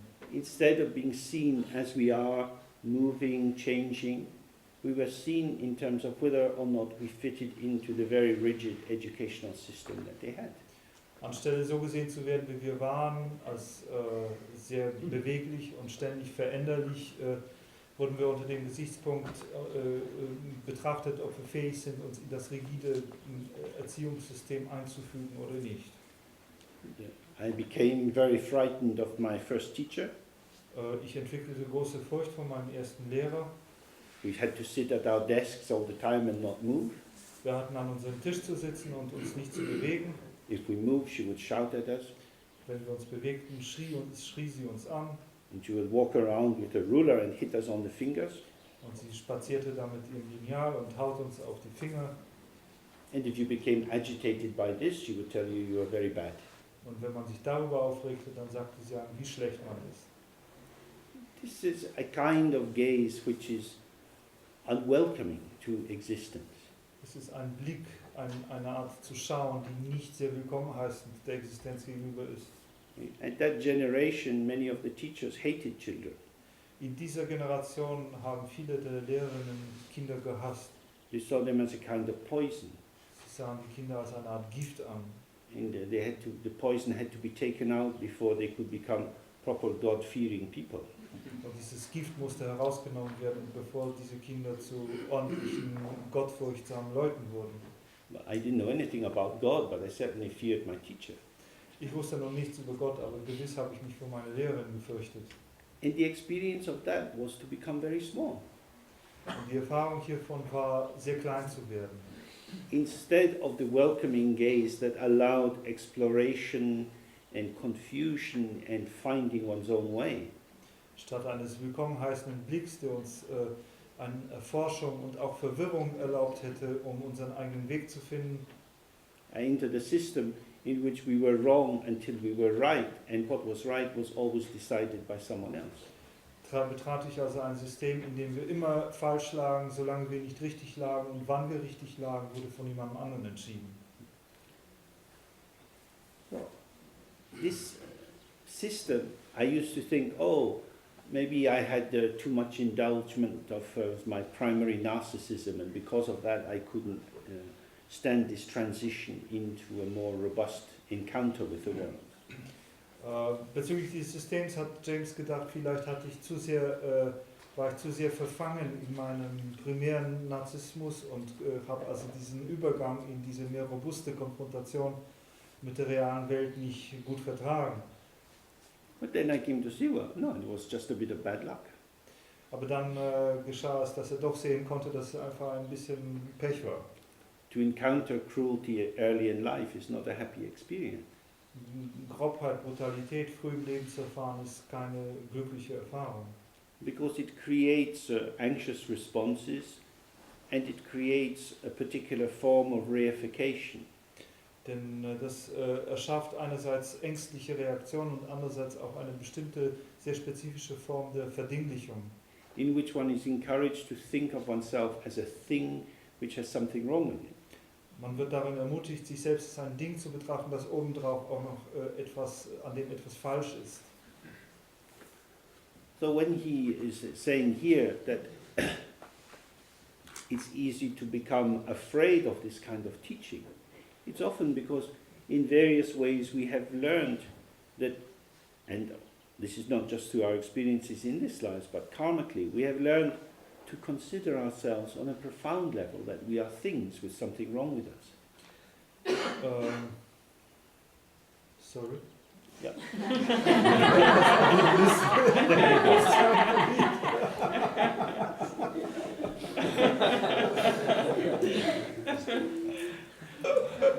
Never mind.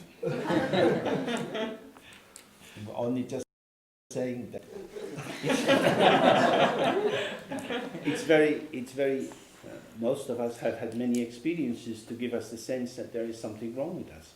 Viele von uns haben eben solche Erfahrungen gehabt, die uns das Empfinden vermittelten, dass irgendetwas mit uns falsch ist.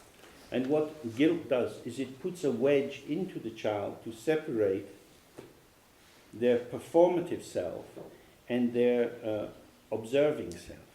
Und was Schuldgefühle machen, ist, dass sie einen Keil treiben zwischen das leistungsbezogene Ich und das beobachtende Ich.